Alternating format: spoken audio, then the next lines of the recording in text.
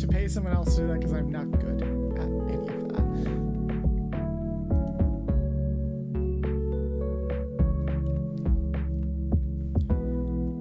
Okay, so we are open on YouTube. I already set a scheduled tweet that'll go live at 10 after 6. Now I just have to share in Twitch.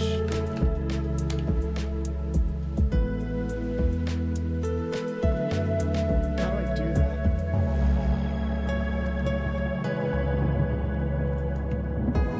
Pop out chat, I guess.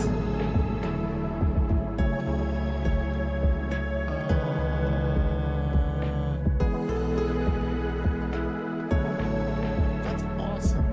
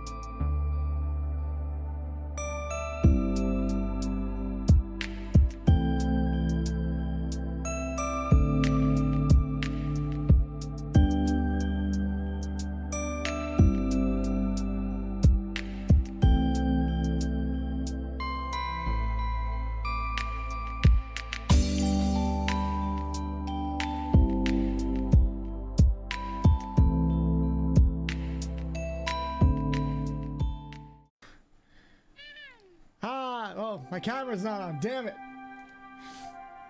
Why is my camera not on? Oh, that's why. The app on my phone froze. Sparky Fluffies? Fluffless. Thank you so much for the follow. Hello. Give me one moment. You always got to start with skull. Yeah, disconnected. That's why. There we go. Always got to start with skull. But we're fine. We're fine. Hello, everybody. Welcome aboard the Screwdriver for a rather fun, semi-spontaneous stream.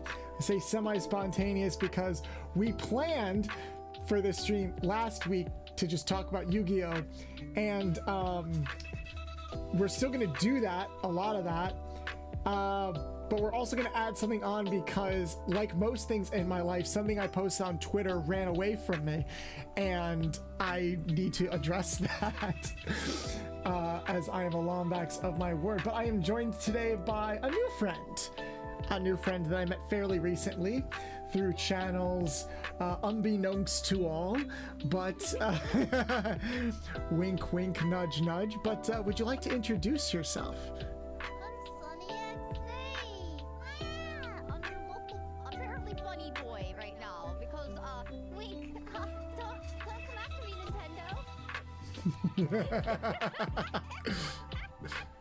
legally distinguishable bunny dog thing.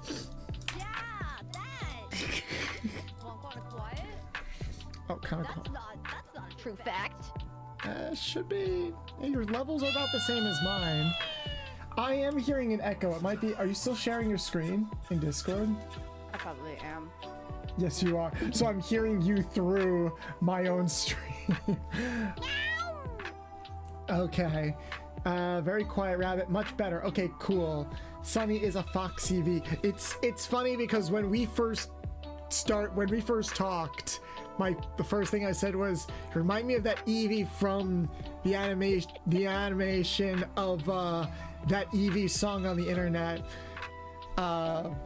Which we later, the sexy one, yeah, which you wouldn't think just by like hearing the song, but then when you watch the original video where the song came from, it's like, oh, innuendo. There's a lot of innuendos in here.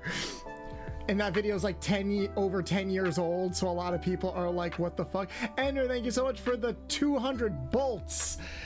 Anything to keep the lights on over at my garage, which we're currently not at right now. Picked up my friend here while traveling through the cosmos right now. We're gonna chat for a little bit before we return to the garage, and then I have to make do on some promises. Because for those who don't know, I'm an idiot who completely... Oh boy, you just disappeared. Why'd you disappear? No! No, why'd you disappear? What happened? I don't know what happened. Connection to Steam servers failed. Oh, Steam again! Oh wait, is today Tuesday? Today's Tuesday. Oh, is it a maintenance day? Mm-hmm. No! It's maintenance time. No! Okay, let's try again. Worst case scenario, you can set me up as a PNG. I could. I might have to. I'll be an egg. Oh, don't worry. It's an interdimensional, like, you know those things that just take over you? Those, like, brain slugs? I was gonna say intrusive thoughts. That works. But that's true, too. Yeah, the sad music. That's fitting. Like, can I just, like, straight up not connect at all? No, neither of us can. No! Okay, then yeah, give me a PNG. Fugi tech. Do you not have a Fugi thing? Oh, right. I do have Fuji tech. I do have a browser source. There they are. Sorry. Okay, I'm going to... Oh, you're transparent. Why are you transparent? I don't remember putting a filter on this. Oh, no! Oh, why is the chroma key? Oh, right. Because the last time I did browser source, I had ID on here. And because ID uses a 3D model, we had to use the green screen. So we're going to remove that. There we go. I am the alien species that's taken over. Here, we're gonna put the egg on top of the ship, on top of the deck. You want to know the lore behind this egg? I would love to know the lore behind the egg. Apparently, it's an SCP that escaped containment. If you touch the egg, you become egg. However, I am not immune to frying pans. So if I want to transport you, I need to get a frying pan. Yes. Wait, does that work for only... yes, Ender, I saw you donated the 145 bolts, both before, just as we were starting, and the 200 just now. Thank you so much for that. Every bit and bolt counts, everybody. Really appreciate it. And welcome new people here from Sunny's community. It's always nice to know more furries out there to help me cope. Well, I'll eventually pop back into existence once Steam stops doing their maintenance stuff. Yeah, we'll be fine. It'll all work out, because we're probably going to be in it for a bit of a long haul today. Oh, you guys want the meme of the week? Here you go. Toothless. I should read, it's not the meme of the week anymore because the meme is like a bit old. My intention was to swap it out with different memes, but then life kept happening, so What even is the meme of? I don't know. What's something that happened this week that would fall in line with that? I don't know. All I know is cat memes. There's always cat memes, though. Always. It's Toothless's wife. You know what you could do? What? Is make your own memes. Oh, Make that the meme of the week. I do make my own memes, and that's how I got into this problem in the first place. So for those who don't know, I try to like regularly schedule on my social media, on Twitter and stuff like that. I had a template, a Yu-Gi-Oh card template, because fun fact, I used to stream cartoons on Twitch a couple months ago. And one stream I did marathon a couple episodes of the early Yu-Gi-Oh! And we turned that into Yugioh, thank you so much for the follow. Welcome. I did turn that into a YouTube video. So I got custom artwork made for the thumbnail. Hi, Lore. But I left the template open so it could be interchanged with other things. If you go to my YouTube channel, you will see this template as a thumbnail, and something not so savory is in place of that card.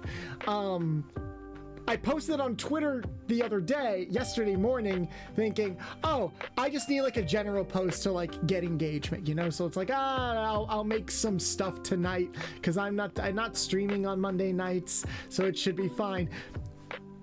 That tweet has over 30,000 engagements and over 200 comments on it. So We're making cards! we're making cards today. I'm like, fuck it. We were all going to talk about Yu-Gi-Oh today, so let's just kill two birds with one stone and we make this stream about making the cards. And that's why we're here today.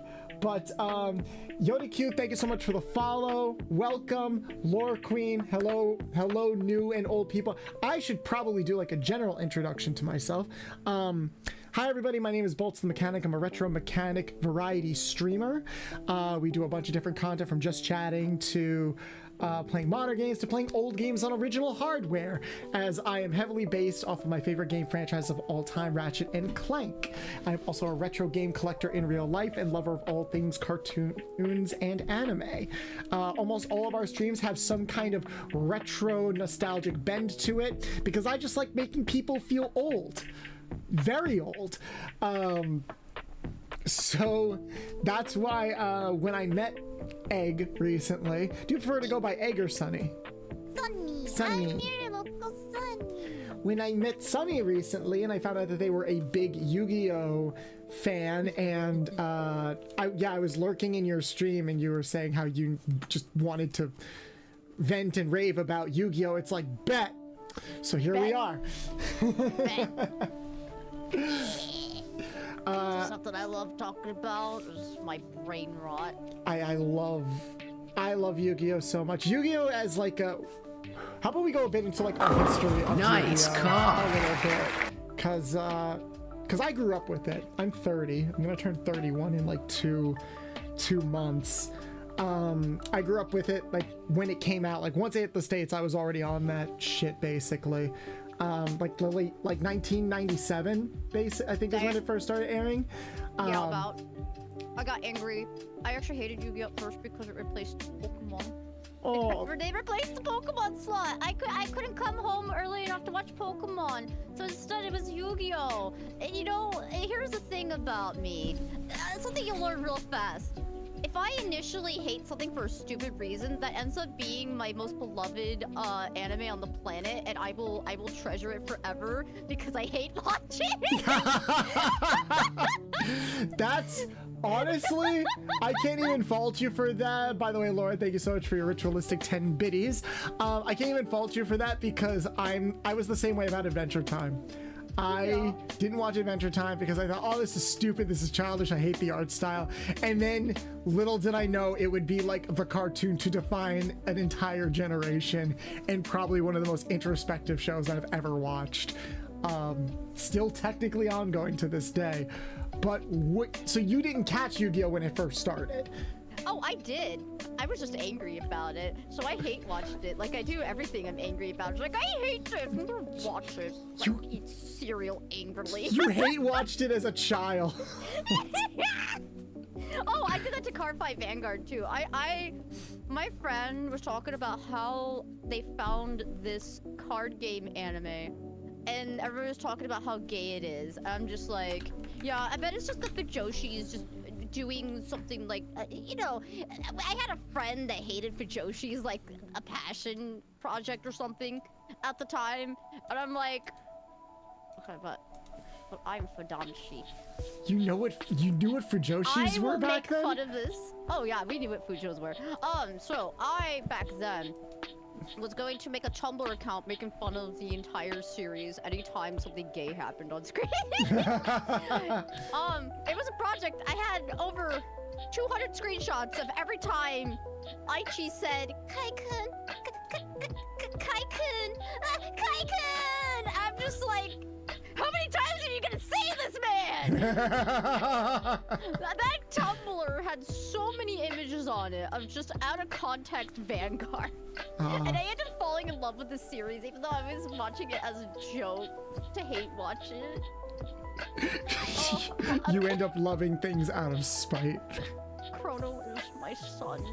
I protect him. He doesn't deserve his dad. Yoda Q, I am a fan of Ancient Gears. I love Professor Crowler from Yu-Gi-Oh! GX. Even though I have no idea. Crowler's a weird character. We'll get to that when we start talking about the show. But in terms of the archetype, I think the archetype is cool. It's just a little slow in modern day Yu-Gi-Oh! Because no one's playing effects that activate during battle anymore. It's all about stopping people from playing the card game, basically. I could vent about that forever. But we're here to not only we're here to make cards, we're here to just kind of like talk about our experiences with Yu-Gi-Oh! I'm gonna be a little slow reading chat today, because I want to make sure I give my guests my full undivided attention, but I am seeing all the bits you guys are giving. I'm going to try to be on top of all the follows and subs that we get today. I just welcome everybody new here. And yeah, we're here to have a good time. Maybe, because it sounds like we're gonna get into some sounds like we're unearthing a lot of interesting stuff about Summer's Past. Nice call. And I have some thoughts about like old and modern Yu-Gi-Oh! Too, so. Oh god, I'd love to talk about how I don't even want to touch sevens.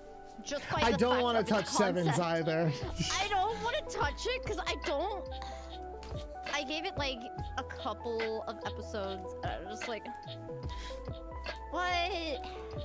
You made up this game and that's it? Yeah. You make up the rules? They basically rebooted the game. I understand why too. They wanted a mobile game or a mobile or quick format because there were others that were doing it, like even Vanguard, Card 5 Vanguard was getting into the quick format with Vanguard 0 before it got shut down. Hi, I love card game anime. Well, arguably the quick format started with Vrains because speed duels are basically like link duels. Yeah. rush duels. The rush duels. Yeah, well, that's the thing. Like, I have to remind myself that link duels and rush duels are technically different, even though they're not really that different. It's the same thing of like you make the board smaller and you remove phases in order to just make the duels faster. Didn't 5Ds have a speed mode? 5Ds had turbo duels, but yeah, turbo duels. They were still standard duels. They just changed how spell cards worked. Because they had the speed counters, but you still had a 5x5 arena. Yeah. The only thing was that like the spell cards were more hyper specific. Like you can only play this spell card when you have this many speed counters, and that's basically it. I remember playing 5Ds on my PSP. Like I said, we make people feel really old on these streams. I hear that out of all the games that's out there, the capsule monsters or the Dungeon Dice monsters, both of those are decent, like GBA games. Yeah, I have the Dungeon Dice Monsters game for the Game Boy Advance. I remember playing that fairly frequently when I was younger and being very upset that Dungeon Dice Monsters never caught on. Yeah. I get why, because it's I think a lot of it came down to it just being too expensive to produce. Because printing cards is a lot easier than making dice. I mean, I wonder if Dungeon Dice Monsters came out today with the like influx and popularity Dungeons and Dragons have. It's hard to say, but I feel bad for Duke Devlin. This like poor cool guy was introduced to introduce a whole new game. He got the spotlight for 2 episodes, and then he was relegated to like a side character for the remainder of the franchise. Turned Joey into a furry. Yeah. I would say that's what my awakening was, but no, it was Rouge the Bat and Sonic. That didn't help it, obviously, because Joey was one of my favorite characters in the show. I loved his Brooklyn accent. I loved his Red Eyes Black Dragon. I liked the Red Eyes more than the Blue Eyes when I was younger. And then when I got older, I made a Blue Eyes White Dragon deck because I'm a bitch. But but yeah, old you. Speaking of Dungeons and Dragons, like I made this point before that like old school Yu-Gi-Oh it's just D&D. Like everything else, like it's just kind of copying D&D because there were no real rules established. Do you remember that? I have it. Hold on, let me get it off my shelf so I can actually read the name. It was a PlayStation 1 game. Maybe. I want to play this at some point. Forbidden Memories. Did you ever play that as a kid? No. The only problem is I didn't get a lot of video games growing up, so the only obscure quote-unquote card game ones I had was Bakugan. Even that I like played for like 5 minutes, I put it down because I was bored. Apparently this game, I asked because apparently this game is like still really popular with Yu-Gi-Oh fans today. Yeah, it's the fusion game, Dr. Leon, because here's the thing. This game came out early in Yu-Gi-Oh's development, so it technically doesn't follow the rules. And you play the game by just randomly fusing cards to create bigger monsters, but like the game doesn't tell you what fusions you're making unless you go online and look at a guide to see like what fusion combinations you want to do. Oh, it's like Digimon. Yeah, it's like Digimon, or maybe a better comparison is like those fusion generator Dragon Ball games. Yeah. In fact, some of the cards that featured in this game were recently made into real cards under a new archetype called Illusions. The Illusion archetype. Okay. And they're interesting because not only do they feature some of these video game characters that were never made into real cards, but they also have retrains of Gazelle, Chimera, and Baphomet from Yugi's deck. Oh God. So like I have the deck in real life. I'm looking at it. So there's literally a new version of Gazelle, Chimera, and Baphomet.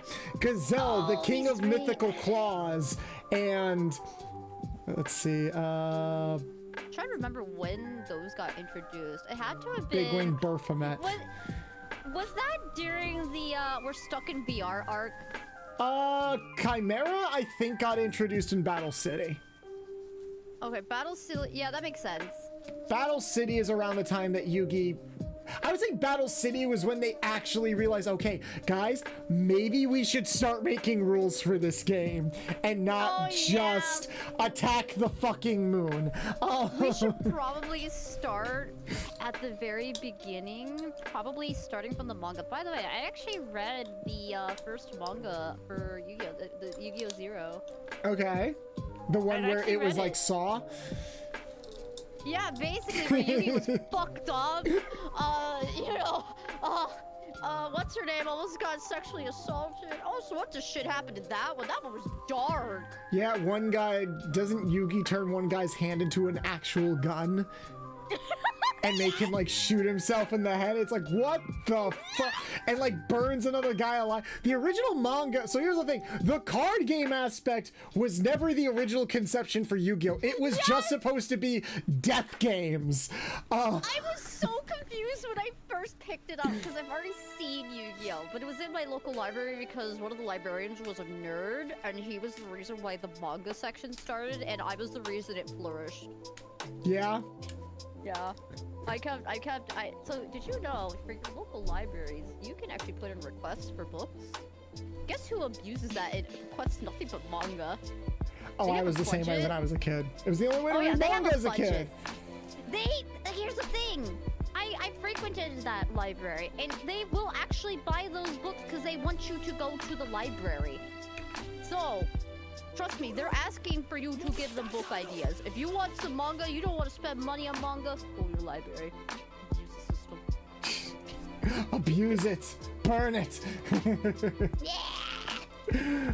It's so crazy seeing like kind of where Yu-Gi-Oh! Is now. Because now it's like arguably so deep into the card game aspect that it almost sort of hurts it in a way. And I'm trying to like read some of the highlighted comments. Someone's asking about Arc V. Did you like Arc V because of the Fusion Age and how like the Fusion people brought in Ancient Gear support? I liked a lot of the support introduced in Arc V. In fact, Arc V has some of my favorite archetypes, like the Raid Raptors. We will talk about Arc V because we have some very strong opinions about Arc V. Oh my god, but we're gonna try to go in order for a little bit. So we're talking about like the original Yu-Gi-Oh! And after we talk about the original Yu-Gi-Oh! I think we'll switch over to making the cards and we'll talk while I'm making the cards. And kind of go from there. Also, hopefully, Streamlabs won't be so bleh after that point as well. Des Toy Scissor Tire. I actually have some of the Des Imp cards and stuff. Literally, I'm shuffling cards in my hand right now. But yeah, so what did you think? How old were you when you found Yu-Gi-Oh! Zero? Like with the original? I was a teenager, so I had to have been like 14, 15. About, maybe 14. That's when I first read it. Damn, it's been a while. This was around the time it came out, or was it like after? This is like a reprint book that came out in Viz Media. Or somehow my librarian got a hold of the book. Like, I physically held the book, and I physically read this book. I remember being into Inuyasha at the time, and I found this book, and I'm just like, huh, I like Yu-Gi-Oh! Let me read this, and I'm like, what is this? Let's see, when did? I'll look it up. Yeah, I know Attack the Moon was turned into a real card. That's always kind of the funny thing that like nowadays a lot of the crazy stuff that happened in the original Yu-Gi-Oh! Was so like bonkers that now, while Konami is trying to figure out what the fuck to do with the franchise, they're just going back and retraining a lot of the older cards to be like more modern updates and stuff, which is cool. It makes me wish for a Yu-Gi-Oh! Reboot with like modern day mechanics, but I don't think we're ever gonna get that. No. Oh, by the way, so they did a reprint in June 10th, 2006, which seems about accurate because, again, the librarian was a huge anime nerd. And I love him for that because he made all of us nerds feel welcome at the library. Nice. But yeah, so 2006 sounds about right because I should have been about 14, 15 around 2006. Okay. But they did also release it in 2001 as well in English. So I read one of the two book versions Okay. in my local library. That might be around the time that I stopped playing and watching Yu-Gi-Oh for a bit because I was like in it when it first came out, and I stuck with it all the way up until about halfway through the GX era, which is when I was late middle school. It's when I stopped. Then go into high school, which is around the time 5Ds came out. And I like watched it passively sometimes when it was on, but I never really like played the card game. But until one day I was a junior in high school meeting with my anime club and we were all bored. So we're like, hey, we were just kind of reminiscing about shows and we brought up like Yu-Gi-Oh! It's like, oh, I still have some of my old Yu-Gi-Oh! Cards. Oh shit, so do I. Hey, would it be neat if we brought in like all of our old Yu-Gi-Oh! Cards and like played the game? Yeah, that's a great idea. And then we were never the same again. I love it. You're just like me. Holy shit. So I actually would play like Magic the Gathering. And we would play other games after school all the time. Yeah. We were in it so deep. I actually ran, so because of all of my friends at the library, there were like 4 different clubs there. I ran 3 of them. I ran the anime night, the movie night, and the gaming night. I was the club leader because the previous leader just never ever showed up, so they're like, okay, you're in charge now. I'm like, okay, let's go! So I was in charge, and I didn't care. I also had really nice teachers because, I don't know, they just liked me for some reason. They always let me leave class early, but I also like have okay grades. So I left class early because I usually tell them, hey, I gotta go set up this club. Also, it was a good excuse to get out of class early. Smart. So I would set up the stuff early, and people would filter in. I would say the most popular one is definitely the video game one because yeah, people loved the video games there. But anime night popped off too, and that's actually where we would have like this giant thing of anime get not anime, manga get rolled in, and we got first dibs every time we had an anime night. We got first dibs.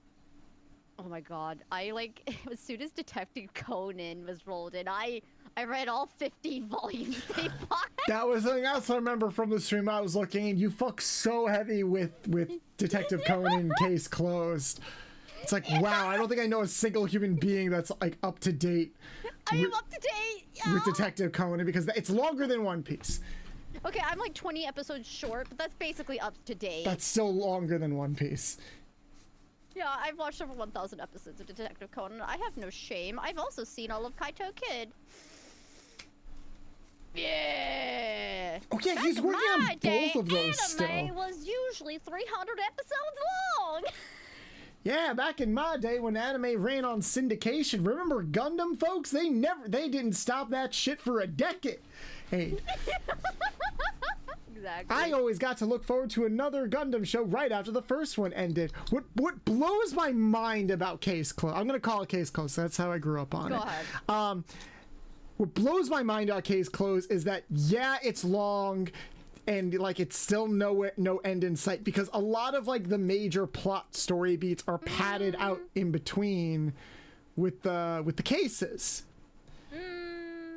Right? How do I put it? There's actual plot there, and no, I know there's plot, but like how spread out is the plot? Very, very spread out. I can, if I really wanted to, I could skip over like 50 episodes to get to the main plot, but you also don't want to miss the main plot episodes.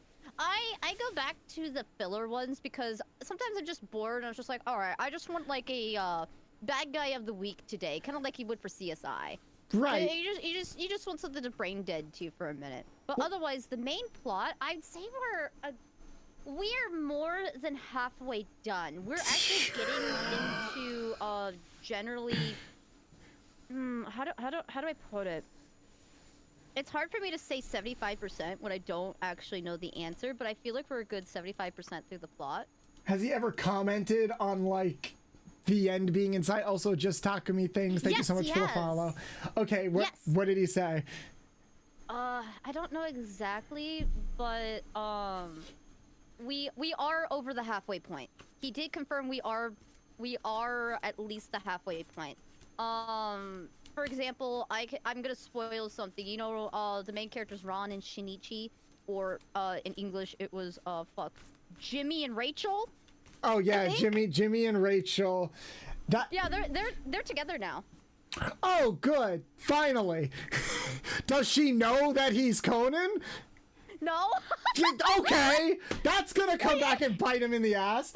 Like, dude, how do you not think that's going to be a problem down the road? Like, you bathed with her as a child. But listen. Here's the thing. He figured out a way to get his body back temporarily. Right, there's like a drug that he takes sometimes to get back to his regular body, but it wears off. Like it's one of those things where the more he takes it, better and better at it though. Okay. They're getting better and better with the medicine to where if he wanted to for a whole week, he could just be himself. So we're getting into sections where we're getting a lot of Shinichi as Shinichi. Oh, thank God. Yep. So there's still a lot of Conan, but we're getting into a mix between Conan and Shinichi due to the drug. So yeah, but I'll probably end it here because I want to look back into Yugioh. Yeah, we can talk Conan later. I just want to say that it's because we were talking about like the difference between the filler and the plot episodes, and we can loop that back to Yu-Gi-Oh because Yu-Gi-Oh does have its fair share of filler as well. Especially the original. Yeah, oh god, I think one filler arc was when they the virtual world, that was all filler. It wasn't only the virtual, there was another one. Technically Waking the Dragons, which is the season that everyone fucks, so technically that is filler. Yeah, and then there's another one. Hold on, wasn't it when we were trying to figure out the pharaoh's past and they actually literally went to Egypt? That is canon. That's canon. That happens in the manga.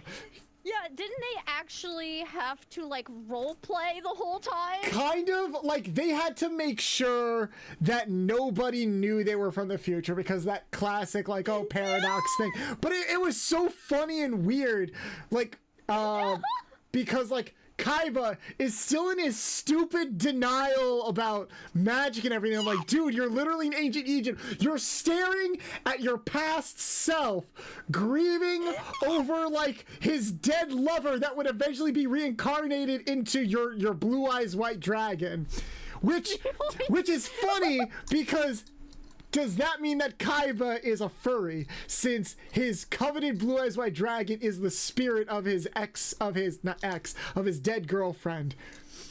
No, it makes him scaly. It makes him scaly because it's a dragon. Hi Ivy! Can we get a shout out for Ivy in the chat? Yeah, Kisara, which they turned her into an actual card, Maiden with Eyes of Blue. That was one of my favorite cards for a bit, because I thought it was broken for a while, where it was like, if anything touches this card, if it gets attacked, blue eyes, you get a blue eyes white dragon. If it gets targeted, you get a blue eyes white dragon. If you touch it with a stick, you get a blue eyes white dragon. I loved that card. I lost mine because, my ex twice spilled wine on my blue eyes white dragon deck. Oh no, not the wine. Yeah. That was perfectly good wine. Yeah. No, honestly, this was around the time that I really started. Do you know Marie Kondo? Who? That sounds familiar. She's like a reality person who like became well known around the world. She has like a Netflix show. She became well known around the world because she developed like this philosophy about like cleaning up your space, basically. So it's like, you know, get rid of things that don't contribute anything to your life, get rid of things that don't provide good energy, kind of treat your objects like people, and like make sure you respect them a bit more. It was, and she had like her own Netflix show where basically she went to hoarders and helped them learn to like let go of their things. So my ex got me into them, and it was through them that I'm like, okay, I think it's finally time that I clear out a lot of my Yu-Gi-Oh cards. So I filled up this was like only 4 years ago, 3 or 4 years ago, I cleared out like 3 large ass bags of Yu-Gi-Oh cards. I only kept the rare ones, or the ones that like I could put in a binder or something. Now I went from like 3 to 4 garbage bags of cards to like just one thing on my bookshelf, and that was helpful a lot. But yeah, my parents were hoarders, so I'm in a space that isn't full of hoarders, so it's such a different experience. It's hard to convince someone to let go. It's like, okay, this is broken. Are you sure you need this? It's like, well, we can fix that Viking cleaner later. You have 5 of these. What do you mean? You buy a new one every time you want one. You never fix it. Okay, no, I can't even fault those people, because my mentality is not as extreme, but it is along the same lines, where it's like, I always think that I always have this pathological fear that the minute I get rid of something, is when I'm going to need it. So I'm not a hoarder, but it does take me a bit longer than usual to get rid of things. Oh no, they could have been on hoarders. Like, stuff went to the ceiling. That's how bad it was. I'm so glad it moved out. But I had a lot of Pokemon cards. But yeah, I understand. I've gotten rid of like all of them, because it's like, you know what? Fresh life, fresh start. I don't have time for cards. I understand. I will say there's another thing. This is more for like ADHD people. If you have ADHD, and you are someone that is house cleaning for someone with ADHD, if you make everything minimal, an ADHD person is more likely to keep it clean because it's already clean. Yeah, I can attest to that, which is why I have this massive PC set up in front of me with 3 monitors and 3 lights and a mount for my phone and a condenser microphone and a custom keyboard made by one of my good friends. I have should too be much out stuff. Of maintenance, they said. Okay, let me check. It's still in maintenance. I'm even given the... Yeah, it says maintenance is going to be anywhere from 15 minutes to an hour, so... Okay, well, we'll try again in like 20 minutes. Yeah. But yeah, Yu-Gi-Oh! Is kind of weird. I'm glad that once, after the original Yu-Gi-Oh!, they got rid of the filler. Well, you could argue the first season of GX is a lot of filler. Okay, I love the first season of GX though. I do too, but you can really tell it was, we don't know what we're writing.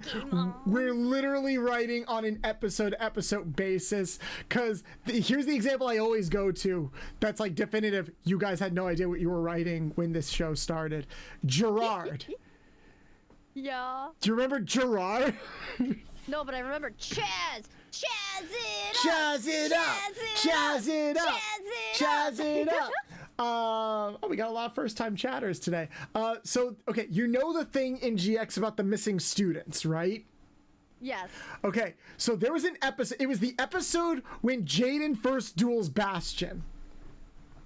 There was a side plot going on where this investigative reporter came to the school undercover, and he wanted to find out about the missing students, because like it wasn't known to the general public that these students were missing. The either people thought that like, oh, like they're still at the school, or maybe they're like on sabbatical or something.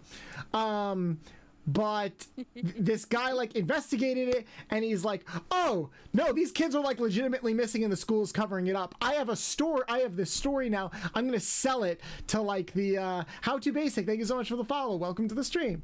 I'm going to go to like the tabloids and sell this story, make a bunch of money. And you know what? Maybe the kids will get found faster if like the general public knows about it and there's pressure put on the school. I'm like, yep. I'm not disagreeing with anything that you're saying. But then, you know, he sees Jaden and Bastion duel and he's like, oh, I remember when I used to duel. You know what? I don't want to ruin this school after all. I'm going to go look for the students myself. I promise. And then we never see him again. Ever. Doesn't even get mentioned ever again. Like, yeah, that's probably why I don't remember it. but like, that's such a clear thing of like, wow, what? We never see him again? And the whole thing with the missing students technically doesn't get resolved until the very, very end of the show. God. With like the season 4 that never came to the States because they wanted to jump on the 5Ds hype train as quickly as possible. Yeah, I hated that. They should have finished it. He was such an edgelord. I didn't get very far when I rewatched it all in Japanese. I got a little bit in. Remember him like climbing up a volcano of some sort. Yeah, he duels at a volcano. His whole thing was that he was going edgelord at the time. He just didn't find dueling fun anymore because he was literally using it to save the world. Jaden got jaded. Okay, I'll see myself out. I need a yeet or eject button for my spaceship. But yeah, and that's what like the end of the series is all about, because slight spoilers, he duels Yugi as like at the very, very end of the show. And very funny, Rick, very funny. I see you in chat. He duels Yugi at the end, and the whole point of it is that like, hey, you know, you grew up and like you learned about like loss and all that, and that's really cool. But you also kind of forgot what it was like to have fun as a duelist. Like that was kind of your thing. I do like that character arc where like season 1, I'm just the happy-go-lucky guy that like doesn't have a care in the world about anything, somehow just like, but has extraordinarily talented and can just do shit. And then season 2, it's like, hey, bad shit is coming to the school, you kind of have to defend it. And then season 3, it's like, you watched all of your friends die from your sadistic girlfriend from a past life that's trying to destroy everything. Also, Game Freak 10, thank you so much for the follow. And then season 3, it's like, I have seen the end of days, I will never be happy again, dueling is just a tool for war, all of that. And then it ends with him being like, okay, you know what, I can lighten up now, the world is safe, I don't have to worry about it as much anymore. But then the Bonds Beyond Time movie happens, and he's in fucking Venice fighting this dude from the future, and it's like, okay, I guess I do have to worry about saving the world again. We did it! We did it! Yay! Always team up! We did it! Actually, I find that really funny because this is always the funny thing about like how 4Kids handled the franchise, in which I feel like sometimes they don't realize they accidentally make like a more dark and disturbing result than what they are trying to censor and cover up. Because if you only watched the dub of Yu-Gi-Oh, which I imagine a lot of us kids or even a lot of people in chat did, I didn't know there was a season 4 until much, much later. The literal last shot of the show for you is Jaden is dead. Yeah. If you think about it, he sacrificed himself, stopped Yubel, and like the last line of the entire show is Cyrus looking up at the stars, being like, "What happened to Jaden?" And he's like, "He's up there in the stars." And I'm like, "So he's dead? What?" And like, and when season 4 starts, they think he's dead. Like he's gone for like the first 2 episodes of season 4. So like. That's kind of wild to me in a way. It also goes into like the whole Shadow Realm thing, because the Shadow Realm thing that wasn't in the original manga. Like literally, you lose a Shadow game, you go to hell. Basically, you die. Yep, you die. Although I will say, I'll probably talk about it more when we get to 5Ds. Mm-hmm. I do want to loop back into like season 1 for a bit. Not really season 1, but the first generation, because I do want to talk about like one of my favorite arcs that actually made me fall in love with the Yu-Gi-Oh series instead of hate watching it, and that was the Atlantis one. Oh, the Waking the Dragons arc. Sealing, yeah, the Seal of Orichalcos. Yes, that one. That one was an interesting arc, and there was. This episode was so iconic. Was it when Yugi lost? No. No. He won. He shouldn't have. He should have lost.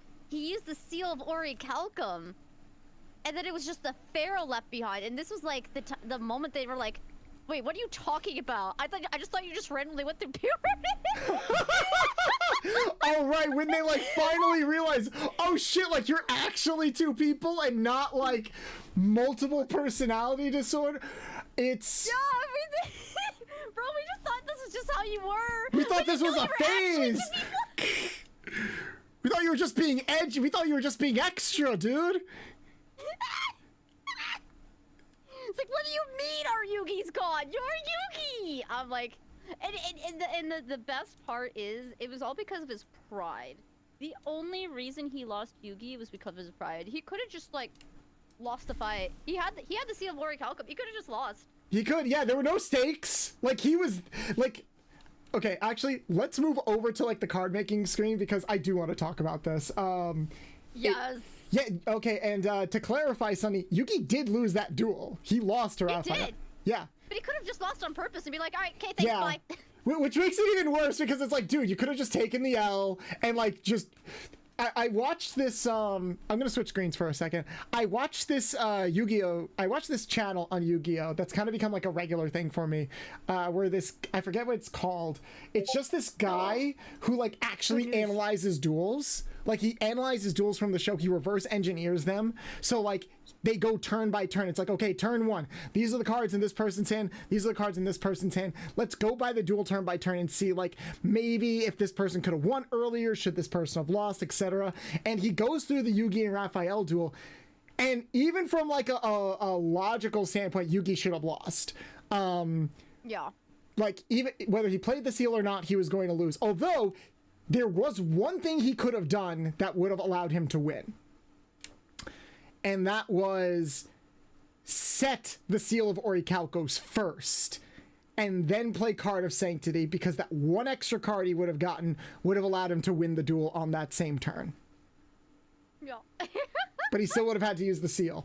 And, but even he points out, it's like, I think also Little Karibo made a joke about it where it's like, there are no stakes in this duel. So literally if we lose, like there's no repercussions or anything. And Yugi's like, wait a minute, I could lose?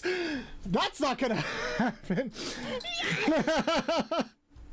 God, Little Karibo has gone through so many channels. Yeah, he's also like been through a lot of real world shit. Like, shout out to Martin. Dude is a king. Let me... Speaking of, before we get too far, by the way, the collab tool works again. Oh, it does? Cool. Yeah. Let me switch to the new screen first, so you guys can see what we're working with. I also have to switch my shoes real quick. Little Karibo is an amazing VA. It just sucks that, like, he's more or less retired from voice acting, which is sad. Yeah, they were really good. Okay, hold on. Shoost is updating. Oh, this isn't the screen I want. Garage. We want a different room in the garage. There we go. Nuts, you are going to go over here. Actually, I'll put Nuts away because I don't think anyone... I have his redeems turned off, so I think it's fine. I'm going to come over here. Cool. And now we gotta get Sunny in here. Let me in! Browser.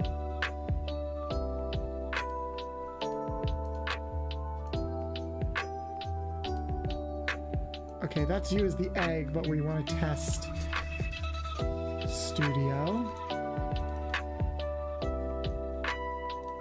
Okay, yeah, it works. So I'm hosting. All right, same password. Yay, you joined. Just gotta wait for you to pop up. Yay! Let me control you. Put you over there. There we go. Oh, and let me get rid of your egg. Why you yoking on yourself?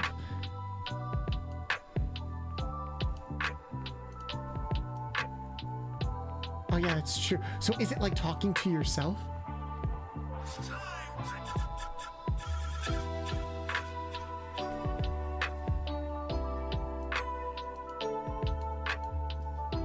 Wrong thing. Is it a... Oh, it's a browser source. My bad. I'm still like getting used to all my sources. There we go. Look at them. Aren't they adorable? Look at them, they're adorable. Hey, can we get another shout out for the adorable Sunny? Or if you guys want, please click the link in the title. Go follow this adorable bean. They do some amazing artwork streams. And if you follow me or indulge in my antics, that means you either are a furry or like them, in which case, there you go. Oh, are they muted? Oh, wait. Yep, you are muted for a second. Cancel audio overcapture, Discord. There you go. Now they're not muted anymore. Yay! And we got our Yu-Gi-Oh! BGM in the background, so we're all good. Whee! Yeah, the cutie is here. Yu-Gi-Oh! card. Okay, so yes, to remind everybody what happened, I underestimated Twitter, as I tend to do. What is the Twitch so I could follow? Egg, can we please get a shout out for Sunny? Otherwise, you could just click Egg's name, click Sunny's name in the title, and it should bring you right to their Twitch channel. I'm like Vtuber models. Sunny Eggs D. What's like eggs? Twitter did Twitter, and it's like when, okay, the thing about Twitter is I try to look at Twitter like as an actual marketing professional to be like, how can I perfectly craft, sometimes I will sit there the night before and perfectly craft posts to specifically so that they can, oh, we can't shout out anybody for another 16 minutes? A stupid fucking Twitch cooldown. You discovered me through that tweet? Awesome! Welcome to hell, everybody. But yeah, so I made that tweet as a throwaway tweet because I like to put out a minimum of 2 to 3 tweets every morning. And I was low on tweets, so I'm like, oh, Sunny and me were already planning to do this Yu-Gi-Oh! Stream. Let me post a Yu-Gi-Oh! Themed tweet the day before. So I posted this template here, where it's like, oh, you know, you can put your character here. This template, I've had this since like November. And this tweet has over 30,000 engagements and over 200 people submitted for it. They look like them Yu-Gi-Oh! cards. Maybe it's the V card that's inspiring them. That, I didn't think about that, but you do have a very good point that we did. It's been less than a week since the V card trend happened last week, which was awesome. Shout out to Yomi for helping out with that template so we could post those cards. But yeah, so this has a lot of people. We probably won't be able to go through everybody. Not because I don't want to, but a couple of reasons. One, I'd like to leave this stream eventually. And two, unfortunately, I don't think people understood uploading artwork that could actually be made into a card. I sent in a sheep because I like the sheep tokens. Oh, like the scapegoats? Yeah, the scapegoats. You could like grab the scapegoat art and just put mine over the color. I could do that. That was my thought. Oh, I wish you told. I would have done that. That's exactly what I was thinking when I posted. It's like, oh yeah, I'll just be a certain goat card. I love that card. So, I also love the Karibo cards. I love how it's an archetype. Yes, the 5 Karibo brothers. you can nowadays realistically make like a Yu-Gi-Oh deck. I may be misunderstood. I just sent my VT. No, that's totally fine. I'm going to try to go through as many as possible. So my original plan, and this is why I'm like, oh, I'll just do a handful because I can make these cards fairly easily in Photoshop. Abandoned Bad Dragon Toy. That is a name. Welcome. I think you're in the right place. Oh, I think I remember this one. Nice cock. Thank you. It is a very nice cock. Either that, I remember someone else having that name. It is a hell of a name. Welcome. Actually, I'm going to do like another introduction real quick because we're getting into this and we're having a lot of people join. I think we have over 20 people viewing right now, which is high for me. Hi, everybody. My name is Bolts the Mechanic. I'm a retro mechanic variety streamer that indulges in everything retro and nostalgic. We do a variety of different streams here, from just chatting to playing a lot of party games to playing a lot of retro games on original hardware, as I am a retro game collector in real life. And my model and my companions and everybody are based off of my favorite video game franchise of all time, Ratchet and Clank. Today I'm joined by the lovely Sunny Eggs D, who is a recent friend of mine, and we wanted to gush about Yu-Gi-Oh today. If anything that I've listed sounds like something you'd be interested in, then please drop a follow. Make sure to go check out Sunny XD either from the chat or from the title linked down below. Or if anything I've listed sounds interesting to you and you want to be on the up and up with my community, I have now pinned my community Discord at the top of the chat. So you can click on that, join the Discord, make sure to leave an introduction so I know you are not underaged or a bot, and then I can open up the rest of the Discord for you. We are an 18+ stream. We talk about a lot of sussy stuff on here. We haven't even gotten into like the horny stuff about Yu-Gi-Oh. We'll probably get to that. I want to complain about one thing that always annoyed me about Yu-Gi-Oh. Floor's yours. The accents. The accents. Okay, I have a theory as to why they did that. Because if you look at the cast list of a lot of 4Kids shows, it's very secular. There's generally no more than like 10 cast members. So I have a theory that they brought on the accents so that they could mask the facts that you would have like an actor play 5 different characters. Sean Schemmel plays so many characters throughout the Yu-Gi-Oh franchise.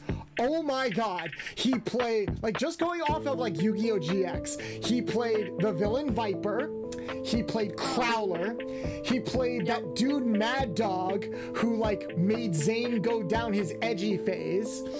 Oh yeah, back when he was like, what was it, Underground dueling with like the electric shock collars. Yep. Which, okay, another thing that blows my mind is that they pretty much kept Zane almost 1-to-1 from the Japanese. His whole sadomasochistic edge phase is almost completely untouched. Right there, like, he's talking about how much he enjoys the pain from getting electrocuted and how it like gives him a heart condition, and we literally see his heart stop in the 4Kids version. They didn't cut that shit out. I'm like, okay, either they just stopped caring towards the end of season 3 because it's like, fuck it, after season 3 we're just going right into 5Ds, or like I don't know how that got by, because like they're so careful to avoid the word death or anything like that.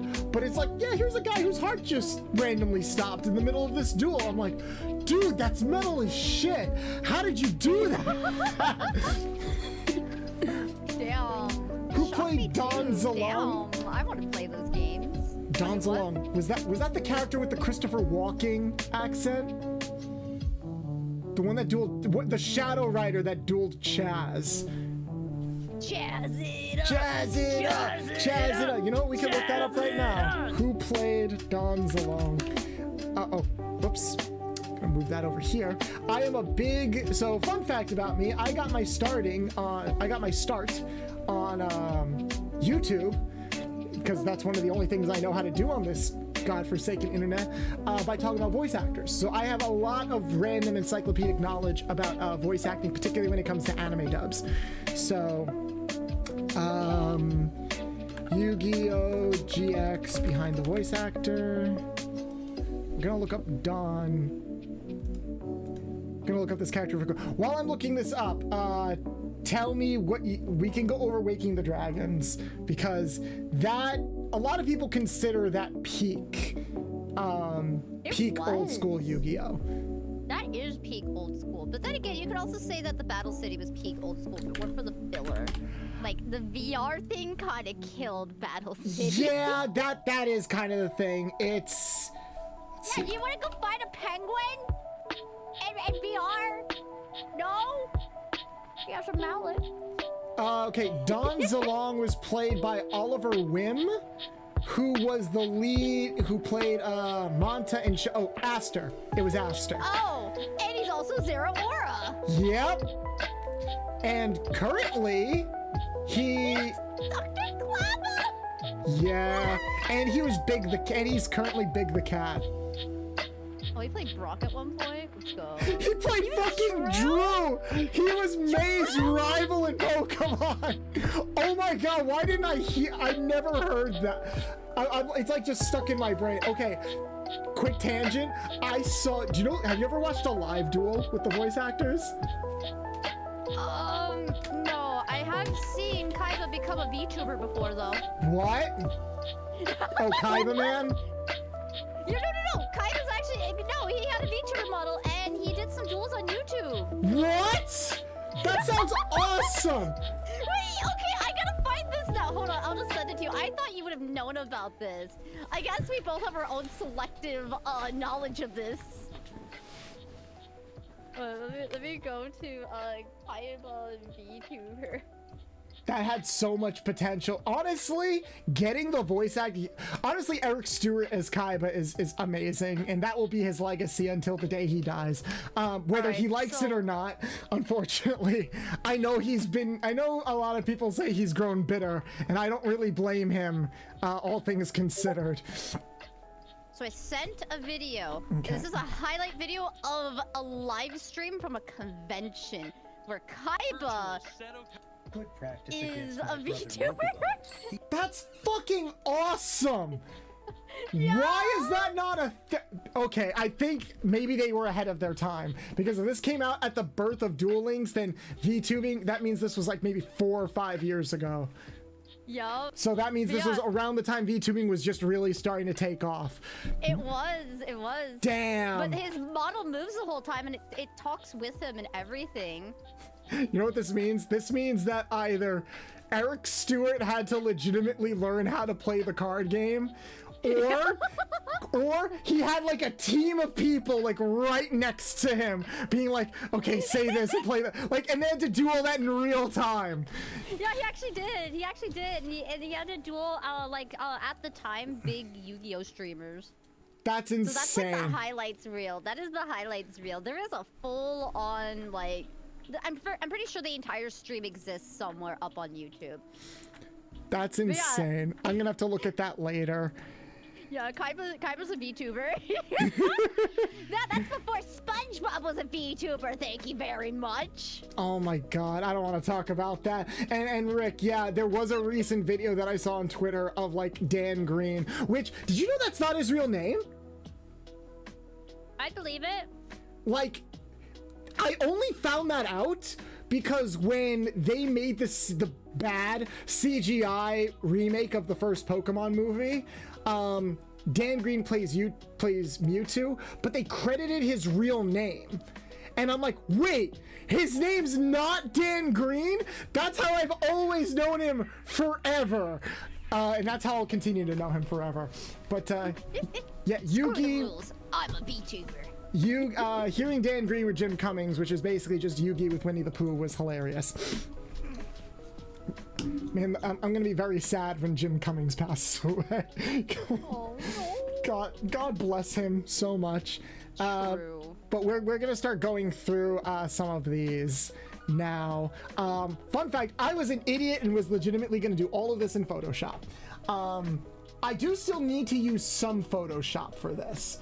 And the reason why is because of the way that this program, which is a Java program that has a bunch of preset assets here in order to make the custom cards. And it can make a bunch of cards all the way from like there's some with little text on it if we wanted to make an Egyptian god card.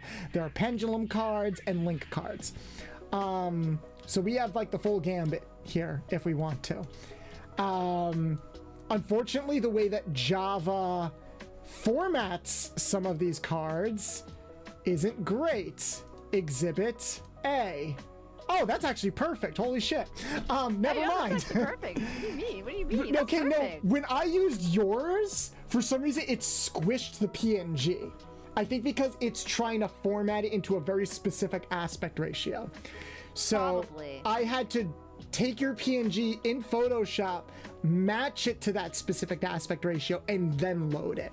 But this is my good friend Drula Kuma, who's a vampire bear. I love her. She's great. Her birthday actually just recently passed. So Egg, if the cooldown is over, can we give her a shout out in the chat? Egg, if you keep flattering me, I'm gonna kiss you on the mouth with consent. As for what kind of card do you think when you look at this? Think monster, magic, or trap card? I think Harpy Ladies. You think Harpy Ladies? Okay, let's go for an effect monster then.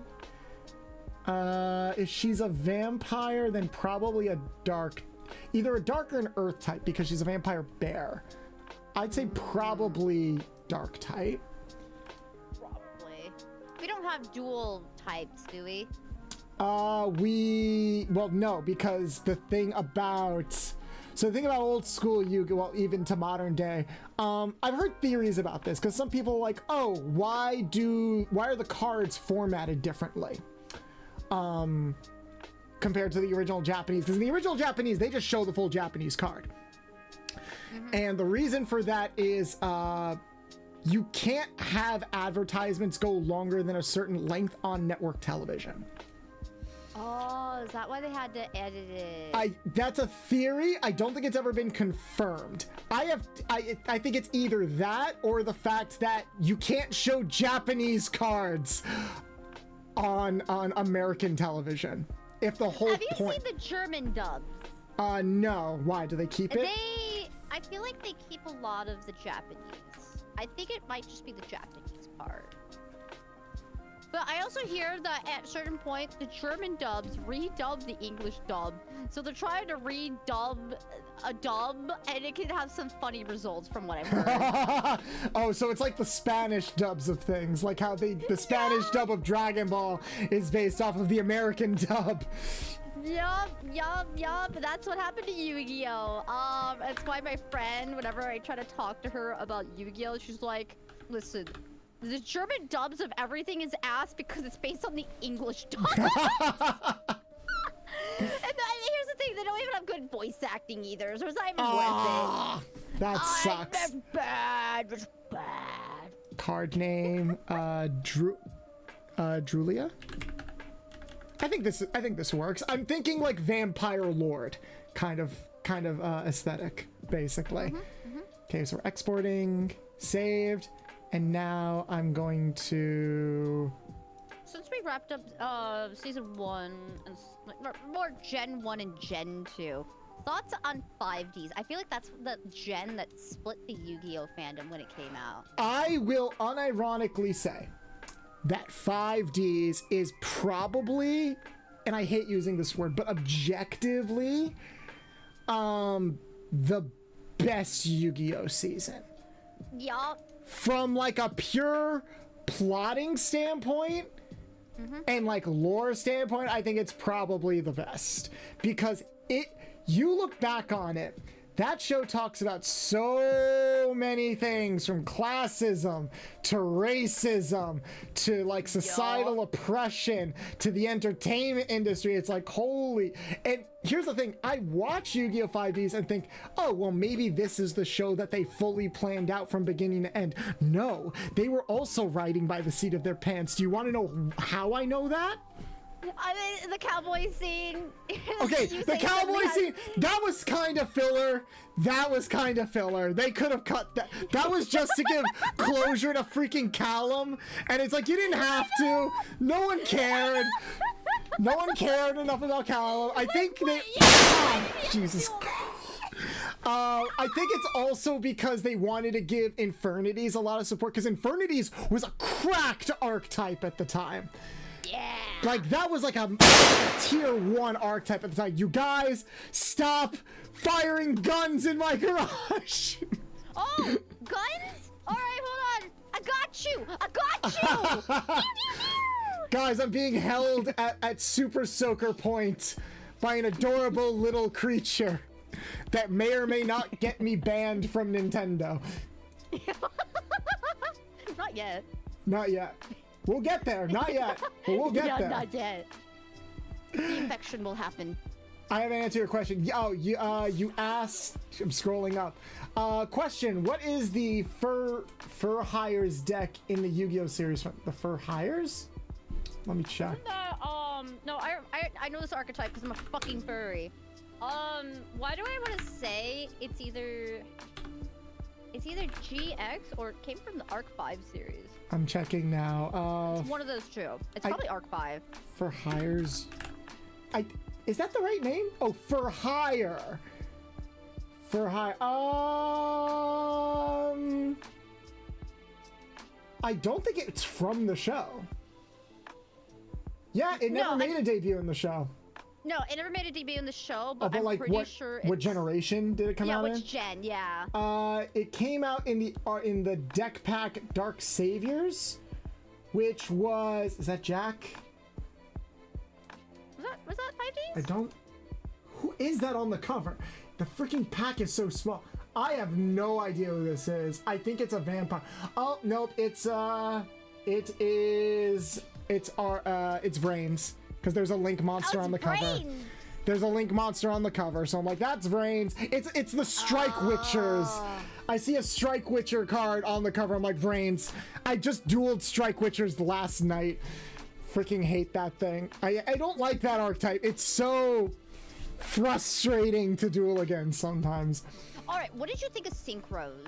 Synchros I thought were a fine addition.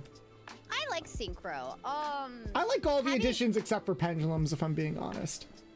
I didn't mind Pendulum from a story plot line, but after a while, I kind of see why it was like a little bit too meta-defining.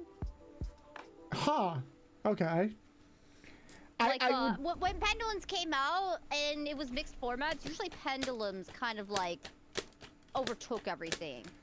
Yeah, that's kind of my problem. It's Pendulums. I think Pendulums was the start of the era where the game started becoming a bit too, ironically, simplified and complicated at like the same time. Yeah. That's where we started seeing like, okay, we got to wrap this duel up in like 5 turns, otherwise it's not a good duel. I'm like, oh, but I miss the era. What was it? The errata era, where it was like with like Dark Arm Dragon and stuff like that. I miss that era because it felt like we had a significant back and forth there. And apparently, according to Rick in the comments, they significantly cut back on Ikiza's story because her Japanese voice actress was part of a cult. Damn! Wait, no, that's right. There was also shit with the glasses wearing girl. Yeah. Right, her voice actress had some shit go on because she just disappeared. She had all this build up as like Jack's love interest, and then she just disappeared from the series after that because of... Yeah, what the fuck happened? Her voice actress had drama too. I don't remember what it was. In the Japanese version? In the Japanese version. I think the dub doesn't affect the story. The dub doesn't affect the story that drastically. Yeah, I think her Japanese voice actress had like a drug problem or something was going on in her real life. So they're like, okay, let's push. I know we literally just built up this character to have like a romantic interest with Jack Atlas, but let's just push them to the side. And yeah, she just fades to the background for the rest of the series, which is Which blows my mind because, like, her last major appearance was literally, like, confessing her love to Jack before dying in his arms. Remember that? Yeah, I do. and then they started out in a garage in the next season, and then I couldn't get very far in it because it was so slow. God. Oh yeah, the pacing slowed down to a crawl after that. It was so slow, I could barely get through it. I don't think I ever finished the later half of 5Ds because it was so slow. Darkest, Milestorm, and Maggie Foxy, thank you guys so much for the follows. Welcome. No, I get that. It's funny because I think they needed that cooldown time.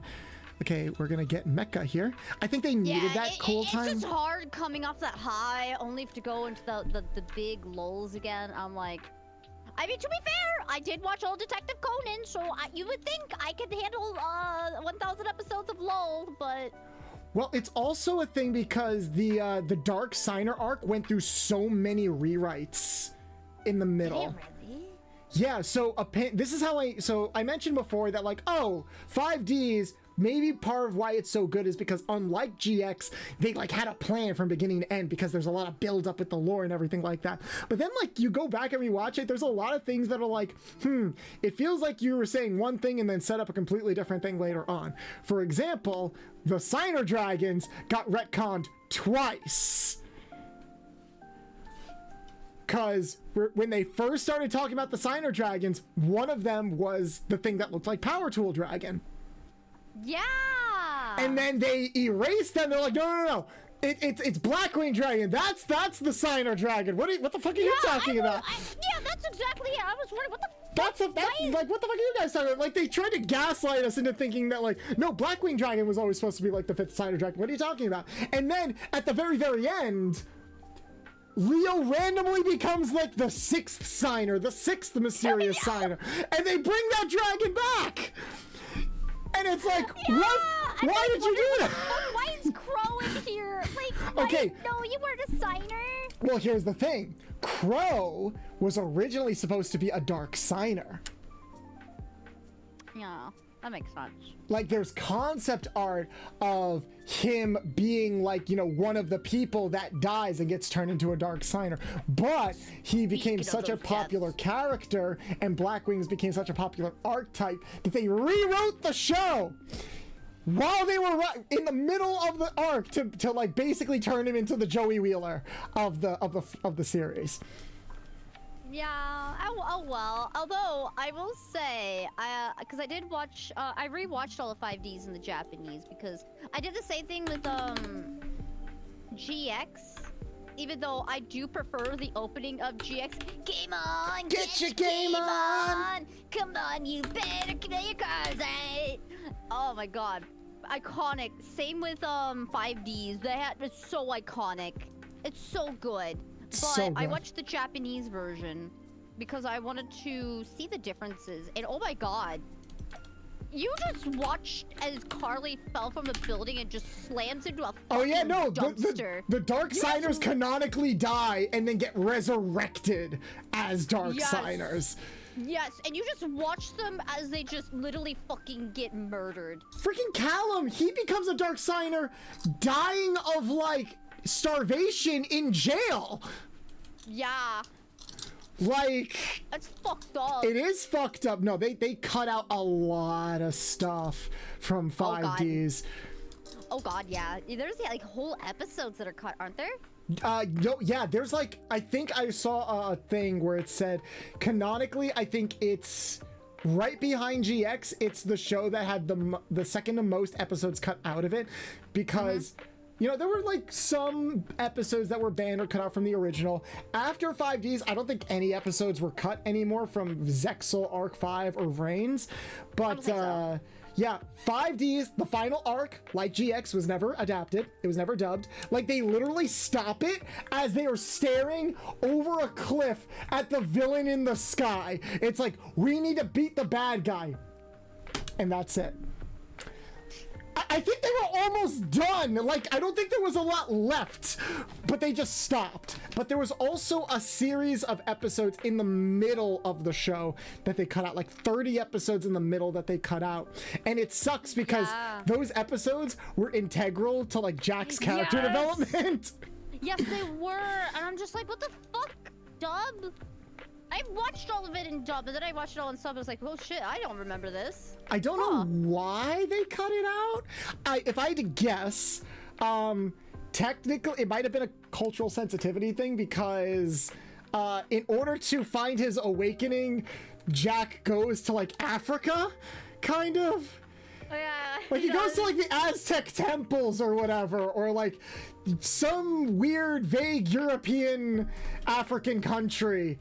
And it's like, and it's also funny that like all the characters in the dub are voiced by white people. So maybe they cut that out for like sensitivity purposes, but I don't know. It never came out as to like why they cut those episodes out. Wait, what did they do in 5 days? I thought honestly I missed a few episodes. Well, yeah, they did cut out a few episodes. And yeah, it was during that arc that he gets his new boss monster, like the Red Nova Dragon. I think I can name one episode. It would actually be the episode that Carly actually gets resurrected. Okay, what about it? Her actual, like, there was an episode where she gets resurrected, and she actually talks to Jack in his dreams. Okay. I don't think that one was in the English one. That's possible. There's probably like some content cut from like the episodes themselves. I remember the weirdest thing where it's like they were so afraid of cleavage.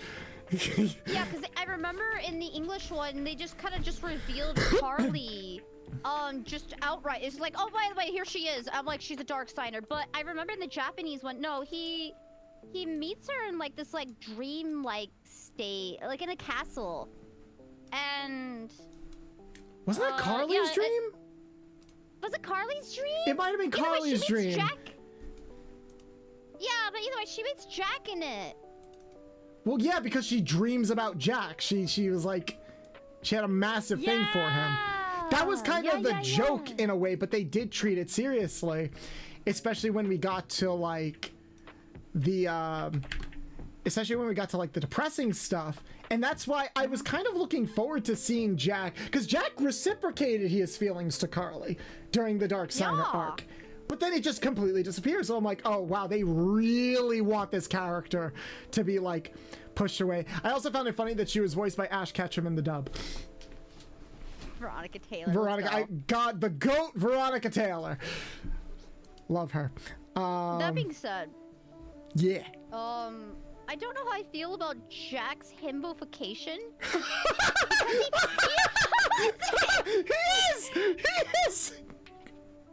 His himbofication.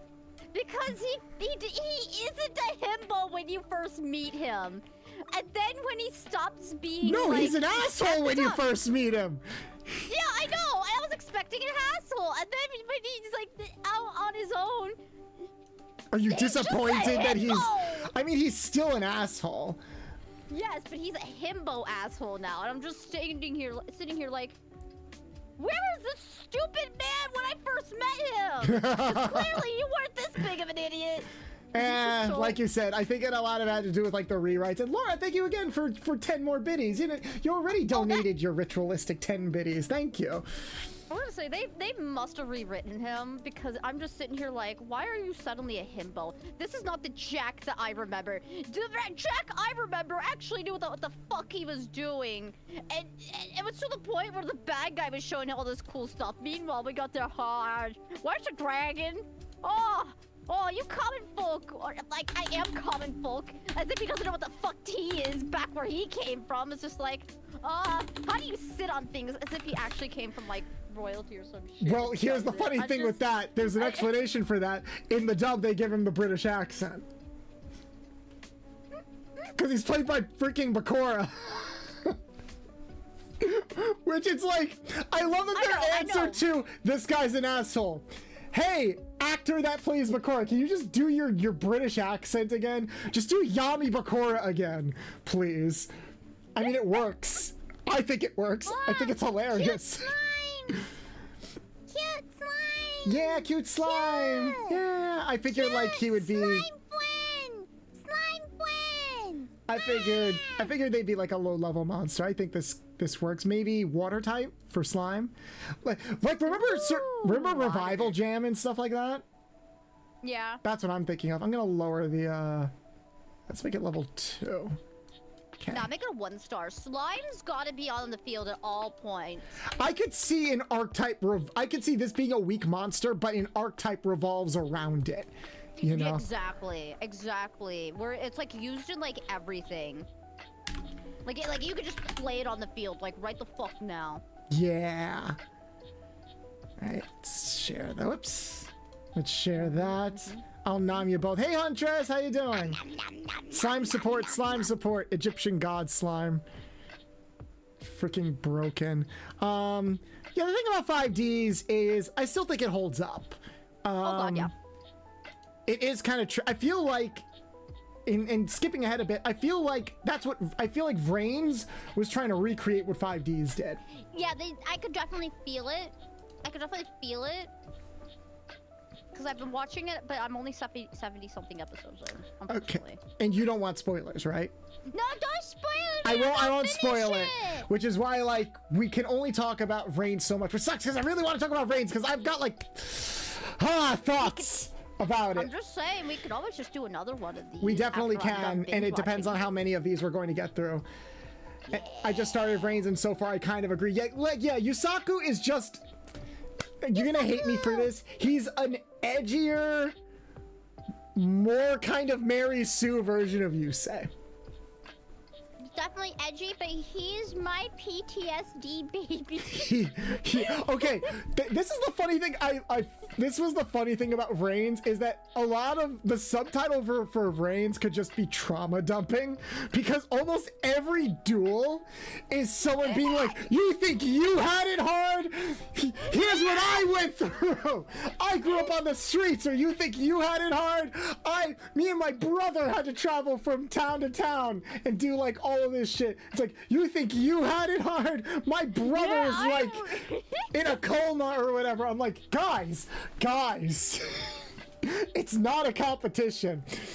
Oh my god, yeah, and it's PTSD battles. I fucking loved it though. I don't know why I like Vrains so much at this stage, but I just do. It's kind of like 5Ds. Well, no, here's the thing. Arc 5.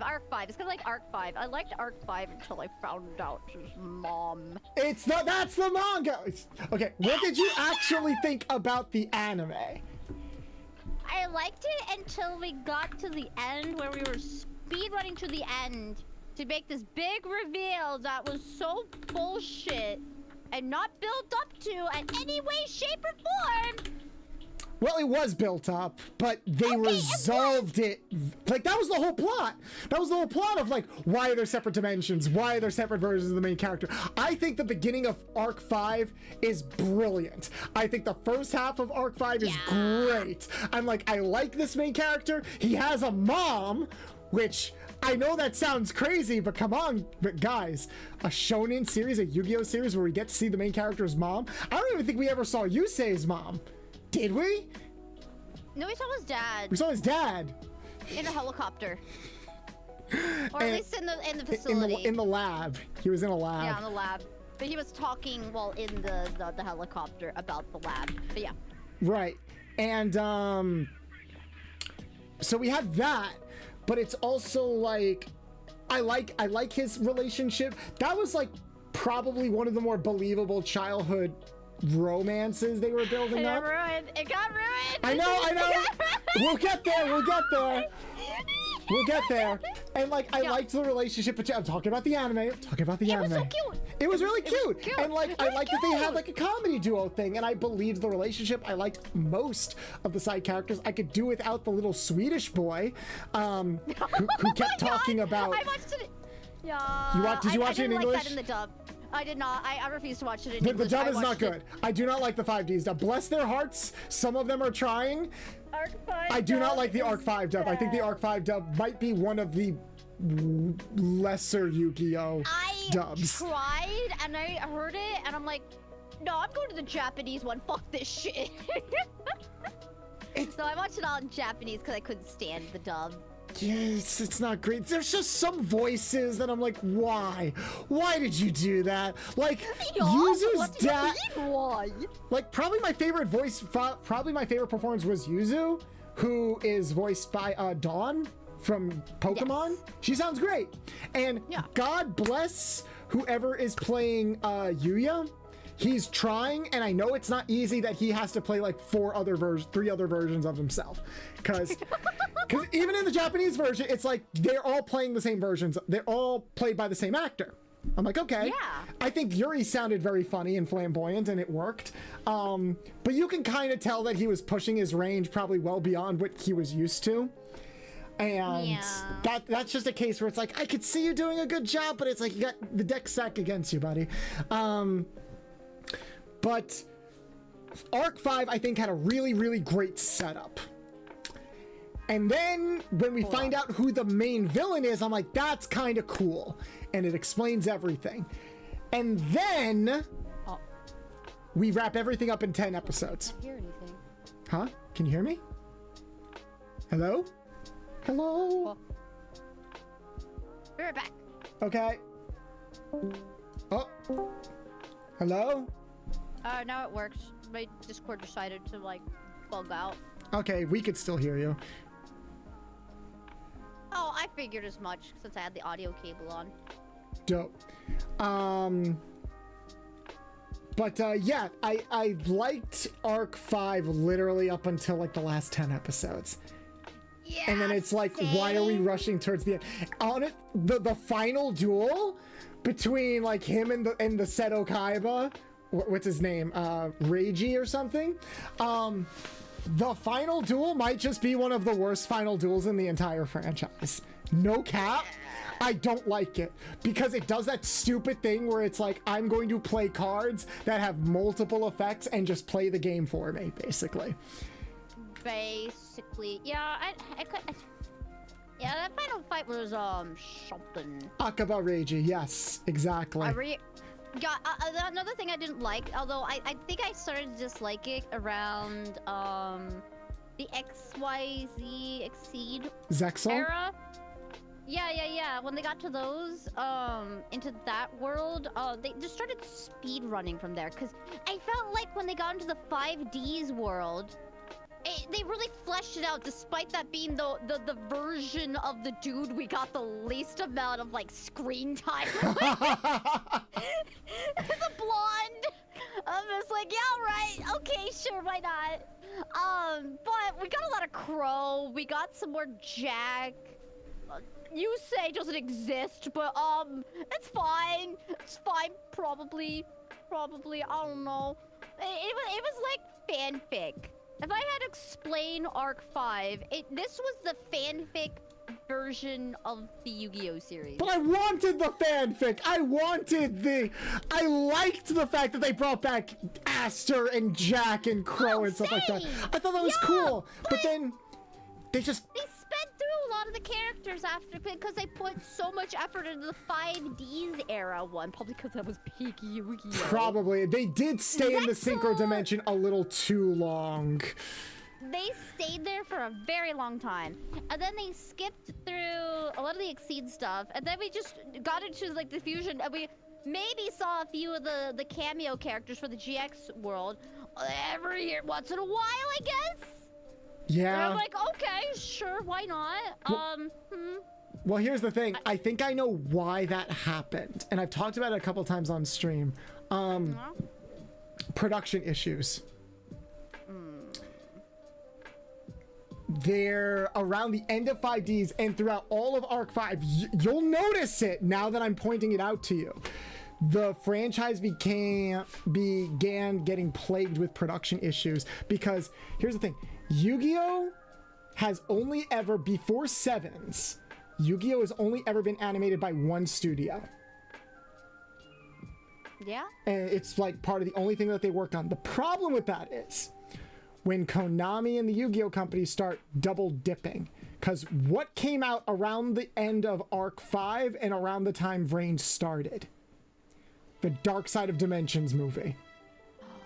You're right. So I think their staff was split, and they're still trying to keep up with a weekly production schedule, which, if you know anything about anime production these days, it's a nightmare. I watched that movie though. The movie was fire. I love that movie. Yo, it starts out with Kaiba just like beep beep boop boop. I'm like, all right, let's go. Like, they literally just let Eric Stewart just do whatever in the booth, and that movie is peak Seto Kaiba.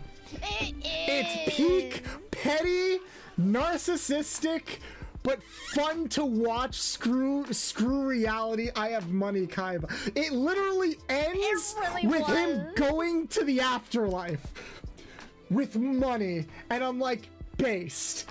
I don't give a shit. This guy could turn into God, and I would not bat an eye about anything. It's so good. Exactly. Okay, but like, see how this card right here is like being stretched out. So I have to finagle with this in Photoshop. Yeah, this looks like a Super Sentai character, maybe even Kamen Rider. I think that's what it's based off of. Thunderbird is a fan of the channel, fellow VTuber. Can we get a shout out for Thunderbird in the chat, please?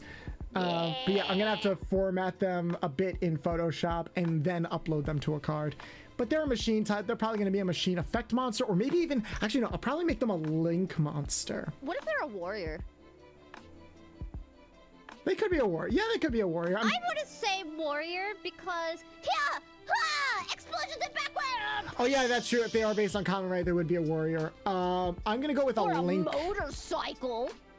I'm gonna go with a link monster then, but let me just format this a bit real quick. Yeah, totally should be a link monster, just because. Well, we don't have a link. I don't think I've made a link monster yet, so I probably should.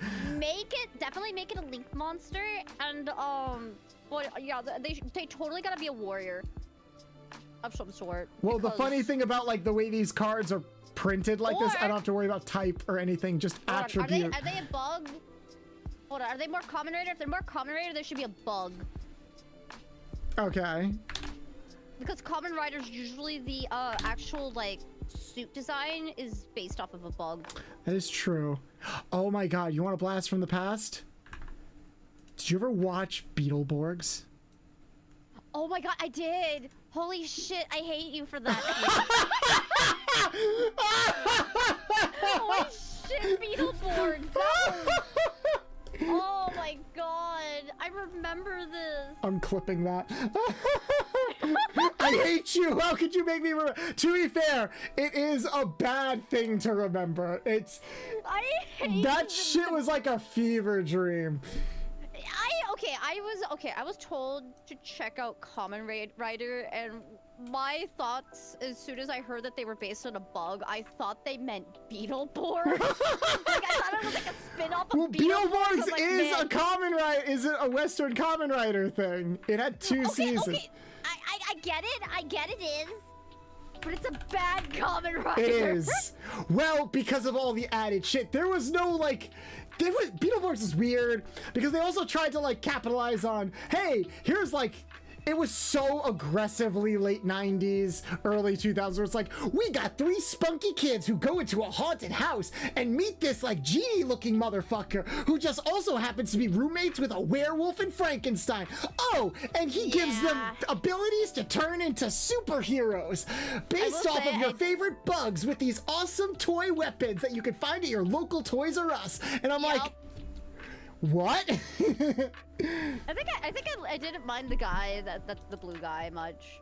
It was such a weird show. I don't remember enough about him. I think I remember his makeup being creepy. Okay, this is formatted better. Yeah, we're making him a link monster. It was an interesting but very cursed show that it reminds me of Mighty Morphin in a way, which Mighty Morphin does stand on its own, but it's nothing like the Super Sentai. Like, if you ever watch the Japanese Super Sentai, like, for example, I could give you the example of, God, what was it called? Magic Force? Mystic Force? Yeah, Mystic Force. Okay, so you want to know okay, do you remember Power Rangers Mystic Force? Barely. It's the one where they had, like, magic as their main thing, and this was the I first forgot to add time the we arrows. had... a Yellow Ranger be a boy Okay. in English. Yeah, yellow is usually a girl color. Okay. But in Mystic Ranger, he was the lightning one. Okay. Yeah. So, the buff Green Ranger. So, in the English one, it's kind of like, you know, like wizards in the D&D sense. They definitely had these big, giant staffs. But in the Japanese version, they had cute little wands, and they were all Harry Potter-like. It's just like, bing! And all magical girl openings and everything. And I'm just like, these series do not match up at all, even in plot. Like they definitely went with the whole like schoolhouse thing in the Japanese version, whereas in English it was just like this was clearly a Dungeons and Dragons campaign through and through. Yes. I fucking loved it though. I fucking loved it. I highly recommend the English one over the Japanese one in this specific case, but don't ever think that they're exactly lateral between the series. I feel that they're just inspired by each other, just based on like the overarching theme at best. But yeah, I know we got off on a tangent. No, that's like, totally fine. Rider, but I'm still working on the cards. If anything, I like how this one is kind of coming out. This one's pretty. I like, to be honest, okay, I really, really like the aesthetic of the Link cards. Yeah. Like, that just looks nice, doesn't it? Like, I could see this is my friend, Buns. I could see them being, like, it kind of reminds me of, Sky from Vrains. Mm-hmm. Like, yeah! This looks like one of her Trickstar monsters. Yeah! The idol. I didn't like her as a character. Okay. I related to her actually because I see what they were doing with her. They were I get it. But she gets so many L's in the show. It's not fair, which is weird because her archetype should have been broken in that show. Yeah. It should have been broken, especially in speed duels. It should have been broken. For defense? You know what? That's a feature.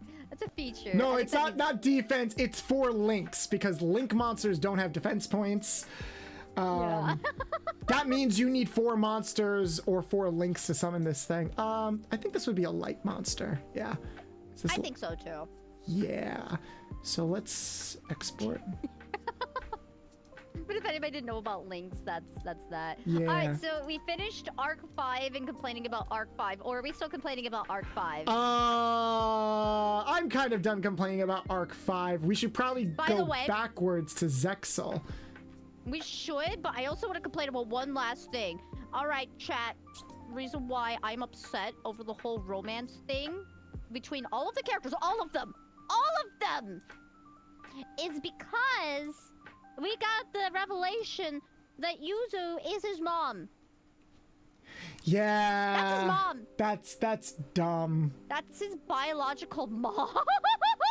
Helm, hey! Nice to see you. That! Exactly! Yeah, so for those who don't know, every Yu-Gi-Oh series has a manga. So in the original Duel Monsters, it's based off of a manga. After the original Duel Monsters, they made manga while the anime was running, and it's a different continuity, a different story. A lot of the times they are shorter. The manga is usually shorter and a bit more of a self-contained story. I will go on record to say that some of the manga is gas, like the Yu-Gi-Oh GX manga, which I own.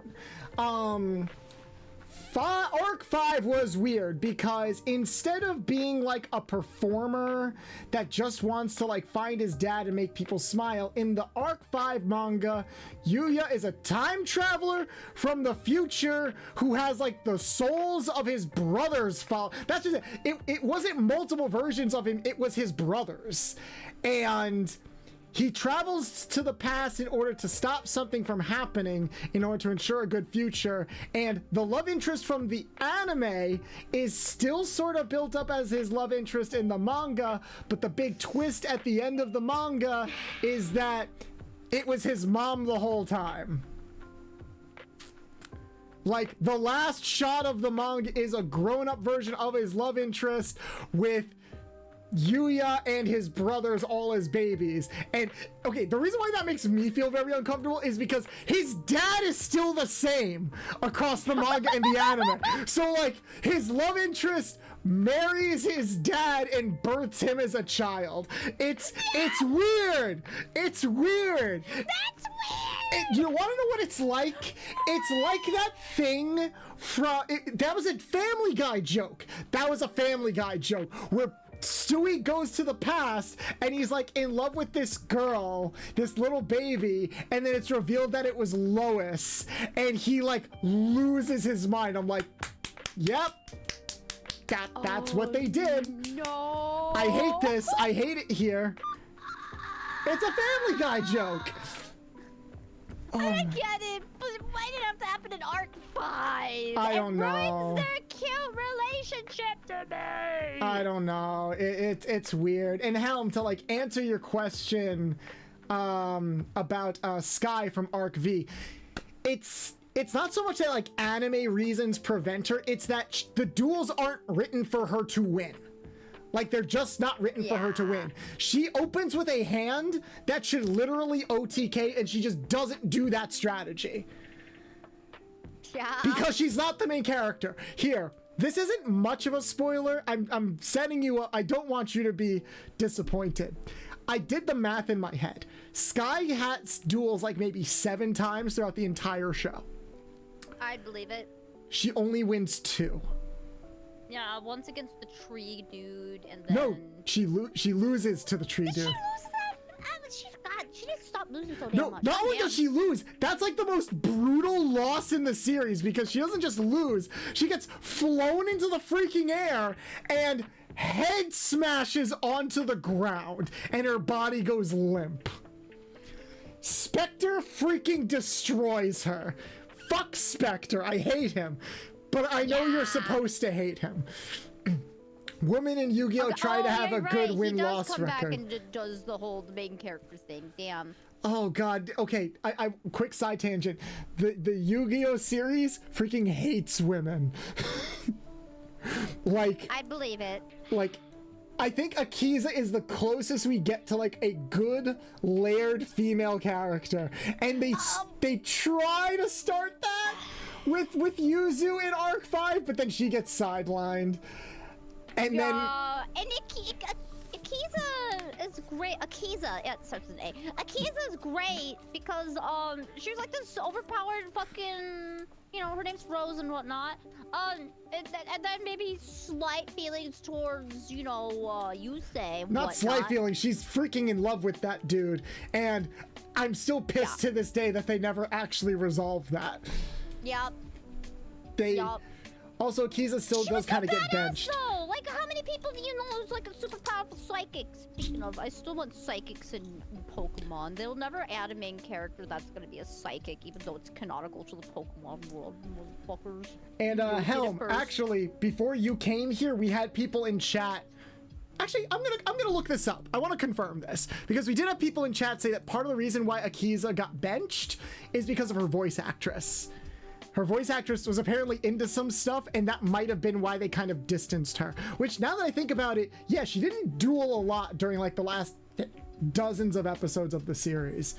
My Valentine was a good female character. Yeah, until Waking the Dragons happened. Oh, yeah, and then she became, like, hot and horny for Joey. She didn't become hot and horny for Joey. It was more like, I think that had to do with Carly, not Akiza, and it's an urban life. Okay. No, we did talk about the Carly thing, but someone was saying Akiza, so maybe they were conflating the two things. You are right, though. Akiza's the best that we got, and it's still not great.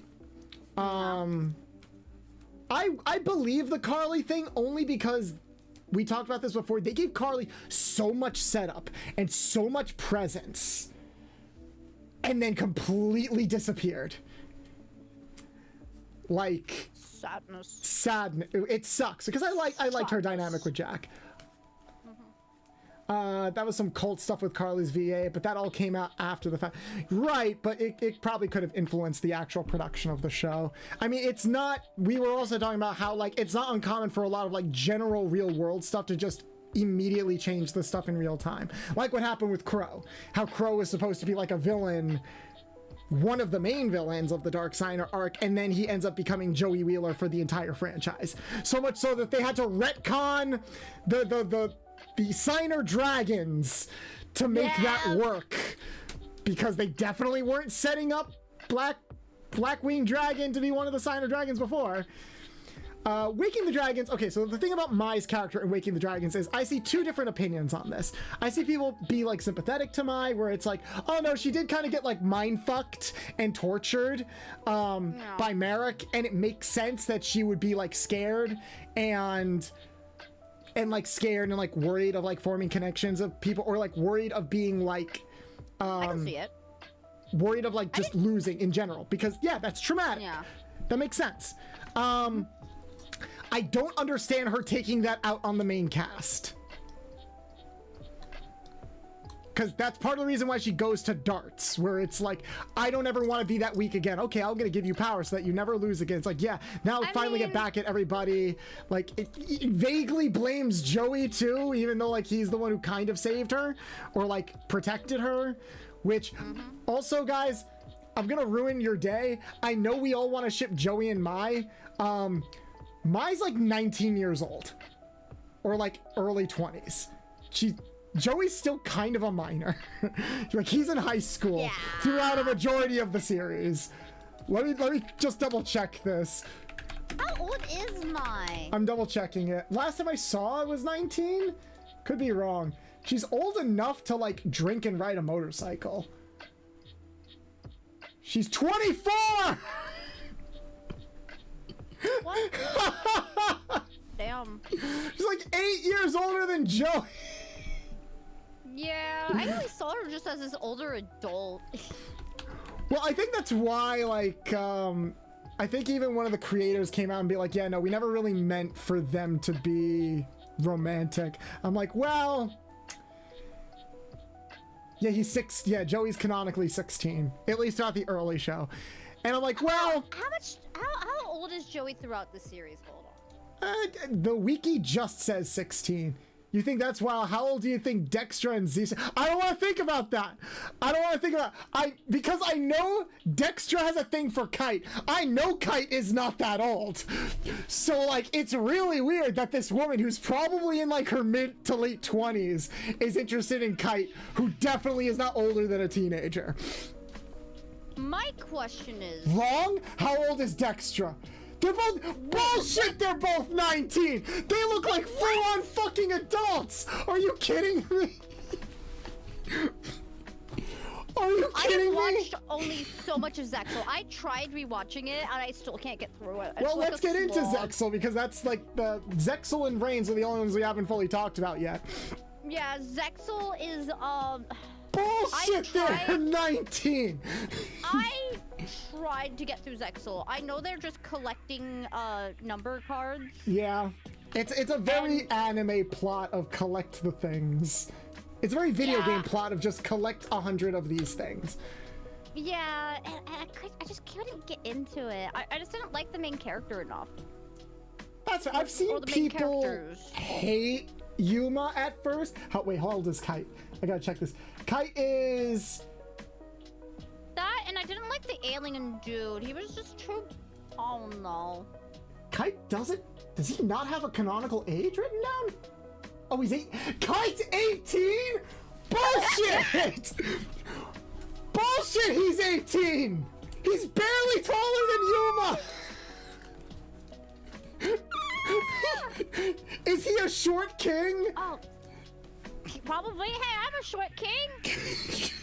I'm 4'9". Yuma kind of has a Titus feel for me. He feels like he's just introducing in someone else's story, and it's only the main character because reason not found.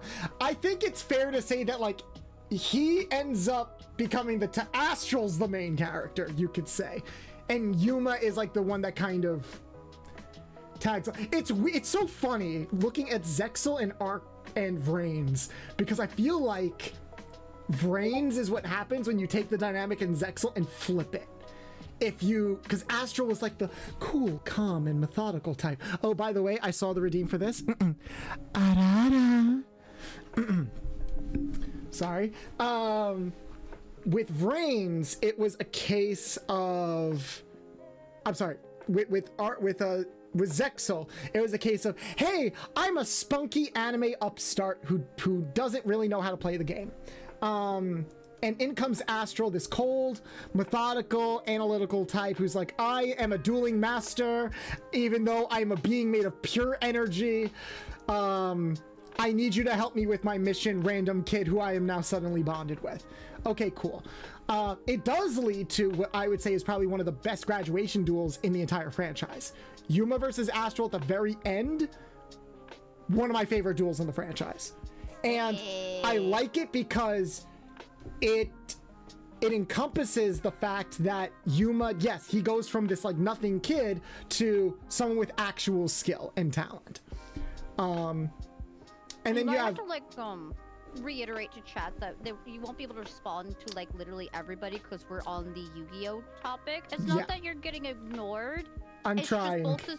Bolts is probably just going to pick out people that are contributing to the conversation actively. It's not that you're being ignored. I'm also like looking at the highlighted comments because you guys are spending bits on that. But yeah, my attention's a little bit divided, and I'm trying to make sure I keep track of all the redeems as well. I probably should have turned the redeems off, but that's me still learning how to function like an adult.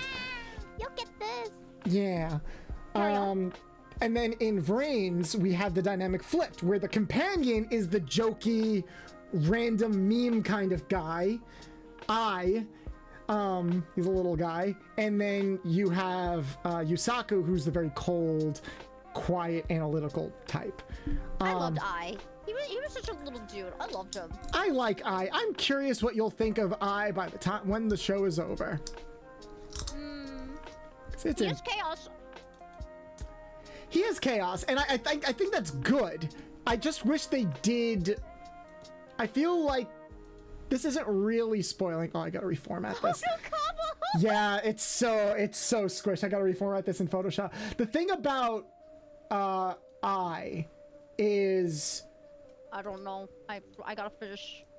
I gotta finish it. Well, I'm trying to say this like without spoiling. I think this is kind of talking off of like the first half of the season, so I don't really think I'm spoiling anything. What does he contribute to the show besides comedy relief? But he contributes comedy relief. Besides comedy relief. That's all I need him to do. I just want him to float around and I want him to contribute more than comedy relief, especially if they are going to make the show about him too. Fair enough. Because, like, comedy relief during the first season is fine. It's not really his story. It's Yusaku's story.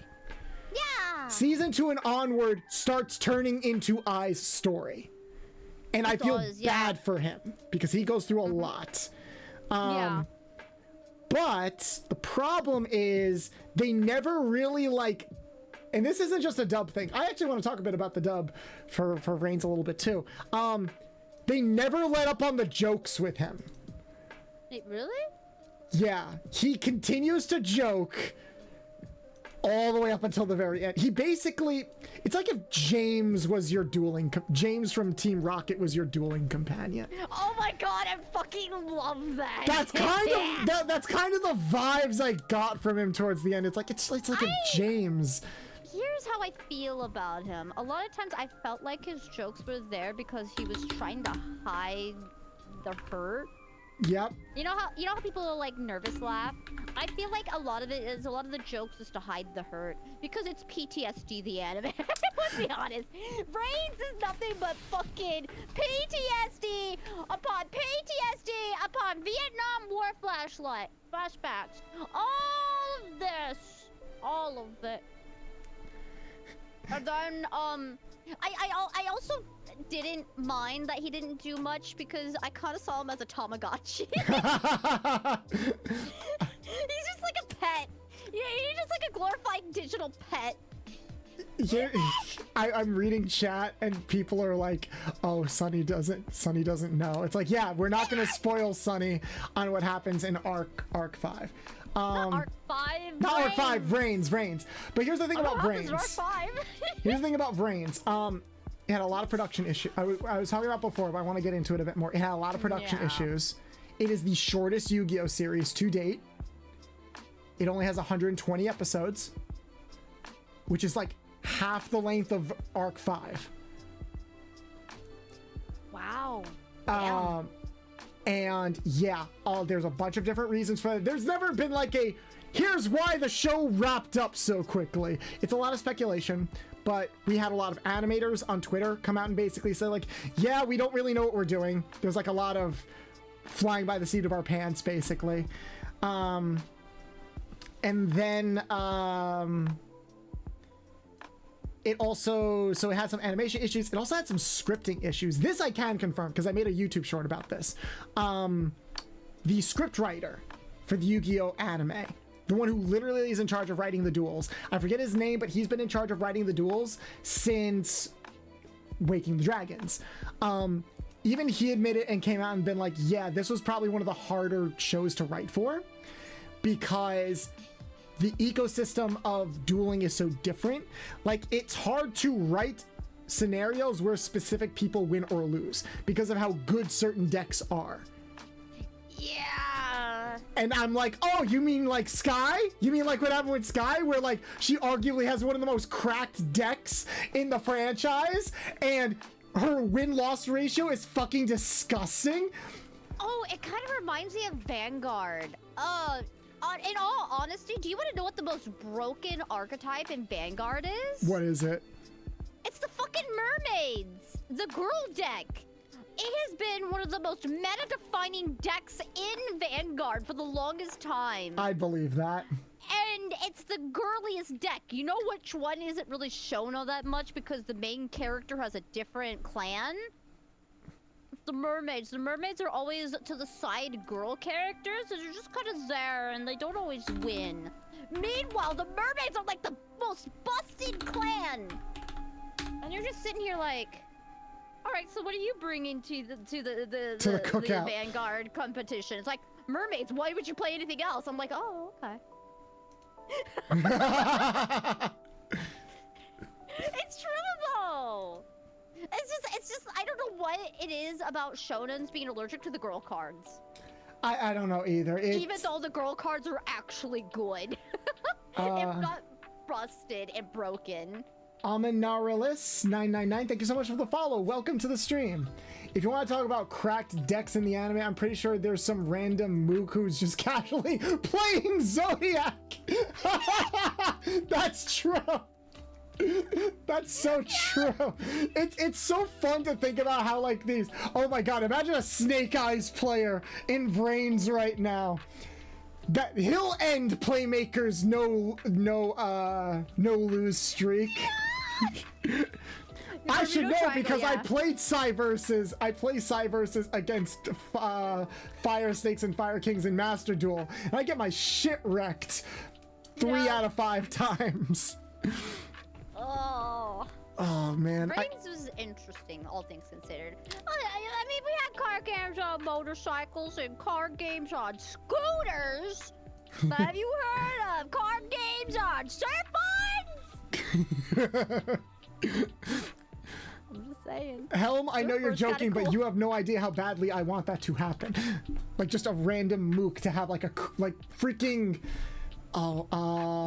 Runic or something. I hate Runic decks. I hate them so much. I have a very strong, specific hate for Runic decks. Is this gonna be a situation where Ash goes up against that guy with the Dark Ray and a Latios? Yes, it might very well be that. It's just like, oh yes. Clearly the Pokemon League with normal ass Pokemon, because nobody can catch legendaries, because in the anime, legendaries are in fact legendaries. So normal people clearly do not have legendaries. Oh hi, by the way, I have a Darkrai and a Latios. And probably 4 other legendaries. I'll never be seen ever again. And he was never seen ever again. Nope. And I love how he's voiced by J. Michael Tatum. Sebastian from Black Butler. So I just like to headcanon that Sebastian walked onto the set of Pokemon, owned, and then promptly fucked right the fuck off. Fuck Tobias. Nobody likes Tobias. Nobody likes Tobias. I hate Tobias. Like, why the fuck did he happen?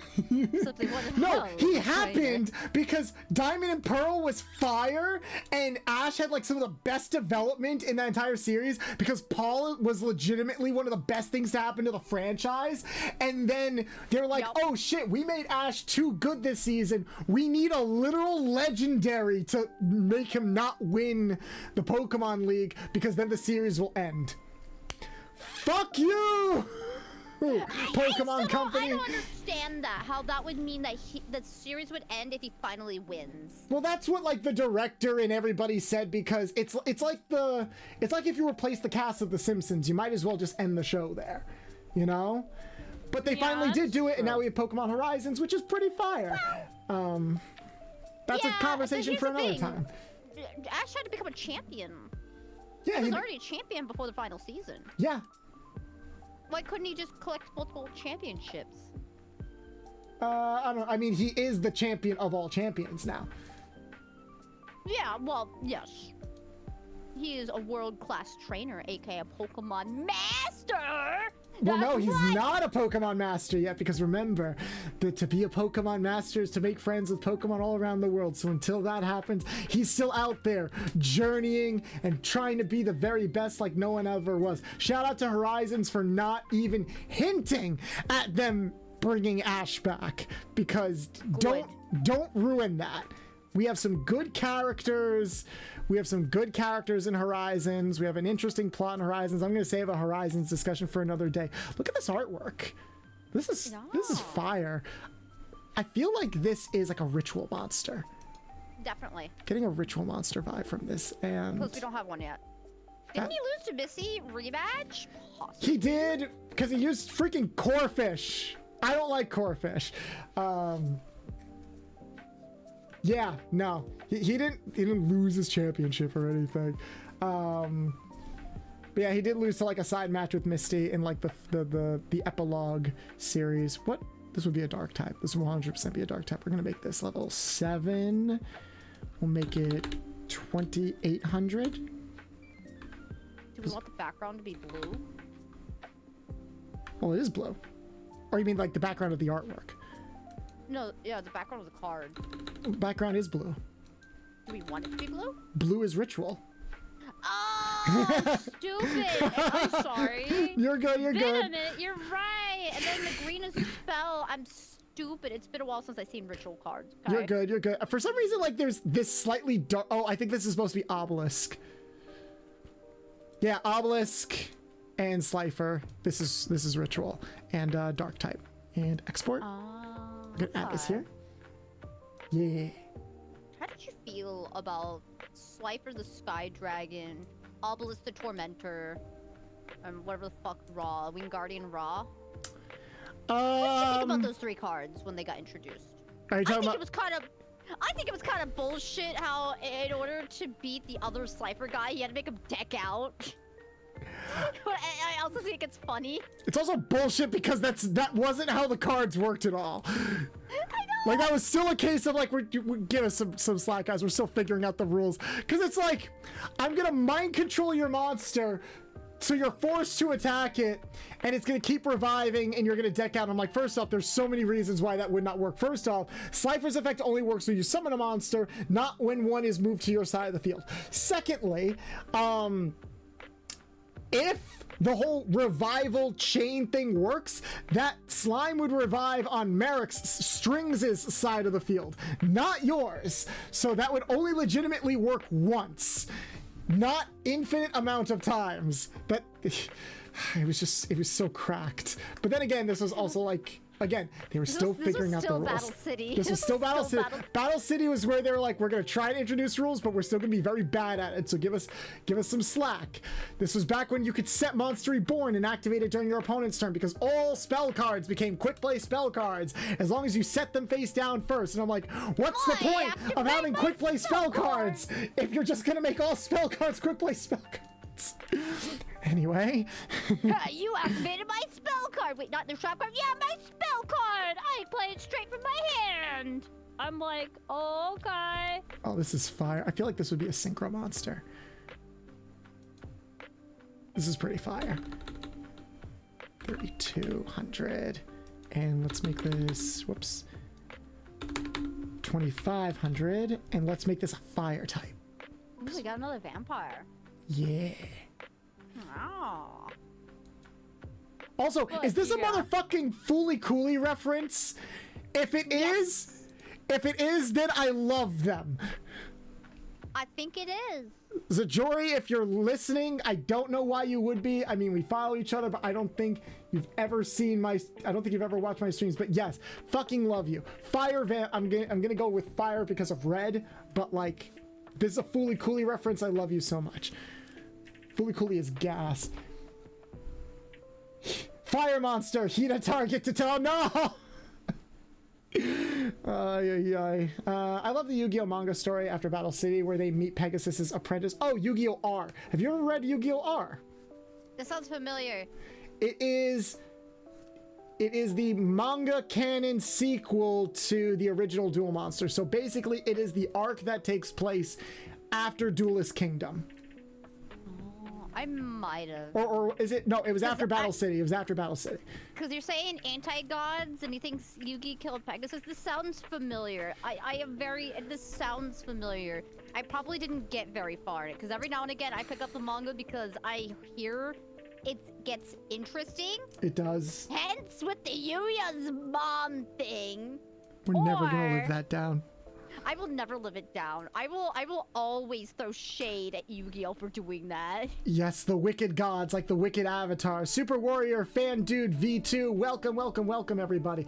Also, just real quick, I want to remind everybody that is new here, that we do have a community Discord. So if you like all things retro and nostalgic, please click the link up top and please go check out my co-host Sunny Eggs D. I think we've reached our shout out limit in chat for a bit, but you can find their name and their channel in the title down below. As you can see, they are adorable and deserve all of your love and affection. Also, holy shit, we passed 800 followers. Congratulations! Maybe we'll actually hit 1,000 by my birthday. That'd be pretty cool. When's your birthday? May 20th. Ooh, Yomi. Ooh, we gotta use Yomi's 2.0 model. Ooh. Shout out to Yomi for getting partner. I think Yomi should be a spell card. You think she'd be a spell card? I was thinking a spellcaster. Spellcaster? You think a magician? Either a magician or no. Maybe a Dark psychic. magician girl. Dark magician girl Yomi, let's go. Well, Yomi's not really doesn't really do spells. She has potions. Close enough. I'd say that's close enough. Potions, spells. Yomi is an aqua spellcaster. Yomi would definitely be aqua because we got no. Yomi's got to be aqua because of the blue tiefling milk. That's why. The blue milk. The blue milk. That's why Yomi is a water type. I'm gonna format that slightly differently. It sucks that Twitter doesn't let you do transparent PNGs, because I know this is supposed to be a transparent PNG. But why does it do that now? Like, why are they I no don't longer know. transparent? It's a recent thing. I don't know. It used to be a thing where you could post a transparent PNG. Now it's just got this fucking white background. What the hecky? Yeah, it's dumb. Yeah, I don't like it. Actually, let's make her a link monster. I could see her being like 25 link monsters? no, not 25 links. No, leave it on 25. Leave it at Make 25 links. stupid. There's only 8 links. I don't care. Make it 25 anyways. Make her like an impossible god link monster. I'm gonna get so many questions later, like, what? Did you mistype that? I'm like, no. I was bullied by the bunny dog thing to leave it as 25. The entire field. I use everything on the field to summon this, including the 8 links on your side, and my side, and the field to summon Yomi. I can't give Yomi 10k attack. It only lets me put in 4 digits. Wait. Can you put in 1 and then the letter K? Okay, you can do like 100k. You know what? Actually, make it 100 and then K, because you only have 4 spots. Oh, Camellia VT, thank you so much for the follow. Welcome. Okay, I'll go link 8 just for the lulz. We're not doing link 25. All right, and, okay, but it has to be higher than 1K then. You said 10K, right? 10K? Okay. There, happy? 10K or maybe even 100K. Whoops. 10 knockouts. There we go. 100K, 8 links. There we go. There we go. Jesus Christ, you guys. And I'm specifically going to caption this, "You're water type because of the milk." We love Yomi in this household. I'm gonna be right back real quick. You do you. I will entertain chat. I mean, that is kind of your job. When I come back, we will touch upon the 7s. 7. Okay, you're gonna have to talk about 7s because I barely watched 7s. Also, I don't think we finished talking about Zexal. I want to talk about Zexal a little bit more. Okay, well, I'll come back and we'll finish up Zexal and then whatnot. I gotta help with groceries. Oh, no problem. I'm just here. Because of the milk.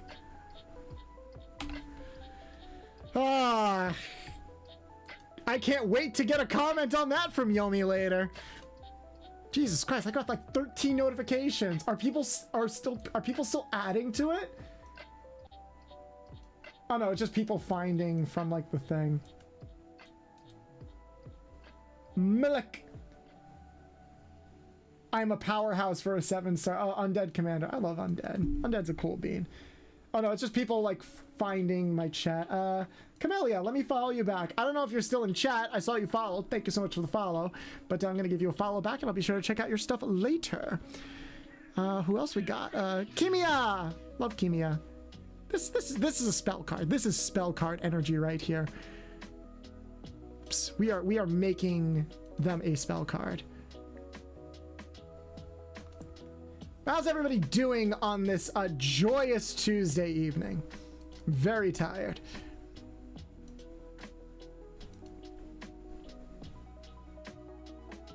Let's see. Okay, that's cute. Actually, I could see that being a monster. What do you guys think? Do you want to be a monster? Maggie, thank you so much for the lurk. Do you want to make this a monster or a spell card? We haven't made a lot of spell cards. I made 10 a spell card because their artwork reminded me of like Signet spell cards. I could see this being like a 4-star monster. Spell. Maybe a pendulum? Yeah, like let's go halfway and like make it a 4-star pendulum.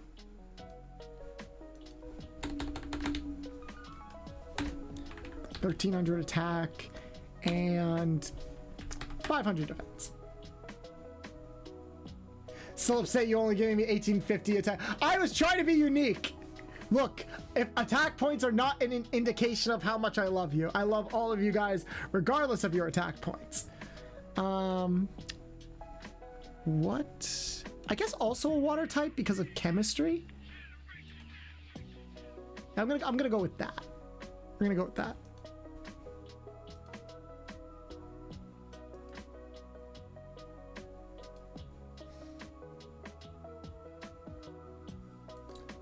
Let's see. But how's everybody's Tuesday going? Besides you all like getting mad at me for my values, which fair, I am a piece of shit. Oh, also just a heads up, if any of you are joining the community Discord, because I am seeing some notifications, make sure to leave an intro so I can open up the Discord for you. It's just a precaution to make sure that no minors or bots get into my spaces. I'm very protective about that stuff. But would love for you to join. We do like community movie nights. We're starting to open up community game nights. We're planning a Don Bluth movie night sometime next week. Also, if you want to be on the up and up about like my YouTube shorts and stuff like that, that is the best place to go. Okay, this is fire. This is a fire design.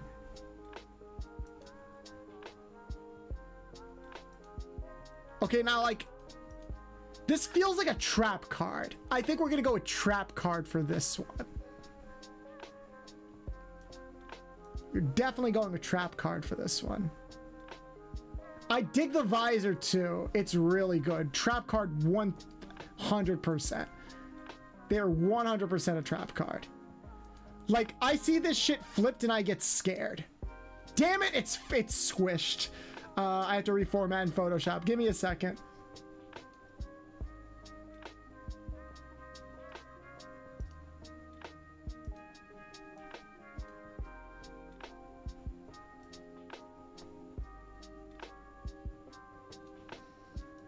I'm 2 days into college and I'm 3 lectures behind. There's this guy, let's name him Cullen. He says he wants to be mine, but he doesn't really sit with me quite right, because he doesn't really like the things I like, and I keep getting locked out.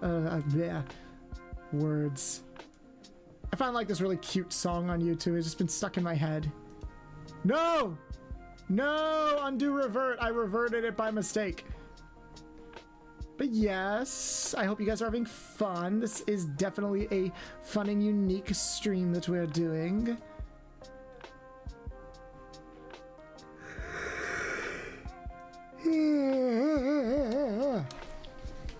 We are having a good time, having a good time.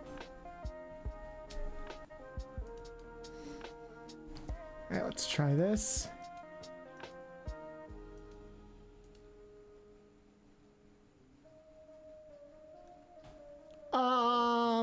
Okay, I gotta make that a bit bigger because the cutoff is weird at the bottom.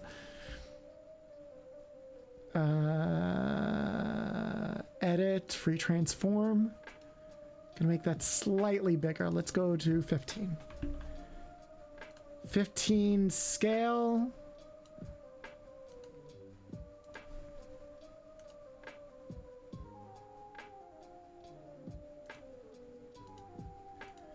There we go.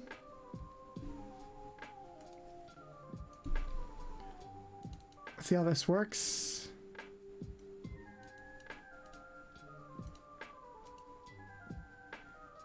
That's much better. It's a little too off to the side, but we can't really center him. We could try. We could try. Let's try centering him a little bit.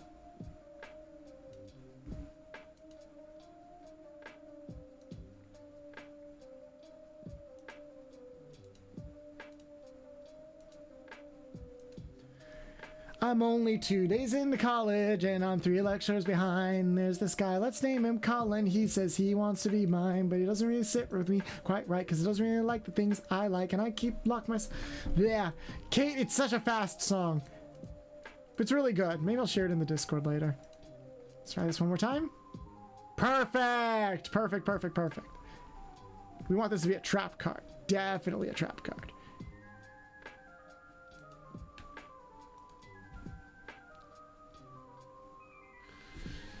Jawlaw, I like your style. Thank you for following me. I don't know if you follow me because of this, but it's dope. I really should check out your streams.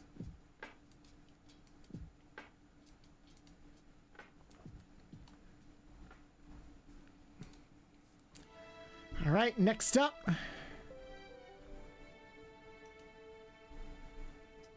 Ooh, ooh, this is fire. I know exactly what we're doing with this. I know exactly what we're doing with this. We're getting like freaking biblical here.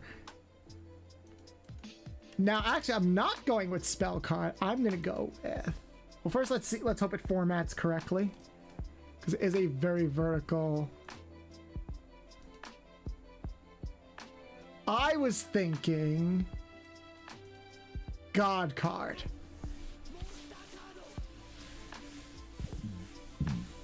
Either God card or Orichalcos.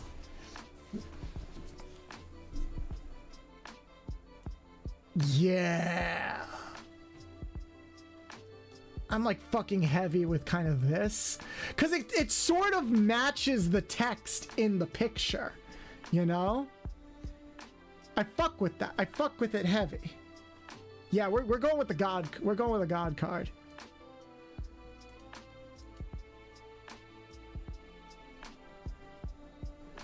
We are definitely going with a God card. I hope he likes it. I love this guy's stuff. I love his design. I love his voice, and I love his music. So when like he commented on it, I'm like, it was one of those senpai noticed me moments. We are, whoops. We are getting biblical. Hell yeah. It looks actually pretty right, yeah. Mew Cosplay, hello, welcome. From one cosplayer to another, hello. You've been chilling around since the start? Oh, cool. What do you think? I'm glad I haven't scared you away with my cringe yet. I gotta go, Bolts. Will these be on your Twitter? Yeah, I'll make a collage of all of the cards.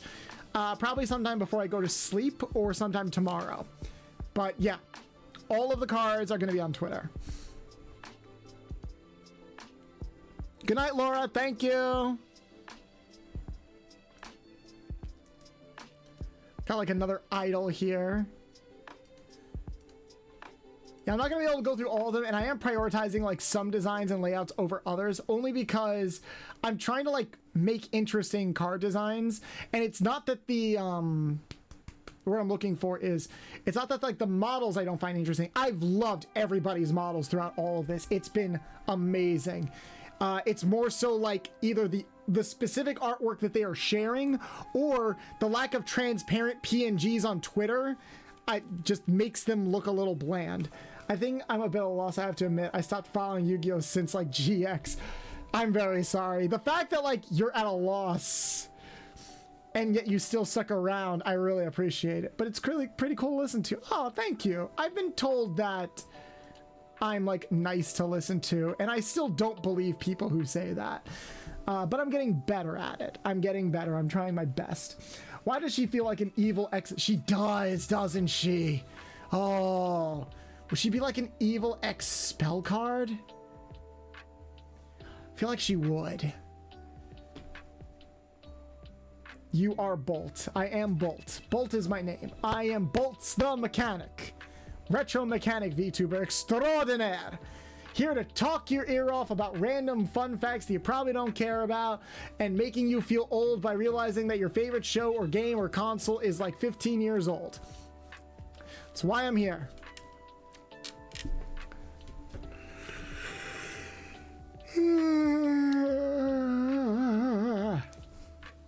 Oh boy, oh boy, oh boy, am I exhausted.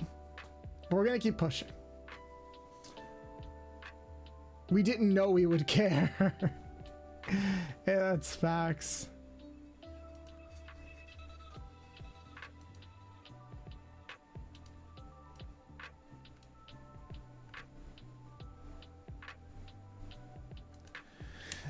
I wake up kind of tired, and I wake up kind of cold, and I wake up kind of wired, but I'll just stick them when I'm old.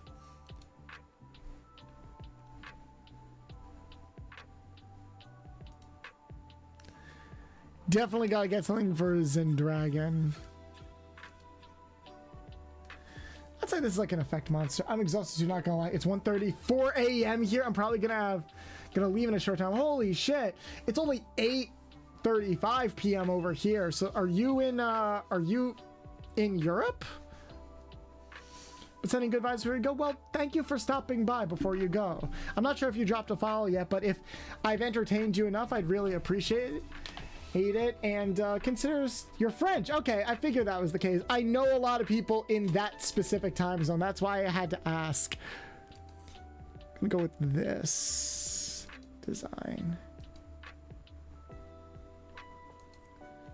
Yes, once again, a reminder to everybody, if you like what you see and want to consider joining my community Discord, consider clicking the link up top. It is pinned at the top of the description. And Jaw Love ET, thank you so much for the follow. Thank you. Welcome. I hope you like the design that I put down. Thank you for the chill stream. It was pretty cool. The card was sick. I'm glad you liked it. Yeah, we're still going through a lot. I think we barely cracked the surface of this.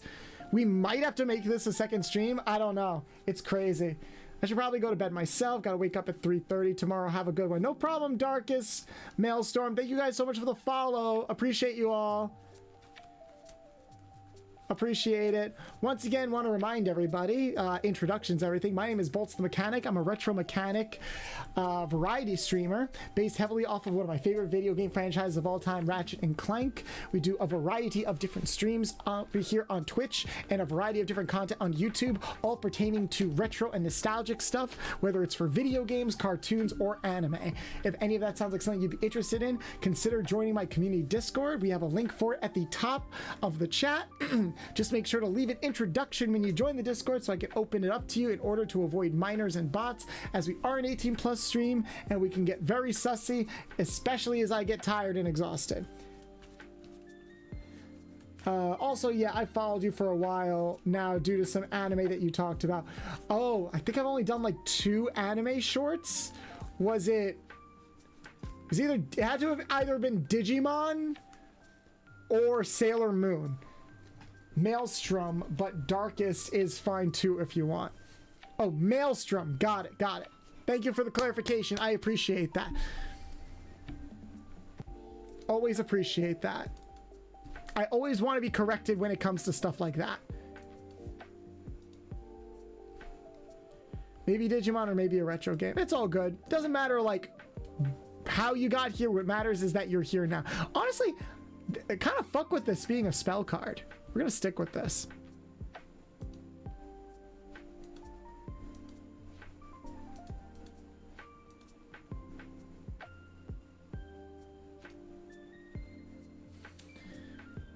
Everybody's telling me that I'm doing so well.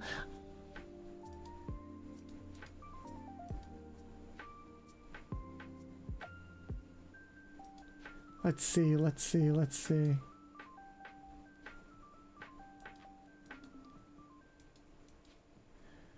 Dreidel, I made you out of clay, and when it's dry and ready, it's Dreidel, I shall play. It's I don't know why I have like the Hanukkah song from South Park stuck in my brain. I might just be tired, guys.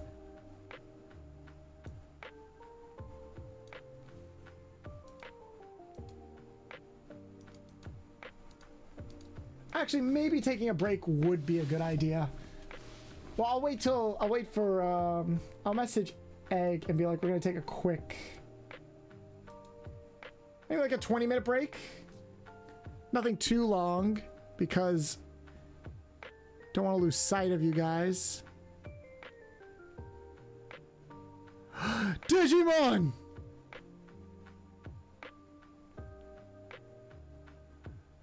Look at this. Look how much more shit I have to go through.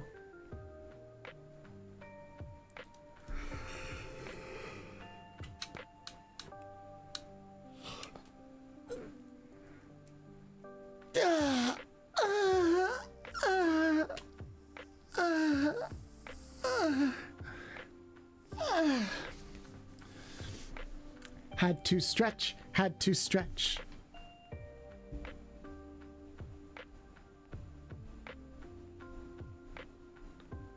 Some of these designs are fire.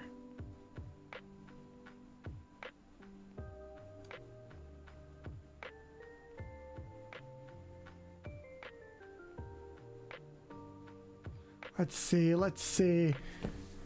Moving on. Let's get Ditzy Demon in here.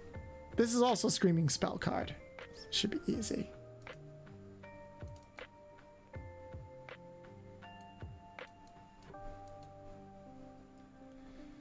Are you back?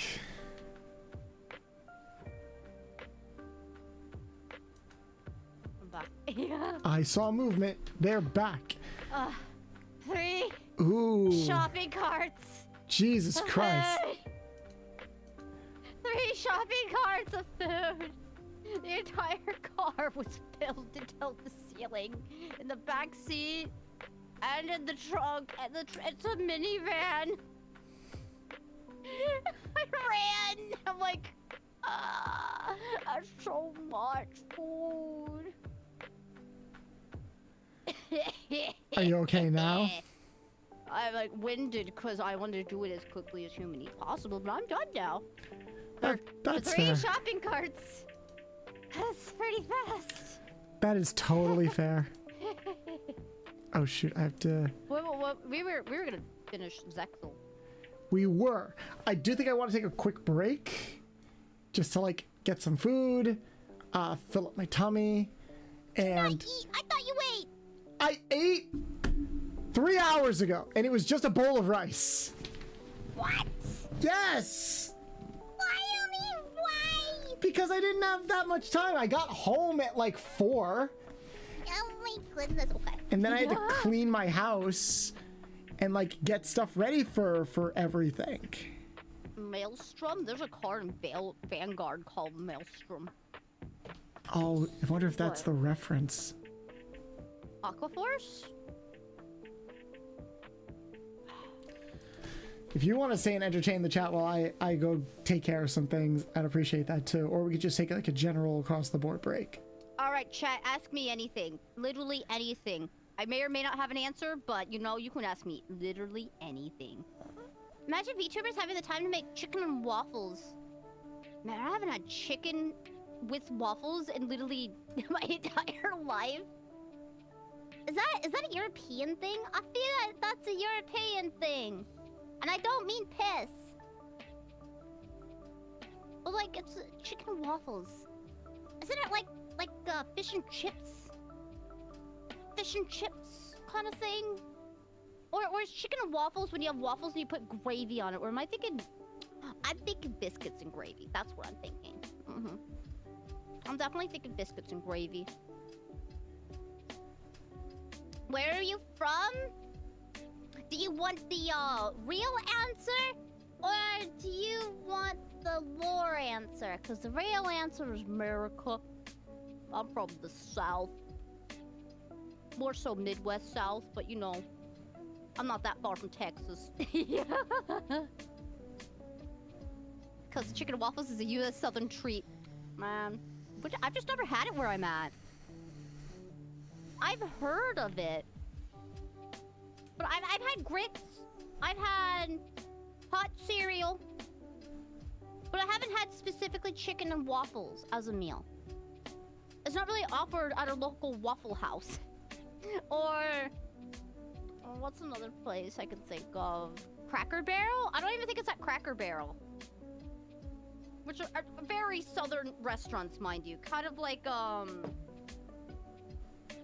there's a burger joint that people bring up that it's a California thing. Well, my recommendation. Ooh. I gotta look up what chicken and waffles looks like. Chicken and waffles fascinates me. Because it should be a local dish, and yet I haven't had it.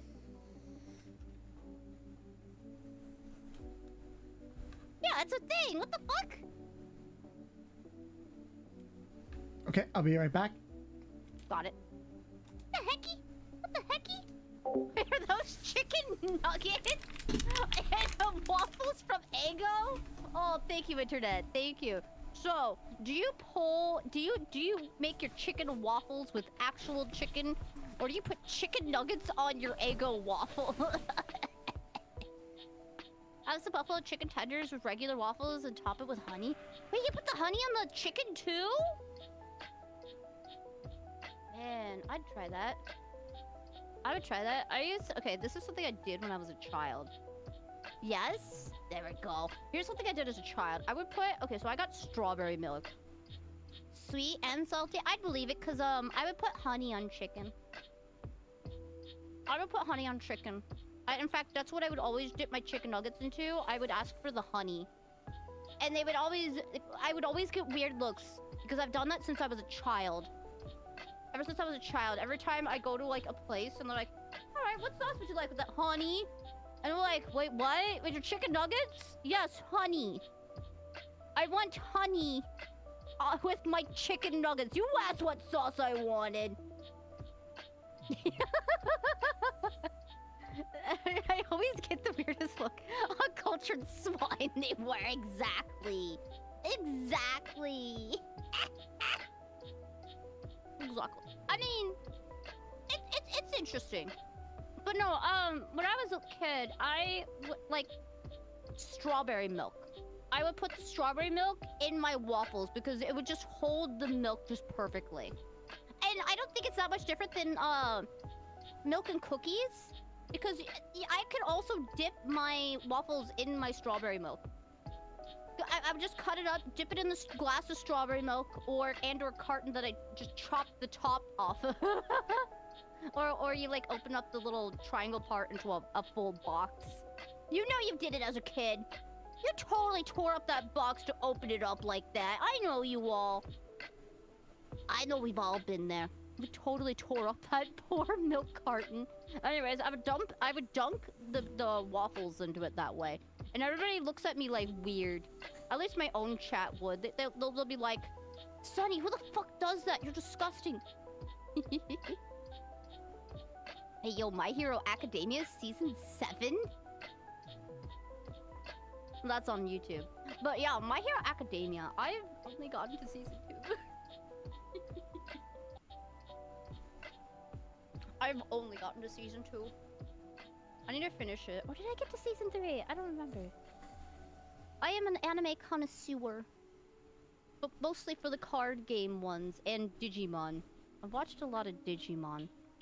I have seen everything except for Try, the Applemon, and one other one. I think, was it?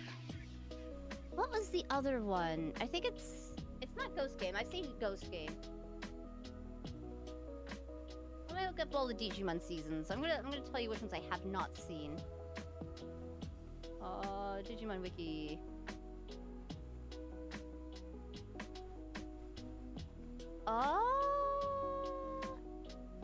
I've seen Digimon Fusion, I've seen Data Squad, I've seen Frontier, I've seen Tamers, I've seen Adventure 2, I've seen Adventure. I haven't seen Try. I've seen a bit of Apple Monsters. Why is it missing everything after 2017? Where's my 2019 to now? Okay.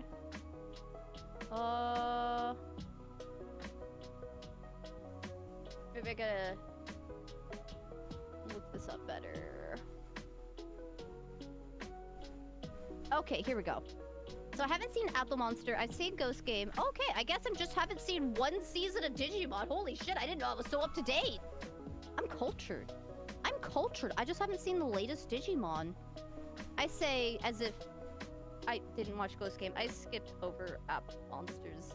Fusion was kind of a letdown. I feel like a lot of people stopped because of Digimon Fusion. There's a thing about Digimon Fusion that just does not feel Digimon. It took the coolest, hypest thing from Adventure 2, which is when sometimes your bonds would allow fusions to happen. But it took away the aspect of growing alongside your Digimon. Because everything in that series became a fusion. And therein lies the problem. It took away the hypeness of the fusions from the previous series because there was a build-up and it meant something when the fusions happened. Now it's just like, if you wanted a different form, you just had to make a new friend of the week and you fused with them. And there was only one time ever that there was any, like, Digivolution in Fusion. And it was Shoutmon, mind you. But, I mean, it kind of just spoils the ending. But you get a mixed reception. You'll get the people that generally liked it because they could look past it. And then you got the other people that are just like, yeah, but this doesn't feel like Digimon. I don't know. That and I didn't like Shoutmon all that much. Shoutmon was interesting. That was definitely interesting. I'm just shocked at, like, I felt the same with Frontier. Frontier, I can see you falling off because, you just become the Digimon. You didn't get to grow with the Digimon. I feel like Digimon's best series are the ones where you get to grow alongside it. And Digimon Ghost Game, despite the fact that it's a Monster of the Week one, it succeeded because you still had, Gamamon growing alongside the main character. The good little Triceratops little bean. Tamer, forever my favorite. Oh yeah, Tamer's is hands down most people's favorites. Kids turning into Digimon really changed the dynamic for the kid partner thing in a way I didn't enjoy. Yeah, I feel like that's what ruined it for a lot of people. I feel like the only people that really enjoyed it was maybe... Oh. I'm back. What'd I miss? Welcome back. I was talking about Digimon. Oh, we're just running like the trifecta of childhood stuff, aren't we? Yep, we are. So I'll finish this thought real quick. Yep. With Frontier, I feel like the only people that really liked Frontier were the furries. I'll be honest, if you were into becoming the Digimon, you probably enjoyed it. But yeah. I was also into Crispin Freeman. Nice. I was talking about how, like, man, I probably missed all sorts of, like, seasons of Digimon only to look... Oh, I've only missed one. I am up to date on all of the Digimon except for one season. And that would be the App Monsters. Okay. I haven't watched that either. Oh no, sorry. I'm behind on Try, but I did watch Try. I liked Try. I liked Try and Tamers. Yeah. Most people like Tamers. Tamers is peak. I'm not thinking about Tamers. I did watch Tamers, but that was one I was thinking about. Data Squad. Data Squad was the last one I watched. Oh Me and my brother fucked hard with Data Squad. Punching Digimon. Oh my god, I fucking loved Marcus. Holy shit. Marcus Damon. I fucking frothed at the mouth for Marcus Damon. He had excellent character growth. And I also loved how they really worked it out the series. But we can make that another day conversation. Yeah. I am a complete and utter nerd for the trifecta, for sure. I just need to finish the Yugioh triangle of my Triforce. Nice.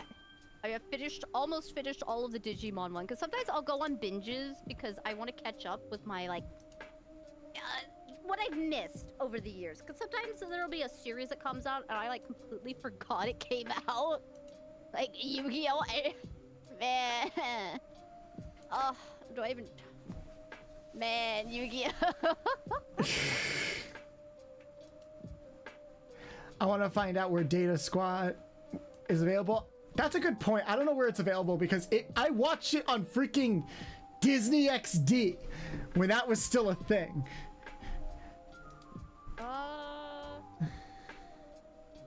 There's gonna be a monster.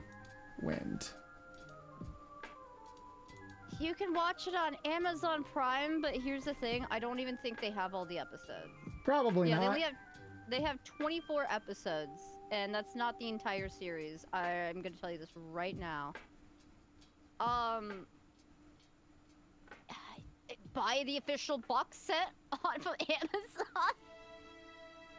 And remember, kids, this is why physical media is important. Oh no, I've actually did that, especially for Digimon. I have bought the first 3 seasons, and they're all in DVD. Okay, you could watch it on Google Play if you buy the whole series digitally. Jesus Christ. Guess we're just gonna have to wait till Discotech like remasters it like they did for the first 2 like the first 2 Digimon Adventures. Maybe. Data Squad was so good. It's just unfortunate that people can't watch it over the board easily. But no, I really do watch everything on DVD. I do believe in like preserving my favorite series. As soon as Welcome to Demon High School Iruma-kun comes out on DVD, I am going to hoard and collect that because I do collect manga and anime that I really love rewatching. God bless you. We really are alike because I'm big on I'm big on preservation. On oh my media god, why are we so preservation. similar? I don't know. Like, why do we have the same childhood? Stop. No, stop. Stop being mean. We also like I was gonna say randomly came across each other. It wasn't random, but it's very funny that like the person that brought us together almost knew we would get along. Yeah. To be fair, I get along with a lot of people. It's hard to not get along with me. That being said, I have had a few people in the past that fucking hated me, but it was for very stupid reasons. IRL reasons. It's because I'm a workaholic. If you were lazy in any way, shape, or form, you probably despised my existence. Because I'm a hard worker, and I shit you not, I quote unquote, make them look bad. Sonny, we're all workaholics. No, I mean, this is like 5 to 10 different people that have said this to my face. It's like, You need to stop working so hard, you're making us all look bad. I'm like, I What does literally that don't mean? know how to. I literally don't know. I don't know. I was just doing my job. The job, that's in the job description, you know, the one you get when you're, like, hired. Uh-huh. Yeah, and they're like, well, you're supposed to milk it until Friday. You're not supposed to clean the entire football bowl by yourself. Do you not know how tiny you are?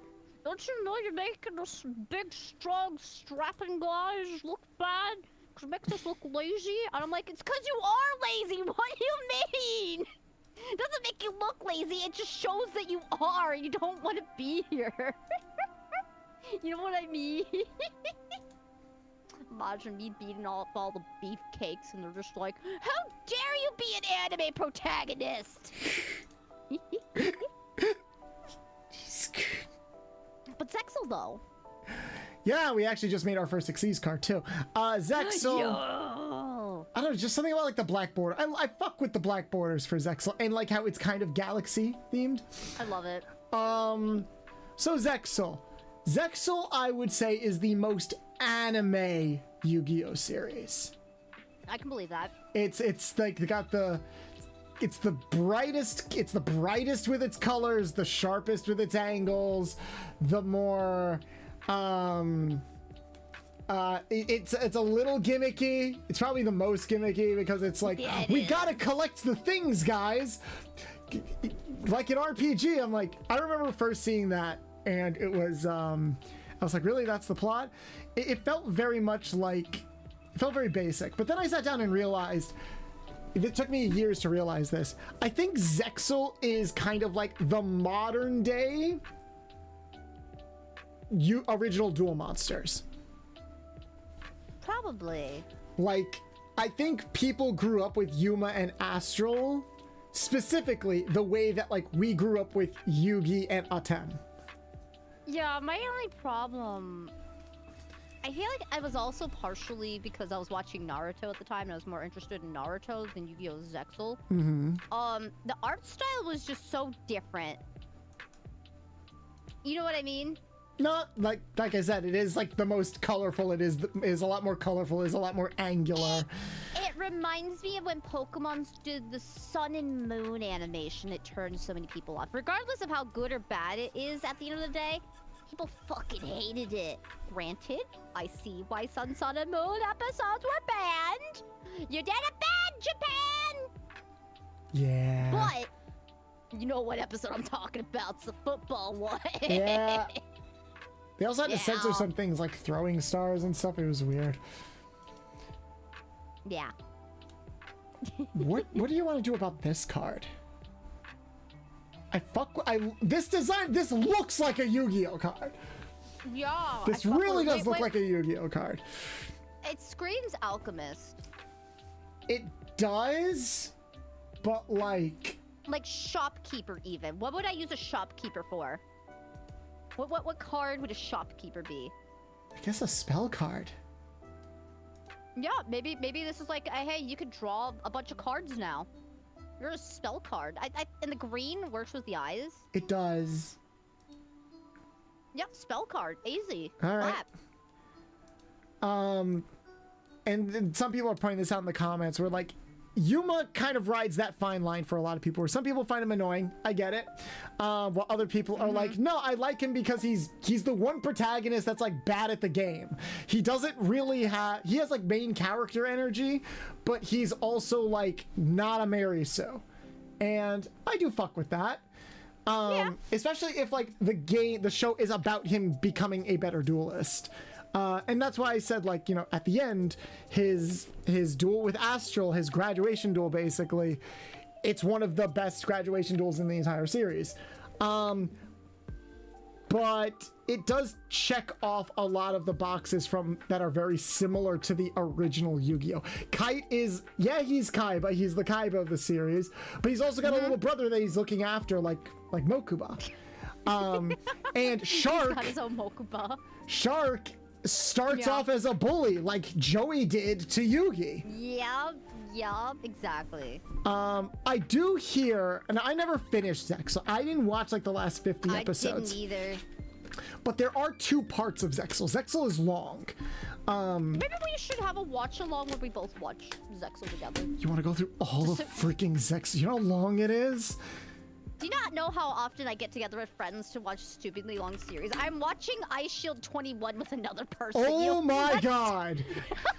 You're so old! And it's a good series! I do fuck with Ice Shield 21. I love some of the openings. Okay, this is a design I wanted to get something of. This is like biblical here. Did I preface in the original that I'm not getting to all of them? Hold on. Yeah. A few. I said a few. I said a few. I'm safe. Wait, there was a furry design. You gotta grab one of the furries. Come on. One of them's literally a dragon. I could have sworn I've done a lot of furries. Come on. We gotta get a dragon in here at least. Where's the dragon? This looks like Captain America. This looks like Captain America. That looks like Falcon. Is that based on Falcon? Maybe. Maybe. That's a very flattering bulge. You gotta get a dragon in here. This is fire. This is a ritual spell card, if I've ever seen one. Yeah. We'll come back to that. We could just do another day of this, another week, and just finish them up. I wouldn't mind doing that. I worry about like diminishing returns. As far as like, because there's only so many hours and so much time I can stream. Where's the dragon? I probably mistook it. Yeah, just keep scrolling until we find a dragon. We need a dragon card. You know how iconic Yu-Gi-Oh is for making the dragon the main coolest card in the deck? Always, because people fuck with dragons, and also D&D. Yup. I respected Jaden / Judai because he didn't have a dragon. Oh yeah, he didn't. He's like the one protagonist that I don't think ever had a dragon. He never had a dragon. Jaden's like the only one. Everyone else has had a dragon. Isn't that weird? Little bit. I have to fiddle with this in Photoshop. Give me one sec. Unless you consider the dolphin, which you could definitely see that they were writing it in the middle when they were just like, oh, by the way, you lost your past memories. By the way, also, these cards you sent into Spice are actually sentient. And here you go, have a new deck with alien neo schmucks. And also, like, your favorite card is the reincarnation of, like, one of your best friends from a past life, but she got, like, tortured by this light in outer space, so now she's on, like, a sadomasochistic murder spree. And not only that, because they're non-binary, yeah. They're bi-gender. Yes. Yep, they're both. Up, See, right? Jaden, you got a boyfriend and a girlfriend. And they've bonded with you forever. So. Yep. Okay, I have like a very dirty thought, and I'm going to apologize for this ahead of time, but now that I've thought it, I need to get it out. Do it. How terrible is it to be like, so Jaden and Yubel's souls are bonded. So Yubel is basically his pharaoh. And the whole idea is that now we'll be together forever, because that was kind of the thing. Like they fulfilled the promise from like their past lives. I'm just thinking like, imagine you're Jaden and like you're traveling the world with your bagpipe by yourself. You get a little bricked up, a little lonely.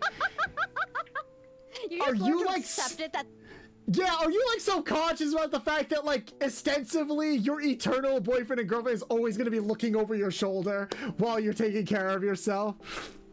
Because it's not like they can help. They don't physically manifest anymore. Sort of.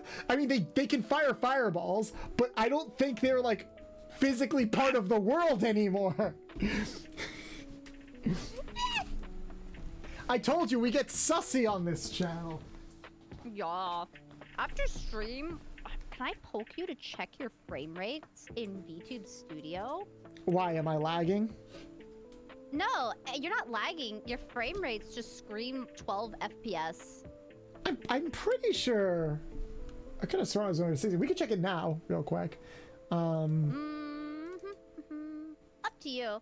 I'm fine with checking it. No, even though it says 60, you know that little face thingy that tells you how many frames per second?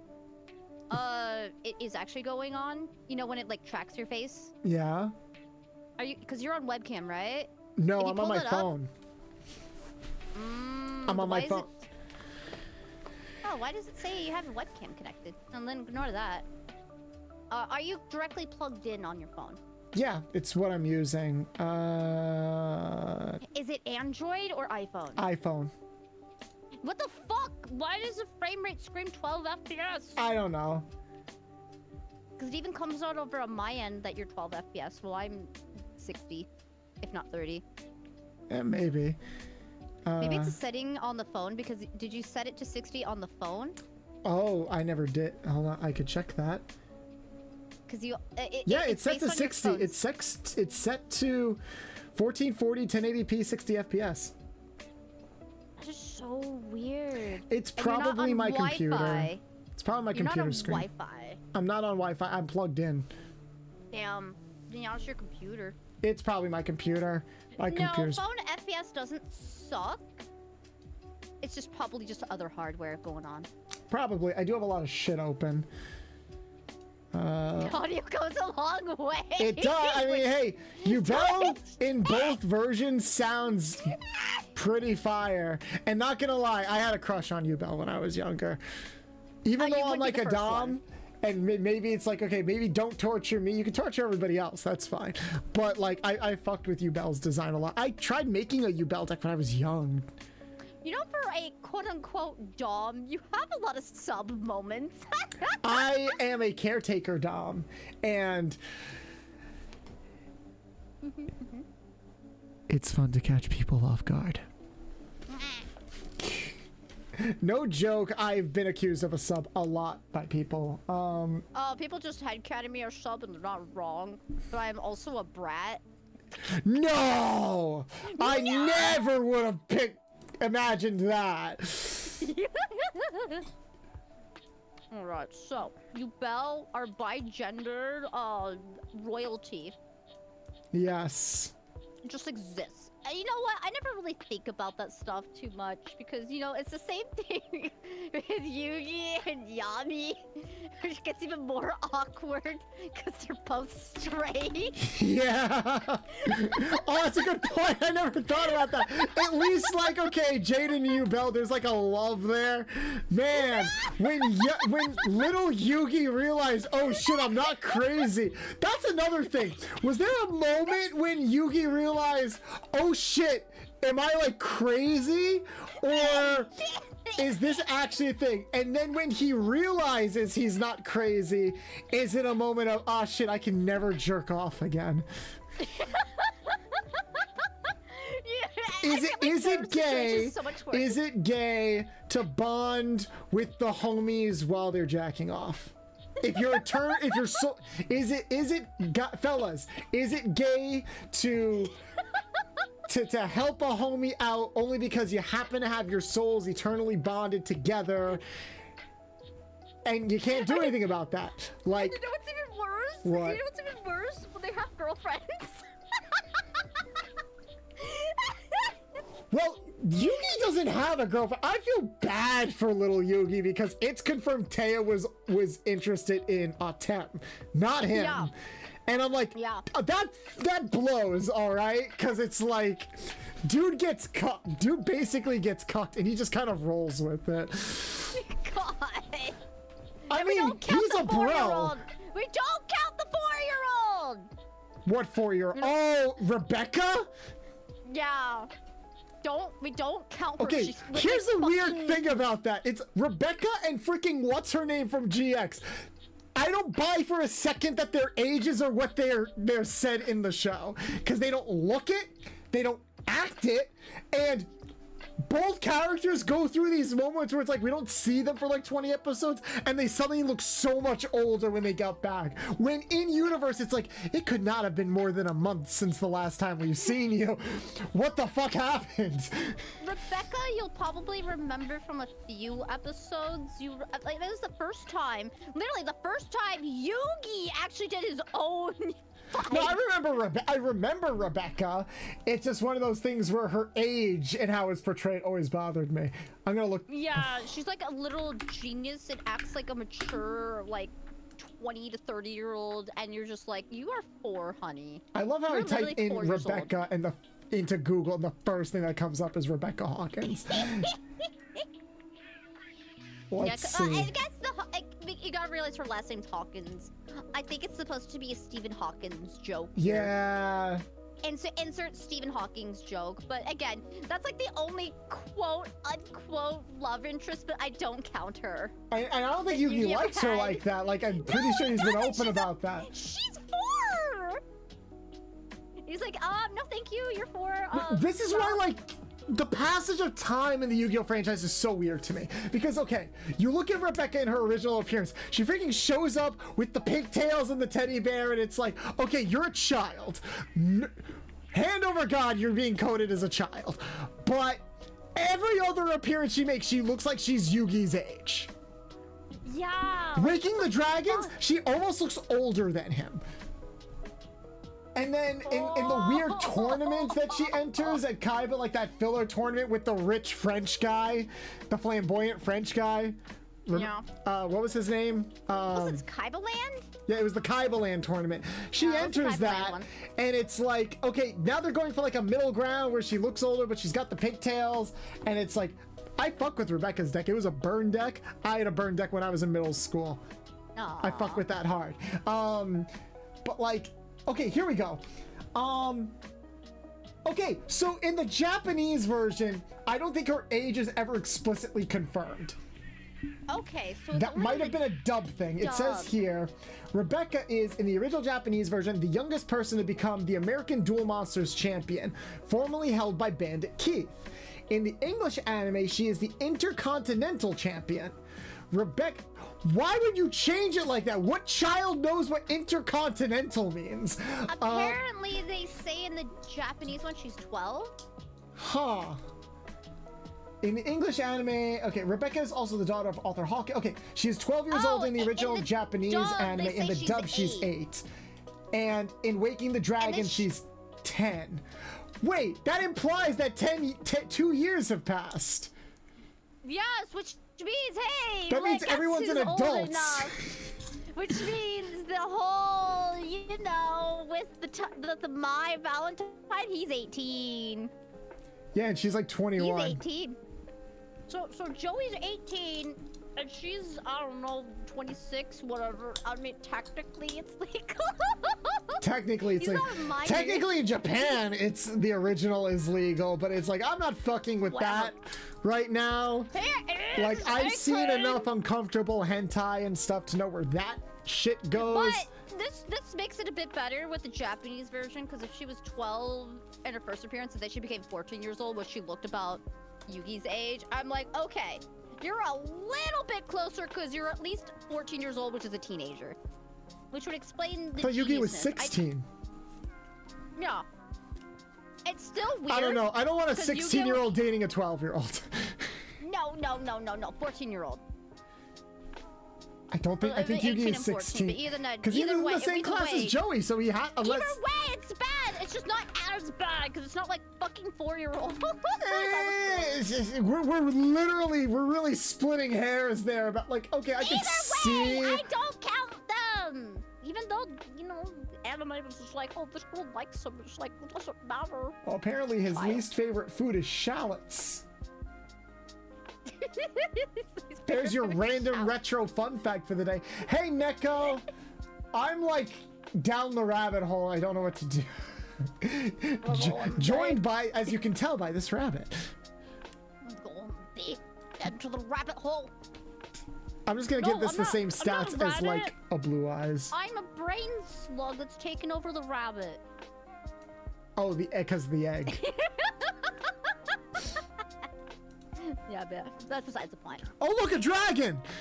Oh, look, a dragon! A dragon? Finally have a dragon? Hold on, let me put this one here first.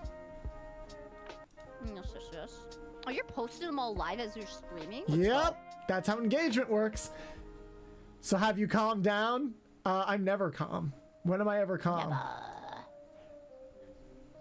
Yeah, we got a dragon here. They look like a Dragon Ball kind of dragon. I will bet all the money in my pocket that they are heavily inspired by Dragon Ball. It's like if Shenron became a Z fighter, which is dope as fuck, actually. And it sounds like a Masako series. We need a dragon. We need a dragon. Oh, this one's a warrior dragon. I can't turn this into one of the cool epic dragons. I'm probably gonna have to reformat this, aren't I? Probably. It's the super vertical ones that I think need to be reformatted. It's annoying. It is what it is. So, what about that Sevens, though? I tried a few episodes and I quit. I didn't watch Sevens at all when it was airing. I watched some clips because the dub came out. It baffles me that we have a Yu-Gi-Oh show airing on like a Disney network. Dub is solid. It's actually got like LA actors in it, which is cool. But I don't know what the rules are. I hate the card designs. I don't like the card designs. They're so overly complicated. I think the rules constantly change because the main character gets to make the rules. Does he have money? No. No. Screw the rules. I made this game. I'm Pegasus. Okay, so I haven't seen Yu-Gi-Oh! Go Rush or Sevens. I need to catch up on Vrains. I've seen the vast majority of the movies. I needed to probably finish Zexal. Other than that, I'm pretty much caught up on all of Yu-Gi-Oh! That's not bad. I just need to finish Zexal and then I'm all caught up because I've watched everything else at one point or another. And then I have one Digimon series to watch. Holy shit. Holy shit. I'm so caught up. I need to start watching Pokemon now. Are you watching Horizons? I need to watch Horizon. Horizons is pretty good. Yeah. Let's see. Let's do some more designs. I think we can go for... Okay, what are your opinions on Rush then? Go Rush. I have not watched Go Rush at all. So we both are in the same boat. We haven't seen Sevens or Go Rush. Again, I have to keep reminding myself that they're different. Because, like, they look so similar, too. Going to sleep and then, like... Okay, going to sleep. Have a nice sleep. I hope you all I hope for all of you, you are the card you wanted. Oh, good. Thank you. I think we're gonna make this a fusion monster. I'm getting Dark Angel, Dark Lord vibes from this. Oh, that's kind of like... You know how cool it is when you get a fusion card that works in a deck? Yeah, I play Branded. Or have you ever seen Digimon? I had a big complaint about why Cross Wars / Fusion was the worst Digimon season. Why is that? Because it was all fusions. Huh. They didn't digivolve, they only fused. They only fused. There was not a single case. Oh no, there was a single case. It was only one whole case in the entire series where one Digimon digivolved. Otherwise, it was only fusions. And it felt like it lost the spirit of Digimon. That was the gimmick or that incarnation? I mean, yes, but it felt like it lost the spirit of Digimon. Kind of like, there's something to be said about growing... yeah, technically I'm an Eevee, but yeah. But you would grow with the Digimon partner and your friends around you. And they would show that visually with the Digivolutions and fusions with your friends to show your bonds throughout the series. Am I wrong? Yeah, like the whole thing was kind of a metaphor for growing up. Yeah, but with fusion, all it is just I find a bunch of different monster of the day. You're my friend now, we're fusing now. That's it. Every single episode. Alright, we're fusing now. Okay. Yeah, I didn't fuck Not with you. fusions that much. You're okay to skip it. You're not missing much. There is one episode of Fusions that's good. It's where they bring back all the previous protagonists to help out. Yeah, that's one. And I think that's like the one episode that's not dubbed or something, and it pisses me off. Basically, that's like it. And it's like the final, like, that's the finale of Fusion. It's bad you have to watch the entire series just to get to that one good episode. Also, Shoutmon is annoying. I said it. Yes, he is. He is unbearable. Absolutely unbearable. That being said, I like Ghost Game. I like, I didn't mind that it was a monster of the week like Fusion was, but it felt interesting. I fucked with Ghost Game. I reviewed Ghost Game for a website. Ooh, what did you think? I thought it was okay. It did get a little monotonous sometimes. Like, there were, obviously when it comes to Monster of the Weeks, there's some episodes that are better than others. I stopped reviewing it literally at the end of season 1. Oh, did you hear about the Myotismon? No. I think I'm saying it right. What did they do? Or am I thinking of like What did they do to Myotismon?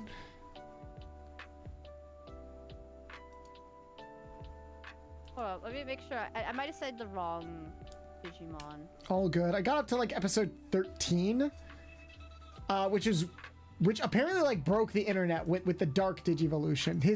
The Skull Greymon moment, basically. That was fire. It's Meikumon. That's right, it is. Make Crackmon and Meikumon. Look up It's cursed. It's bad. It's cursed. I know it's a yokai reference, but at the same time, let's just say a big-breasted, furry Digimon really, really likes this one character. It's just like, why don't you love me? I'm like, Is it as bad as like Jellymon having like a weird relationship with her partner? She keeps calling him darling. she just knows not to tease him. Does she? She doesn't mean it in like, oh, I'm in love with you. I'm pretty sure she's like, darling. Darling. Darling. I get wicked Nagatoro vibes from her. That's all I was thinking. I'm like, oh yeah, this did come out during the time where like the teasing genre was a big thing, and I'm sure there are a lot of people out there that wanted Digimon to step on them. Ghost Game has a few of those episodes. The thing that bothered, this is gonna sound like really petty, but I don't like the fact that they never changed the opening. For Ghost Game? Yeah. Fair enough. I did that's perfect. So you wanna know the coolest thing about Ghost Game? Shoot. They could swap partners. What? Yeah! They can form bonds with the other's Digimon. Jellymon got to like Digivolve in a unique Digivolution with the girl character. What? Yeah! That's actually pretty cool. What the fuck? How long did it take them to integrate that? Yeah! This is the first time they're able to swap partners. Yeah! But how... And then have unique Digivolutions because they're a different like partner combination. But how long did it take for them to get to that point? I don't know, but the others are like almost practically dead and were about ready to die. What? So they kind of had no choice but to partner up. It's like, I know you're not my actual partner, but we have to partner up. It's like her partner is like, you know, like in danger too, and they can't save them unless they partner up. So they did. But yeah, they partner swap in Ghost Game. Kinky. Finally, the poly representation that I wanted. And then I remember, oh shit, these are children. I should shut the fuck up. Making Yu-Gi-Oh cards? Why don't you just kiss me instead, you silly mechanic? Mwah. Oh my goodness, but yeah. Eggs! That's the cool thing about it. Eggs! What? Eggs! Bugs? Eggs? Eggs! There's eggs where? Look at the screen. Hold on. Eggs. Eggs! Eggs! Eggs must consume. You know, they say you are what you eat. You're an egg? You are what you eat. Yeah. All right, you pick this one then, since it's an egg. Oh, what was the fuck? I can't even pronounce the fucking archetype right. Madolche? Madolche? Yeah, Madolche. Madolche were Xyz monsters. I know, but I like the archetype. Yeah, I like the Madolche archetype. I feel like it would probably be somewhere in there. Maybe, yeah. I count eggs close enough to being food. I passed out my computer and woke up to eggs. Kind of reminds me of the like hamburger archetype. Hamburger? Yeah, there's a lot of food-based Yu-Gi-Oh cards. Did you know they just released? Okay, there's a new God, are they called trainee? Digimon. There's a new Digimon that's literally an egg yolk. That's adorable. It's like the baby form. I'm so happy it exists. Turns out I wasn't a Pokemon. I was a Digimon all along. It took me, check watch, 32 years to figure it out. This is an image. Level 32. Look at this. This is an image. You know what? That should be the big scary dragon. Yup. You wanted a dragon. Yup. That dragon summons that their queen. Right there. That's the body pillow. They summon the another Yu-Gi-Oh card, and it is the queen, just like how the Harpy Lady's dragon has the harpies. Damn. Bam. It's got lore. It's got lore. We're making this a synchro monster. That's cursed. Oh my god. It's okay. It's like I want to pick one of the adorable ones, but no. You posted this. It's free game. There you go. There's your card. Free game. Enjoy. Enjoy. Mm-hmm. I have no idea what that is. This is terrifying. Like, holy shit, that's terrifying. I don't even think it's a VTuber. I don't know. It looked like a screenshot from a movie. If it is your VTuber model, good on you. I think you'll do great. Let's get this little guy. Let's get this little guy. Little guy. I will bet all the money in my pocket that this is probably based off of Soul Eater. And if not, Probably. then I'm shocked. What if they're actually based off a Yokai Watch? Possibly. This is a spell card. This is 100% a spell card. Have you played Yokai Watch? No, I never played it and I barely watched it. Okay, well, the show's hit or miss, I'll be honest. I watched a little bit of it. It's but stupidly the popular in games Japan. Are phenomenal. It's actually a really good game. It's long. It's got a lot of like world building, and sometimes you just stumble upon things. I thoroughly enjoyed when I played Yokai Watch. I suggest starting at Yokai Watch 2 because they recap everything that happens in Yokai Watch 1, and you replay through all of Yokai Watch 1, and then you play all of Yokai Watch 2. There's 2 games in Yokai Watch 2. And on top of that, get Psychic Specters because it combines both versions. It's the Emerald of your Diamond and Pearl. Okay, interesting. Yeah.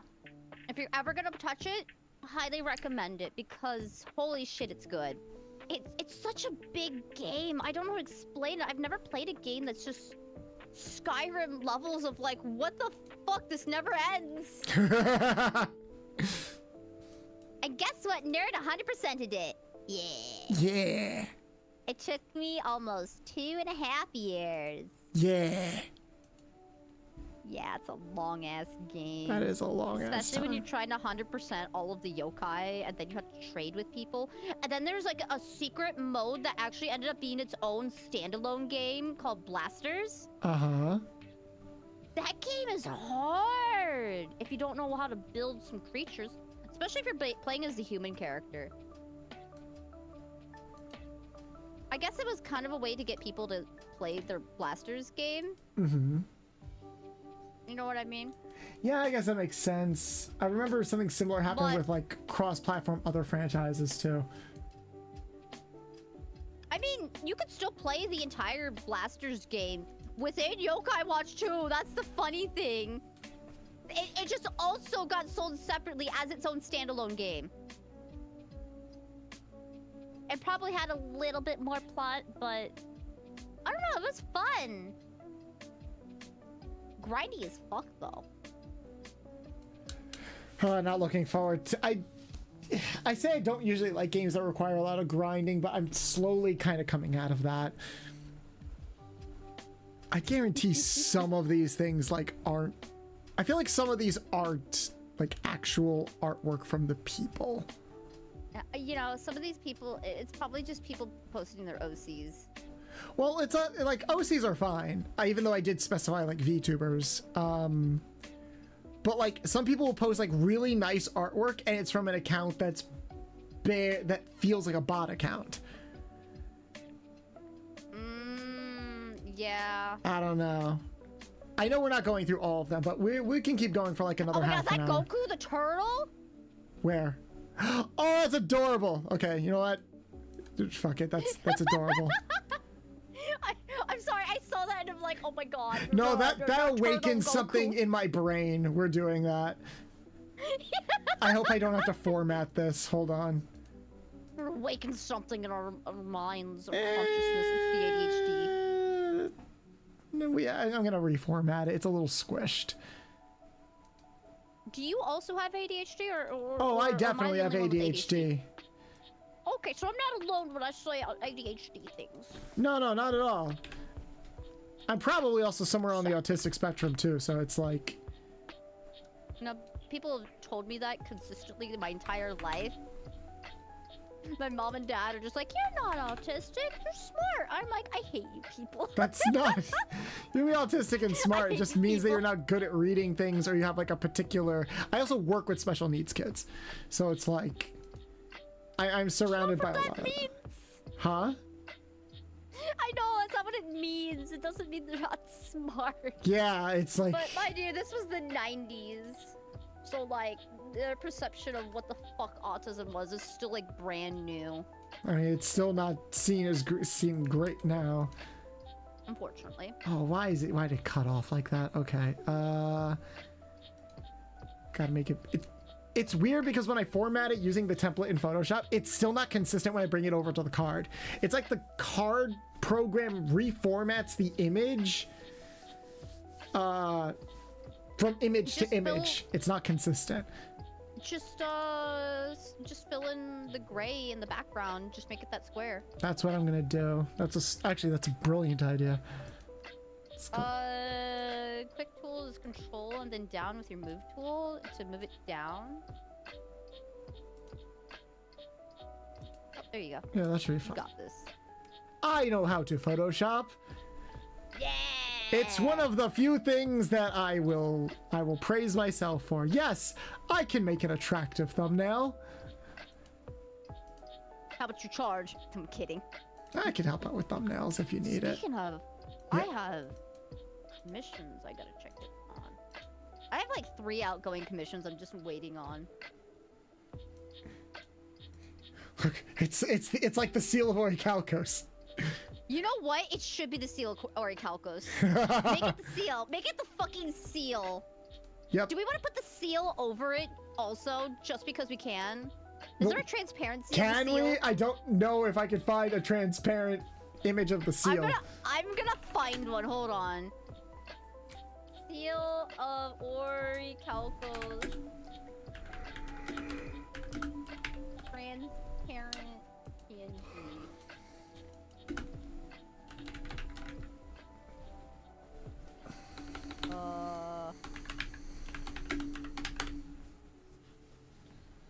There's some on DeviantArt.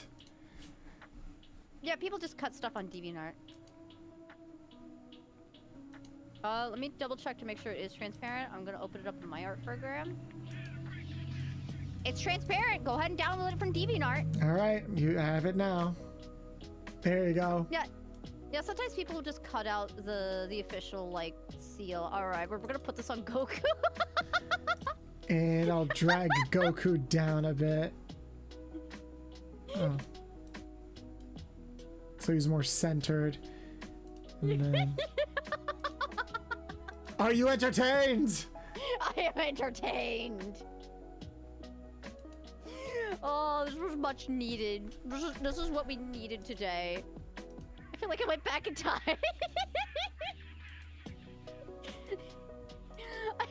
How was your day, Neko? This person probably sent this in as a joke, and they're just gonna be like, here you go, we got a joke back for you. Yeah, fuck it. You've been selected, motherfucker. Oh, see, now it's like weirdly. What the fuck? Why is it like that? I moved it to center it. Not to like, okay, I hate this. I guess go back? Adobe program, you're drunk. Get the fuck out of here. Also, you need to go on top. There, I guess I'll move it up a bit and move the seal up a bit. God damn it, Goku Turtle. Let's try this. I'm telling you, I think it auto formats it per image, so no two images are going to be like formatted the same way. Which is dumb, because that means I have to guess a lot of this. I mean, you could have done it the old-fashioned way. I'm not doing this in Photoshop. Yeah. I'm not doing this in Photoshop. I'm gonna make the seal smaller. Maybe that's the problem. Yeah, maybe we should make it smaller. Wait, does the seal extend outside of the box by No. any chance? You should be able to. I'm sharing my full screen. You should be able to see it in Discord. I see it. Oh, hit shift to make sure it's a perfect circle still, so you're not just making random shape. Control Z is how you go back.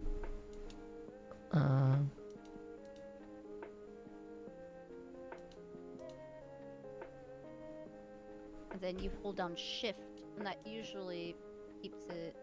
No? Maybe it's control then in Oh, Photoshop? nope, that's control. Oh,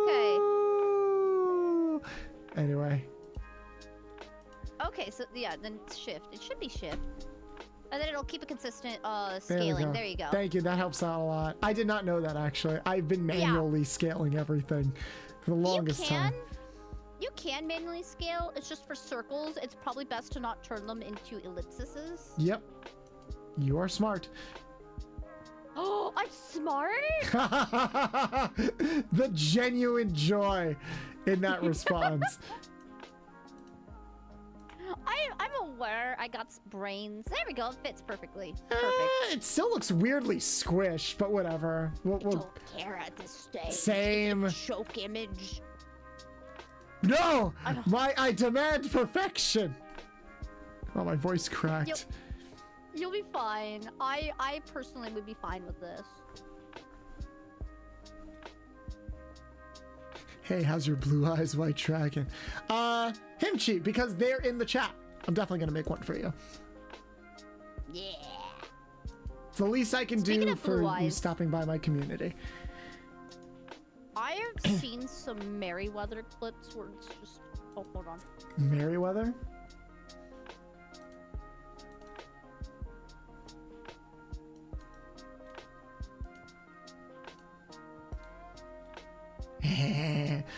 You know what? You Let's let me make know this a how- pendulum monster. We don't really have any pendulum monsters. What was I saying? ADHD, rewind. Do you remember what I was saying last? You said Merryweather. Oh yeah, I watch a bit of Merryweather, and sometimes he'll have clips where he's using his like blue eyes white dragon deck, and I did not realize there was so many blue eyes forms, like so many of them. I realized they make new blue eyes every time Kaiba appears on screen, but like there's so many of them. Yeah, they're still coming out with blue eye support. They've come out with a lot of Dark Magician and Red Eye support. Yup. It's surprising. We're getting a lot of furries, huh? Yep. I'm eating well tonight. Did someone just post the image of Aizen? Hold on, wait. They really did just fucking post Aizen. It's like, guys, come the fuck out. And see, here's the thing that sucks, because I can't use this as a card unless I meticulously go into Photoshop. Yeah. But I can't, and I'm not really going to, because there's not enough time, basically. I fuck Not with a time. this. I don't have an API to do it all for me. Yeah. I'm not smart enough to code just yet. I'm smart enough to code. I just don't have the time. Kitty cat! How's kitty cat? You found a kitty cat? Did you know this cat used to be a complete and utter asshole? Your cat? Yup. Well, not really my cat. This isn't my cat. It is my cousin who got kicked out of the house. This cat, but I guess it's mine now. Yeah, you have a cat? I have a cat now, I guess. But yeah, she's a cuddle monster. She'll meow in the middle of the night. Meow, meow, meow. While I'm trying to sleep, and it's like, pet me, pet me, pet me, pet me, damn it, I want to pet me.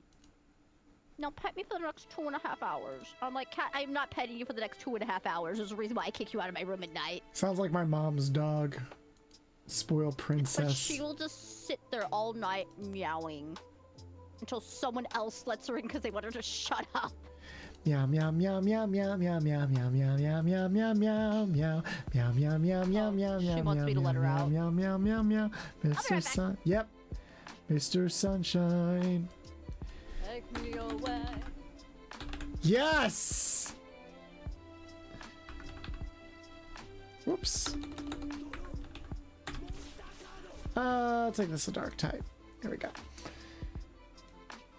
Export.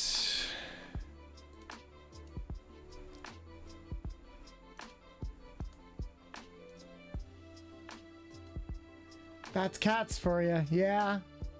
Says the Neko. Am I right?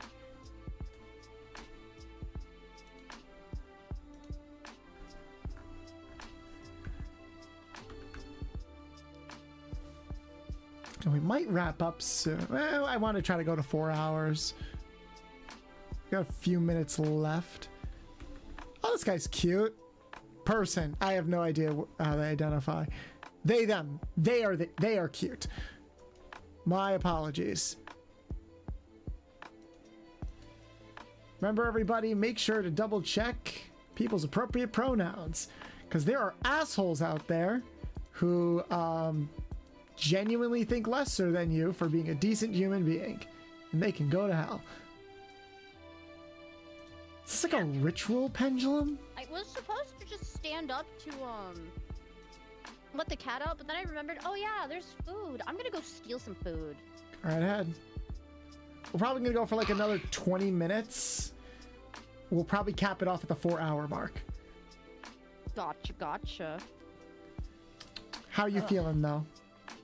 I'm feeling amazing. I'm glad. Thank you again for joining me on this. This has been a lot of fun. Of course, I'm gonna do this again.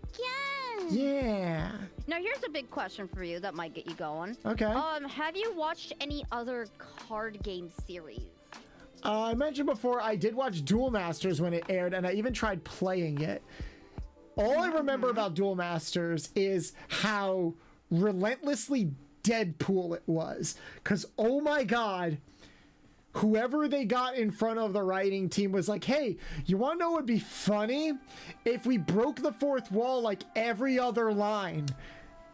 They broke the fourth wall a lot. As the comedy gag, they just like, we don't need the viewers to see this. It's like, what viewers? Yeah. Oh, the viewers. You know the viewers. No, like they directly talked to the viewers. Like they did that thing where it's like, and now I'm going to tell you of this flashback. Wavy, wavy, wavy, wavy effect. I'm like, oh my god, stop. Stop. No, It's not. Even like when I was younger, I'm like, this isn't funny when you overdo it like that. I feel like, despite how gay Cardfight Vanguard is, it's very gay. You might like it. I feel like I would. I've seen it a lot, and I've even seen like a lot of anime fans that I talk to and follow are really big into it. For me, it's like I'm gonna give the same answer I give when it comes to like Magic. There's only so much energy in my life I have for another card game. Even like another card game show. I just want the show. I don't care about the card game itself. Although, you don't have to get into the card game. I'm not talking about the show, the anime. Because I hear a lot of Yu-Gi-Oh players adore it because they actually, from day one, they stick to the actual like card format. Okay. So like, there's no rule breaking. There's no bullshit anime things. It's a bunch of guys getting together in a card shop, trying to do card shop things. It might seem boring, but it actually gets pretty interesting. Zyke VT, hello. Yes, you've revealed yourself. Oh! Greetings. We're still in the middle of making cards. Forgive me if I completely forgot if I made a card for you or not. I'm very tired. We could check now. We could check now. But how you doing? Welcome to my stream. I legit just had you up. Okay, cool. You could also do what Yomi did, where you have to show up to stream for your card to get made. I will do that next time. That way, people that are genuinely interested will get a card made. And then, oh yeah, you know, you're cute. I love your model. You're really cute. Your model is super duper dope, by the way. Yeah, Sunny's model is really, really cute. Wait, you're talking about mine? No, they're talking about yours. Yours is cute. I'm shifting. No, you're cute. Stop it. No, you're cute. You're cute. No, you're cute. No, you're cute. Oh my god. Oh my gosh. Like, just take a fucking compliment. I am taking the compliment. Why aren't you taking the compliment? Damn, I'm cute too. Oh my god, we both just slay. I'm gonna do the Z snap. Snap. Yeah. Calm down, calm down. Ladies, you're both pretty. I love that. I love that joke. Dude, where's my card? Dude, where's your card, dude? Dude, where's my card? Dude, where's your card, dude? Well, here's the thing. I never expected this to blow up. I thought I would just be making like 5 cards and calling it a night. I wasn't expecting like over 200 people. I don't even know how many cards I've made. I'll need to go through all of this again to like see which ones I've actually responded to and like maybe make a collage out of it. Ooh, I fuck with this guy. I'm kind of realizing my head angles are kind of bad, but that... It's the curse of having, like, old rig versus new rig. The joke rig has more head angles than my big model. I can't believe I'm getting so good. I have good range on an egg yolk. Yeah. I mean, the egg is the most recent thing you've worked on anyway. So it makes sense. It makes sense that it would probably have, like, the most additions to it because it's the culmination of everything you've learned. This is definitely... Actually, this outline already looks perfect. I'll make it a level 7. You know what? What? Yeah. Yeah, this already looks great. Like Earth Warrior, there you go.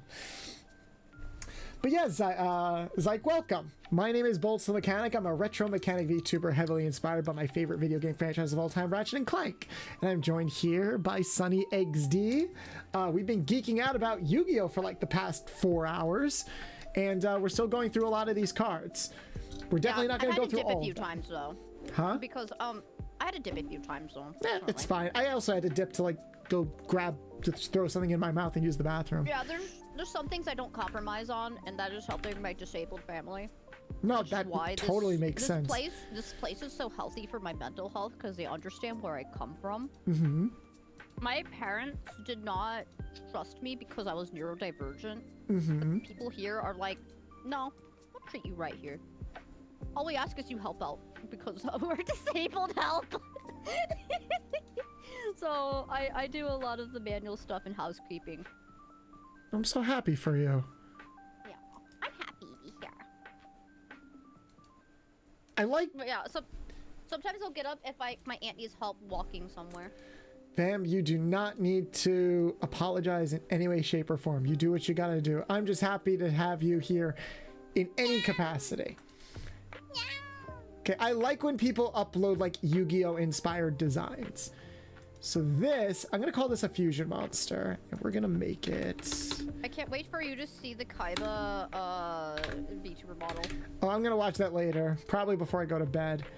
I was gonna make this a dark type spellcaster. I hope the aliasing looks okay. Looks a little weird on my monitor here, but Oh, you know what you could do? what's up? Do you have anime nights for your Discord server yet? Do I have an anime night? Yeah. Yeah, we watched Dragon Ball last week. Oh, I was gonna say you could always do Zexal, and I could try showing up to all your Zexal ones. I wouldn't mind rewatching. Early Zexal's rough. It is. It is. It's really rough. But at least you'll have someone to go through it with you. That's fair. I'm still working with people on updating my Discord in order to make the community still engaging.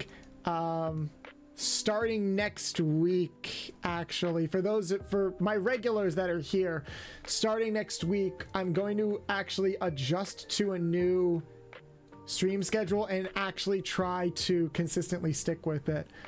We're gonna try to stream a minimum of 3 days a week. This actually looks perfect too, just keeping it as a fusion. Did you not stream 3 days a week before? I did, but the days were more spread apart. It was like Tuesday, Wednesday, and Sunday.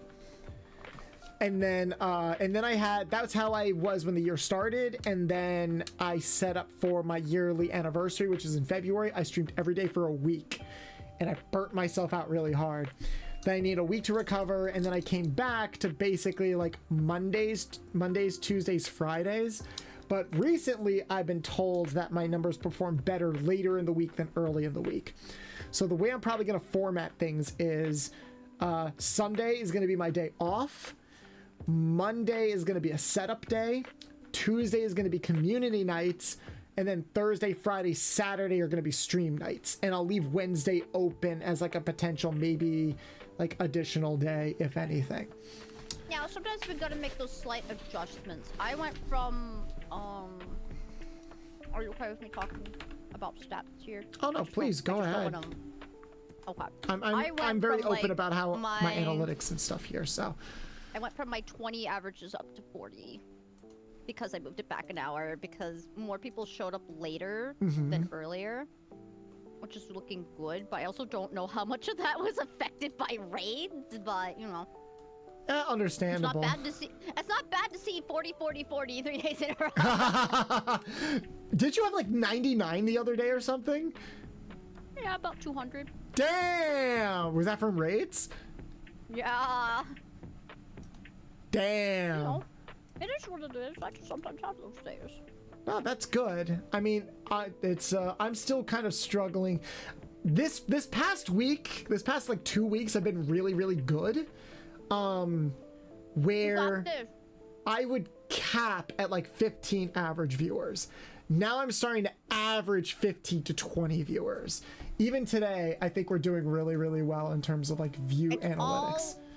A lot of it is consistency. Yep. As long as you're consistent, people will know, oh, hey, it's XYZ day. This is the day I watch this person. And then they come home and then they make your home your home. This is your home now. Welcome home. Hi. We're here. Good morning. Would you like me? Perhaps some dinner? Oh wait, no. Would you like a bath? Would you like some dinner? Or maybe me? Usually they pick you. Although, in my case, they usually pick the bath option. Why do they always pick the bath? Don't you want me? No. No. Bath stinky streamer. No, I think you hit the nail on the head. My biggest problem is consistency because my real life is like very, very hectic, but I really need to kind of batten down and be a bit more consistent about it. And you know, that a lot of it comes from like watching guys like you and Yomi and everybody and trying to like figure out what works for me. I think my biggest problem is two things. It's not like my quality or anything. I think my quality is actually probably above average. Yeah. In terms of like my model and presentation, everything. My biggest problem is two things. One, it's consistency. Like you said, it's like just find days, find games, and just stick to them. Like actually stick to them so that they matter. And the second thing is branding. I feel like most of my I feel like I'm 80% of the way to fully figuring out what my branding is. You are the person that has that crazy retro knowledge. Yes. And that's great for like shorts, and I'm able to bring that over, but bringing that over with streaming is still a bit difficult. Like I still don't think people are like come to me for that specifically, you know, but I'm working on it. I mean, it's like when I was in Yomi's stream the other day, and she was like, oh, introduce yourself. I'm like, oh, you know, I do retro fun facts and stuff like that. And then Yomi, cheeky bastard that she is, I love her, was like inadvertently threw me a curveball because we were talking about superheroes. No, we were talking about voice acting, and it's what were we talking about? Oh yeah, one of us made an Adam West joke. So Yomi was like, oh, it's a shame that, like, you know, Adam West passed away so recently. I'm like, oh, actually that was Kevin Conroy. Although when Adam West passed, and then I went on a tangent sharing like my knowledge about like, oh, you know, when Adam West, actually, Kevin Conroy's last voice acting role is probably going to be Crisis on Infinite Earths, which is a direct-to-Blu-ray animated movie two-parter based on the Crisis of Infinite Earths storyline, where they show multiple versions of different characters. So that's probably going to be his last voice acting role, which is good because that means that awful scene in Suicide Squad isn't going to be the last thing he ever voiced. Although Adam West, the last work he ever did before he passed away, was also an animated movie based off of the Adam West TV show, where they got him and the original actor for Robin, who's very, very old right now, to come back and reprise their roles in animated form, which is a really nice gesture. Apparently the movies are really good. And then Naomi's like, you motherfucker, I tricked you into sharing your knowledge. Yes. I'm like, damn it. She like intentionally fumbled a fact so I would actually her. And then go on the fun fact tangent. I'm like, you son of a bitch. I love Yomi so much. Particularly for that reason. And Zyke, thank you so much for the follow. I really appreciate it.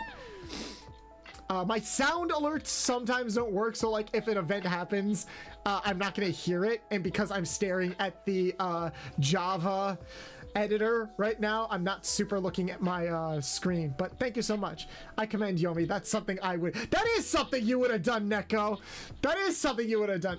Fun fact, Neko is like an IRL friend, cosplay buddy, actually. Neko, how long have we known each other? Like 4 years? It's been a while.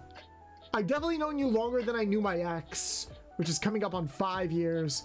So, God, it's probably closer to 6 or 7 years, maybe. Damn, we're old. My notifications, I'm barely looking at my notifications. I just know they're probably destroyed on Twitter. Long enough to be close buddies. I appreciate you, fam. Aww. Did I save this? I didn't save it. Export. Now it's saved. My parents probably have no fucking idea what the hell I'm doing. Do they need to know?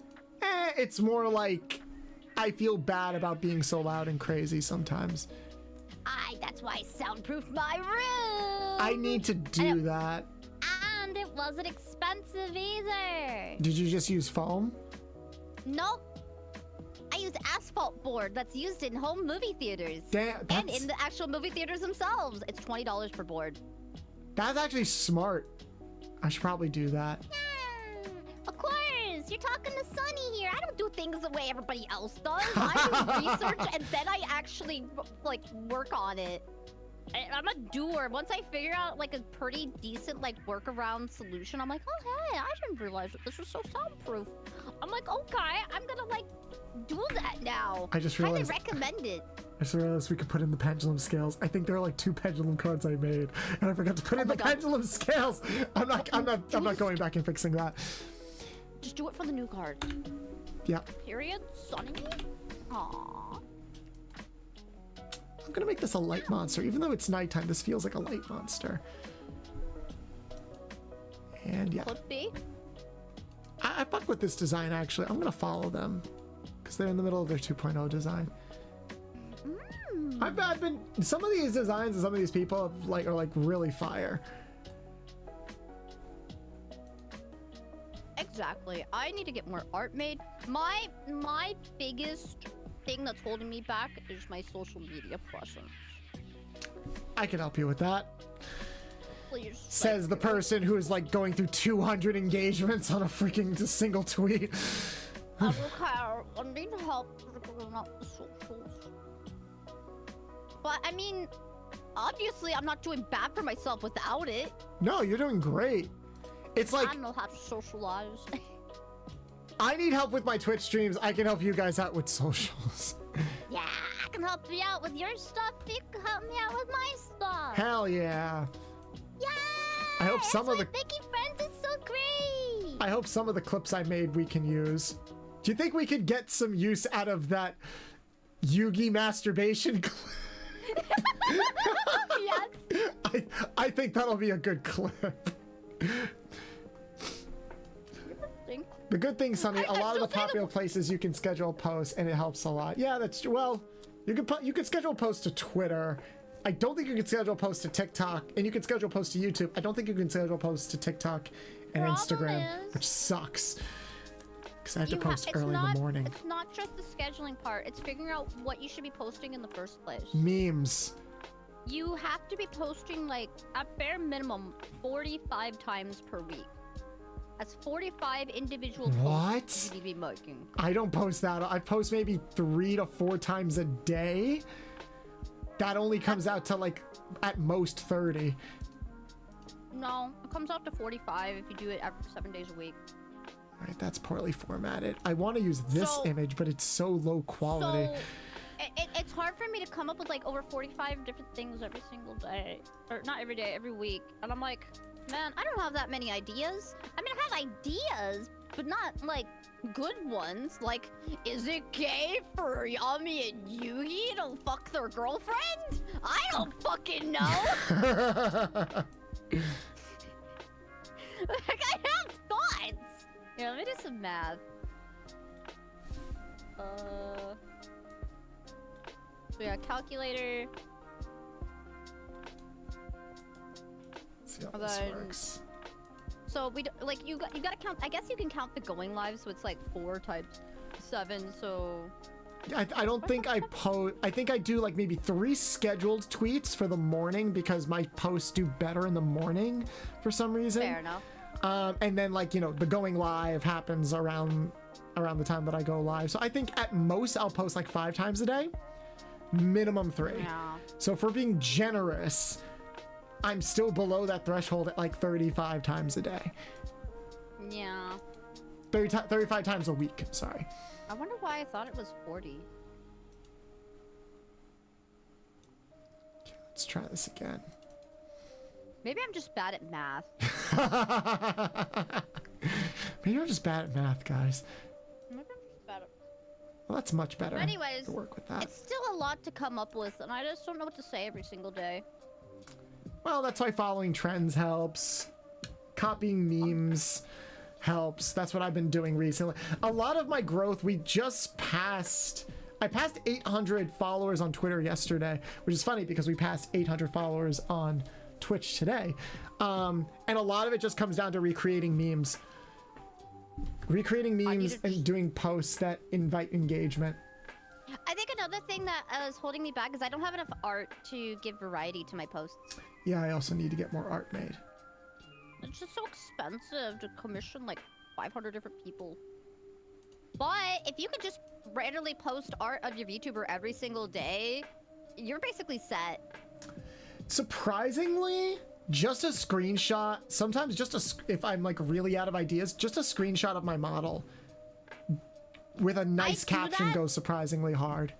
I do that all the time. It just doesn't pick up, but that's probably because I'm this model. I'm not. I don't have booba. I don't have human hands. I can't even do those memes that people do, where there's that really cute looking like winter outfit and holding the cheeks. Oh. Did you try using the meme template that I shared? Which meme template? The one with like the circle, where it's like I find a friend, I talk to them, I blank, they run away, I find a friend. Oh, I plan to. Okay, yeah. I plan to. I'm going through all of these meme templates myself. Granted, some of these I can't use. Yeah, you are kind of limited by the anatomy a little bit. Yeah, like Team Titty, Team Tushy, and Team Tummy. It's like, excuse me, what on me that screams that? Hey, I would love nothing more than to be Team Booba, but unfortunately, they are not that much. And as I could like be a pun intended, I could be a dick and like make it like Team Dick kind of, because I am AMAB, but it's like nah, I don't want my shit to get sensitive. I do have a lot of not safe for work art. I do want to get more not safe for work art made. Actually, I'm gonna share an image. How do you feel about not safe for work? I don't want to send you anything uncomfortable. I'm okay. Okay. I'm okay with it. Okay, I'm having an artist work on something with a friend of mine, and oh, should I might have to send it from my phone, so my model's gonna freeze for a quick second. They're almost done with the artwork, but they also added like a little doodle, and it's hilarious. I'm curious how much of he was furry.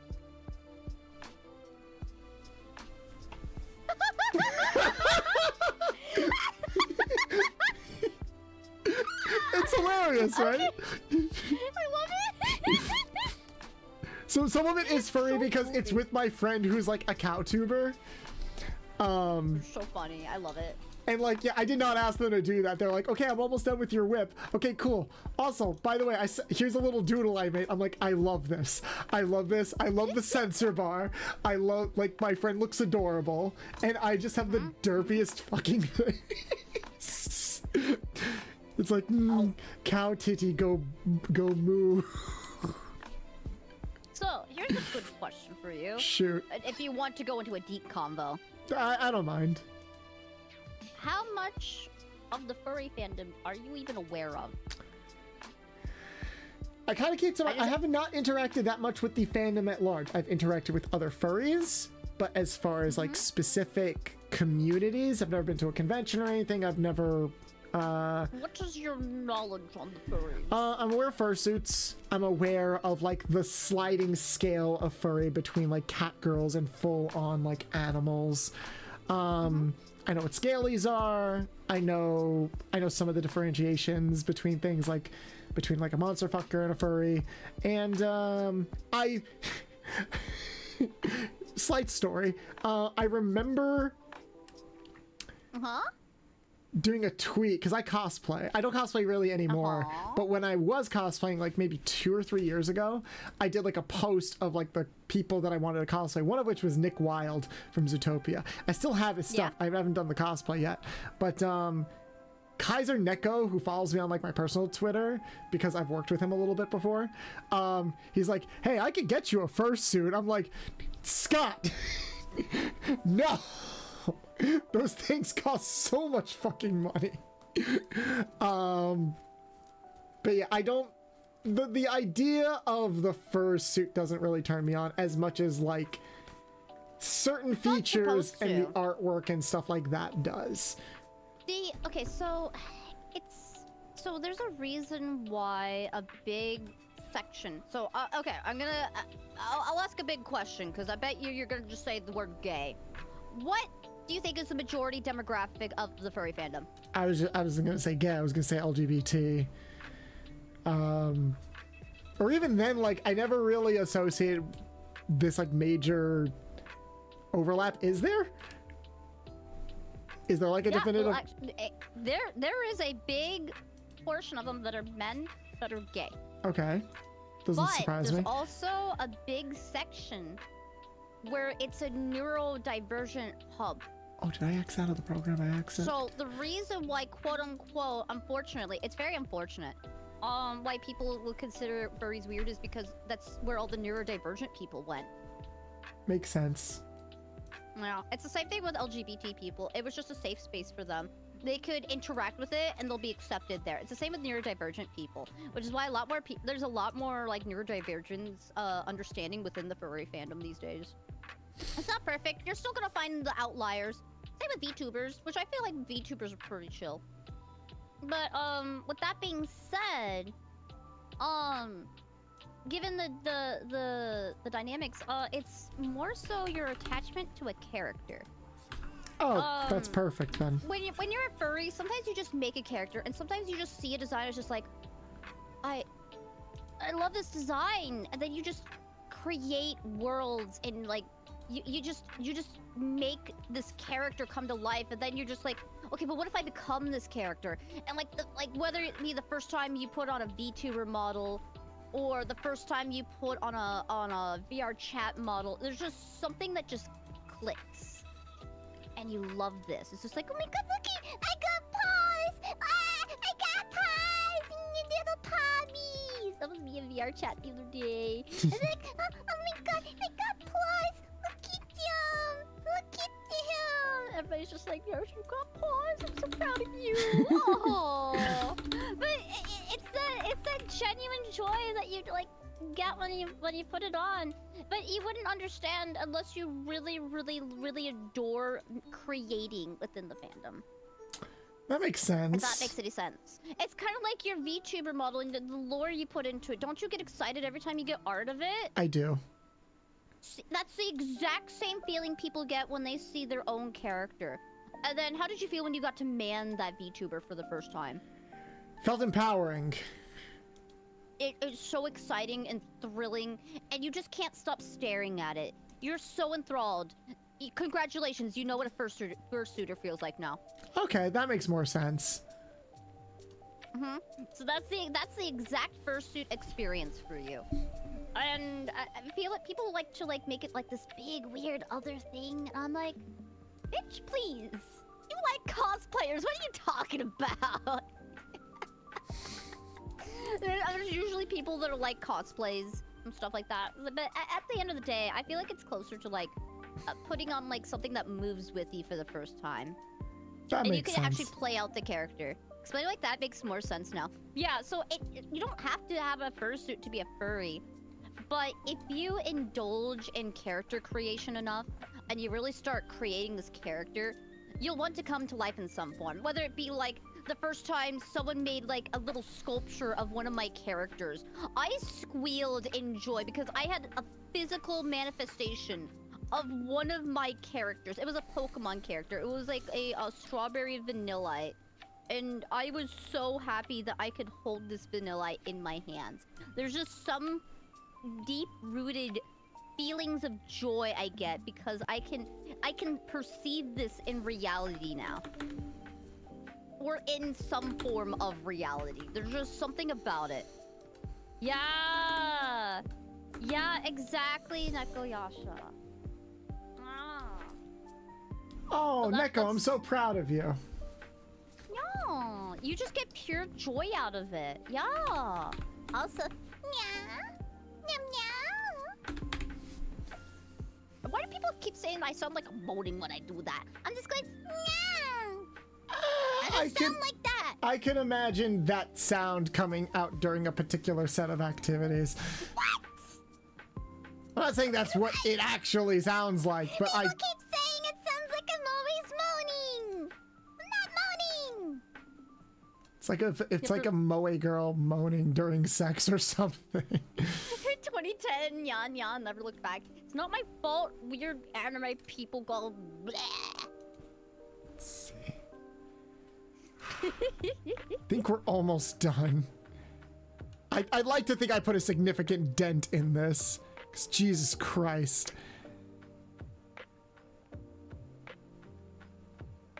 Do we have any that looks like Bakura? Probably. Wait, did I get lore? I forgot to get. I'm getting lore. You know what? Actually, Bakura was disappointing. You mean Zark? Whatever the fuck his name Zark. was? Yeah, Zork. Zark was fucking Zork. disappointing. His name was Whatever Zork. his name was, Zork. Yeah, he was disappointing because like He kinda appeared in the Battle City, but at the same time, he did absolutely bumfuck nothing, and we barely got to see Bakura as Bakura, so he was just kind of like, oh, I guess you're here now, even though the main character is Zork. Bakura's like the cockroach that keeps coming back after every nuclear bomb. Let's do something! I mean, he does, it just doesn't amount to anything. I know!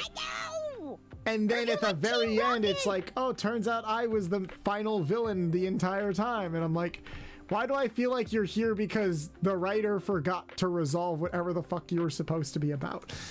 It's true! I'm like, what the fuck, Zark? What do you mean? I mean, his backstory is tragic and metal as fuck, but yeah. Yeah. But he's such a fucking, like, I'm edgy. I totally got this. I'm gonna do the bad guy thing. I'm the bad guy. I'm gonna pretend to be Bakura. Hey guys, I'm totally nice again. I'm British though. The accents were great. Wasn't he like have a British accent or something? Yeah, he had a British accent, and he same actor play. I don't know what it is about this actor's not British. But I don't know what it is with him and British accents. Because he also played Jack Atlas, and they were like, yeah, just keep the British accent, just be Bakura, but like less evil and more asshole. Like, okay. I'm debating taking voice acting gigs. I've been experimenting with voice acting a lot lately, and it's kind of made me want to get into it more. I'm actually doing a voice acting stream tomorrow on a friend's channel. A lot of people have told me, it's like, you sound like you would voice an anime character. I'm like, well, that's great. Which one? I don't know, the cute ones. I'm like, okay, cool. I gotta go find where all the gacha games are, and I gotta go voice some characters. Like, Those were some good efforts. What, efforts? Do you know what an effort is? What's an effort? So you know in video games when, like in a fighting game, when a character will grunt or go, those are called efforts. I learned that from Naruto's voice actors. oh, they're efforts. Yeah. And voice actors hate them because it's like, because that's literally all you're doing for like an hour straight. And it wears on your soul.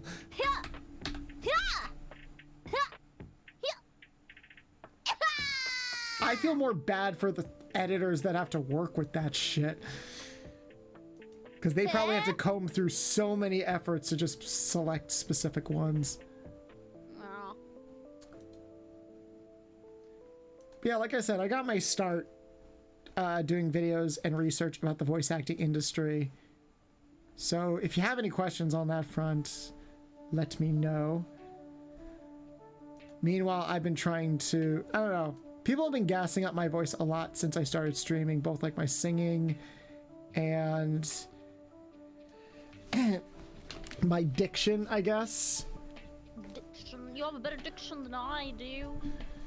No, I still trip over my own words. You have a great radio voice. Thank you. You have a great radio voice. I never knew. Voice is very appeasing. Oh, thank you guys. See, that's what I mean. Like, you guys will gas me up, and then it'll make me for a split second think, maybe I could do something more with this. I don't know. You guys should have heard me. Role-playing streams? Huh? Thought about doing role-playing streams? I wouldn't mind doing that. It's, you know where I'm at right now. I can't get too much into it with trying to figure out like a steady stream of content and stuff. I did test ASMR streams. Those did okay. Here's a question. Yeah. Do you know the full encompassment of what entails a role-playing stream? Do you think it's just the nasty? Or do you think it's more than that? No, I know it's more than that. Part of me wanted to do a stream where I just voice acted the Killing Joke. Or voice acted comics and stuff. No joke, I entered a monologue contest a couple of years ago. Where basically you got up on stage in front of people, in front of judges, and you had to perform a monologue. And it was like either you can write your own monologue or you can pick a pre-existing one. And I used the Joker's monologue from The Killing Joke. The one specifically that he gives to Jim Gordon before he sends him into, before he sends him down the thing. Hold on, let me see if I have it. Also, I got this book signed by Kevin Conroy himself. Nice. Cost me like $50, but it was worth it, especially now. What? The one thing we all are. Oh, I should probably wait. Here we go. That we are. Okay, I have it here. Yeah. How are you still alive? Because I'm a fighter. Also, I'm trying to make sure that my streams go to 4 hours minimum. Let's see. Oh, here we go. Remember? Oh, I wouldn't do that. Remembering's dangerous. I find the past to be such a worrying, anxious place. The past tense, I suppose. Memories, they can be so treacherous. One moment you're lost in a carnival of delights, with poignant childhood aromas, the flashing neon of puberty, all that sentimental candy floss. And then the next it leads you somewhere you don't want to go. Somewhere dark and cold, filled with damp, ambitious shapes of things you'd hope were forgotten. Memories can be vile, repulsive little brutes. Like children, I suppose. So, there's more to it. I don't want to get too loud because my family's asleep. But I did that. Huh? Damn. I got to the semifinals, and then Fair enough, fair enough. but it's I would like to do more stuff like that. But again, it's also a case of whether or not that's what people are interested in. Yeah, but I will say, you wanna poke the critter? I'm right here, poke me! Poke the snoot! Poke the snoot! News. One thing we all are is puppet masters. Yeah. VTubers don't realize it, and I've noticed a lot of VTubers don't puppet their model. Do you know what I mean? Like the Italians, they lose their arms a lot, but for VTubers, you should be nod your head.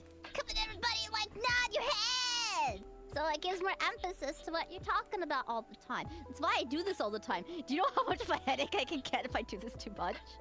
Probably a massive one. I mean, I'm always flexing my eyebrows because that's how my ears point up. Yeah. And then you have to have over-exaggerated mouth movement. Yeah, in order to get them as specific as possible. No, just to exaggerate it so it's not just lip flapping. I'm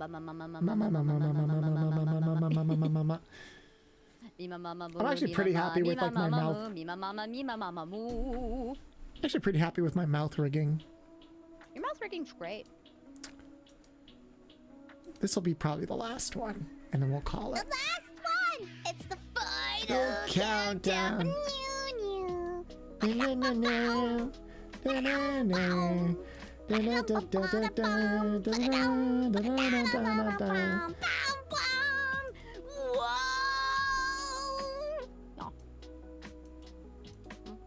Learning a lot.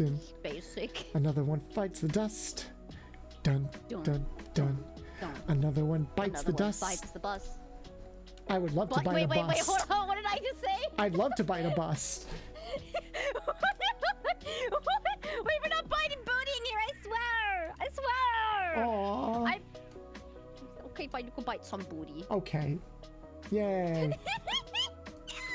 Why am I always accidentally sus? Accidentally? Yeah, this happened the last time when I was on stream with ID. I asked him, okay, so I was trying to gauge what level of furry he would be. I asked him if he would like a tail. One that's like a plug. It's only a matter of time until we bring ID to our level. I know it. I've been slowly conditioning him with my YouTube shorts.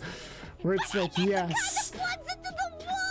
We will talk about how humans and Pokemon used to fuck each other. Hello? Yep. You watch my recent YouTube short. Yes, I did. There I you watch go. all of your shorts. I've been watching them since I met ID, actually, just secretly. I'm secretly being like, ooh, woo, I love this, ooh, woo. What? Now I'm embarrassed. Yeah! I've been watching it since like you had only a couple hundred views, if not like, you know. You've been watching me since like what, November?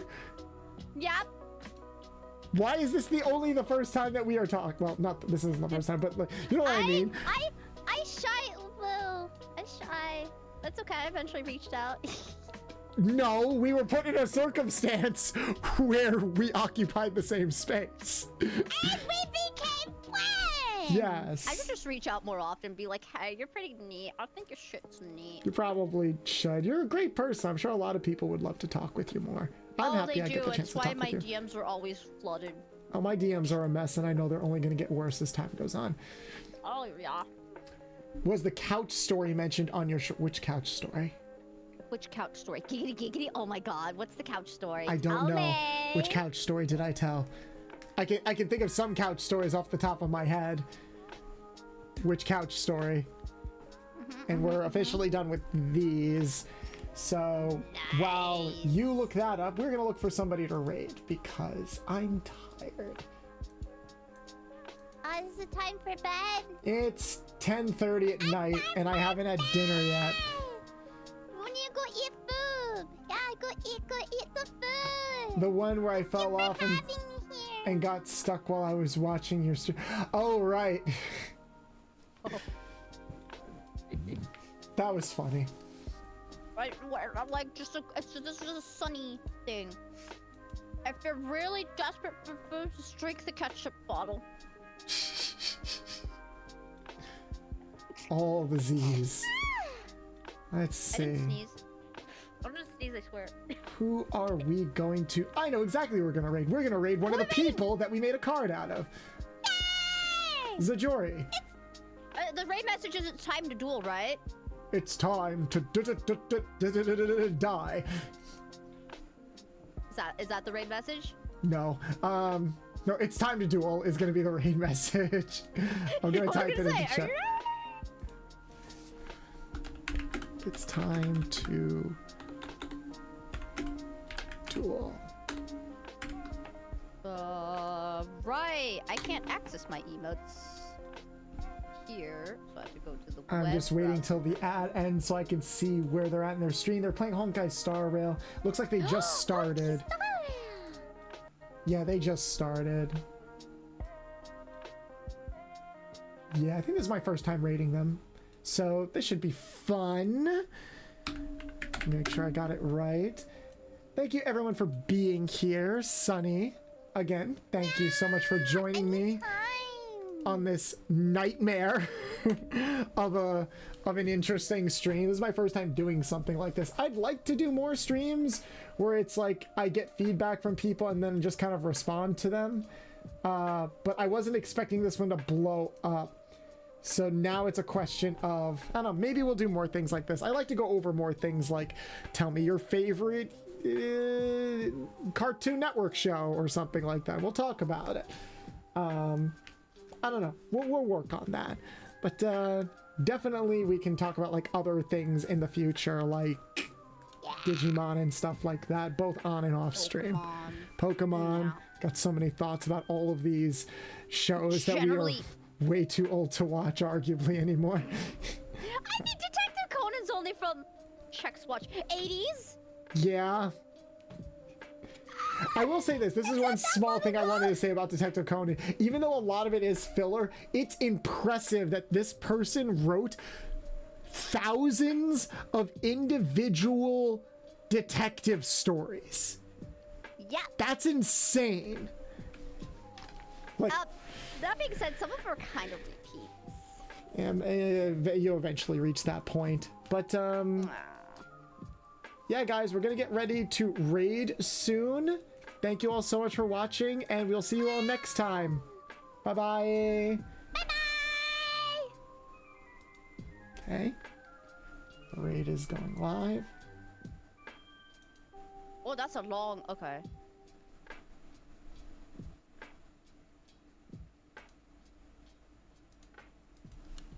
Need to be a follower. Oh, okay. To duel. Oh, are you still streaming? Yeah, I keep it up for a few minutes. Okay.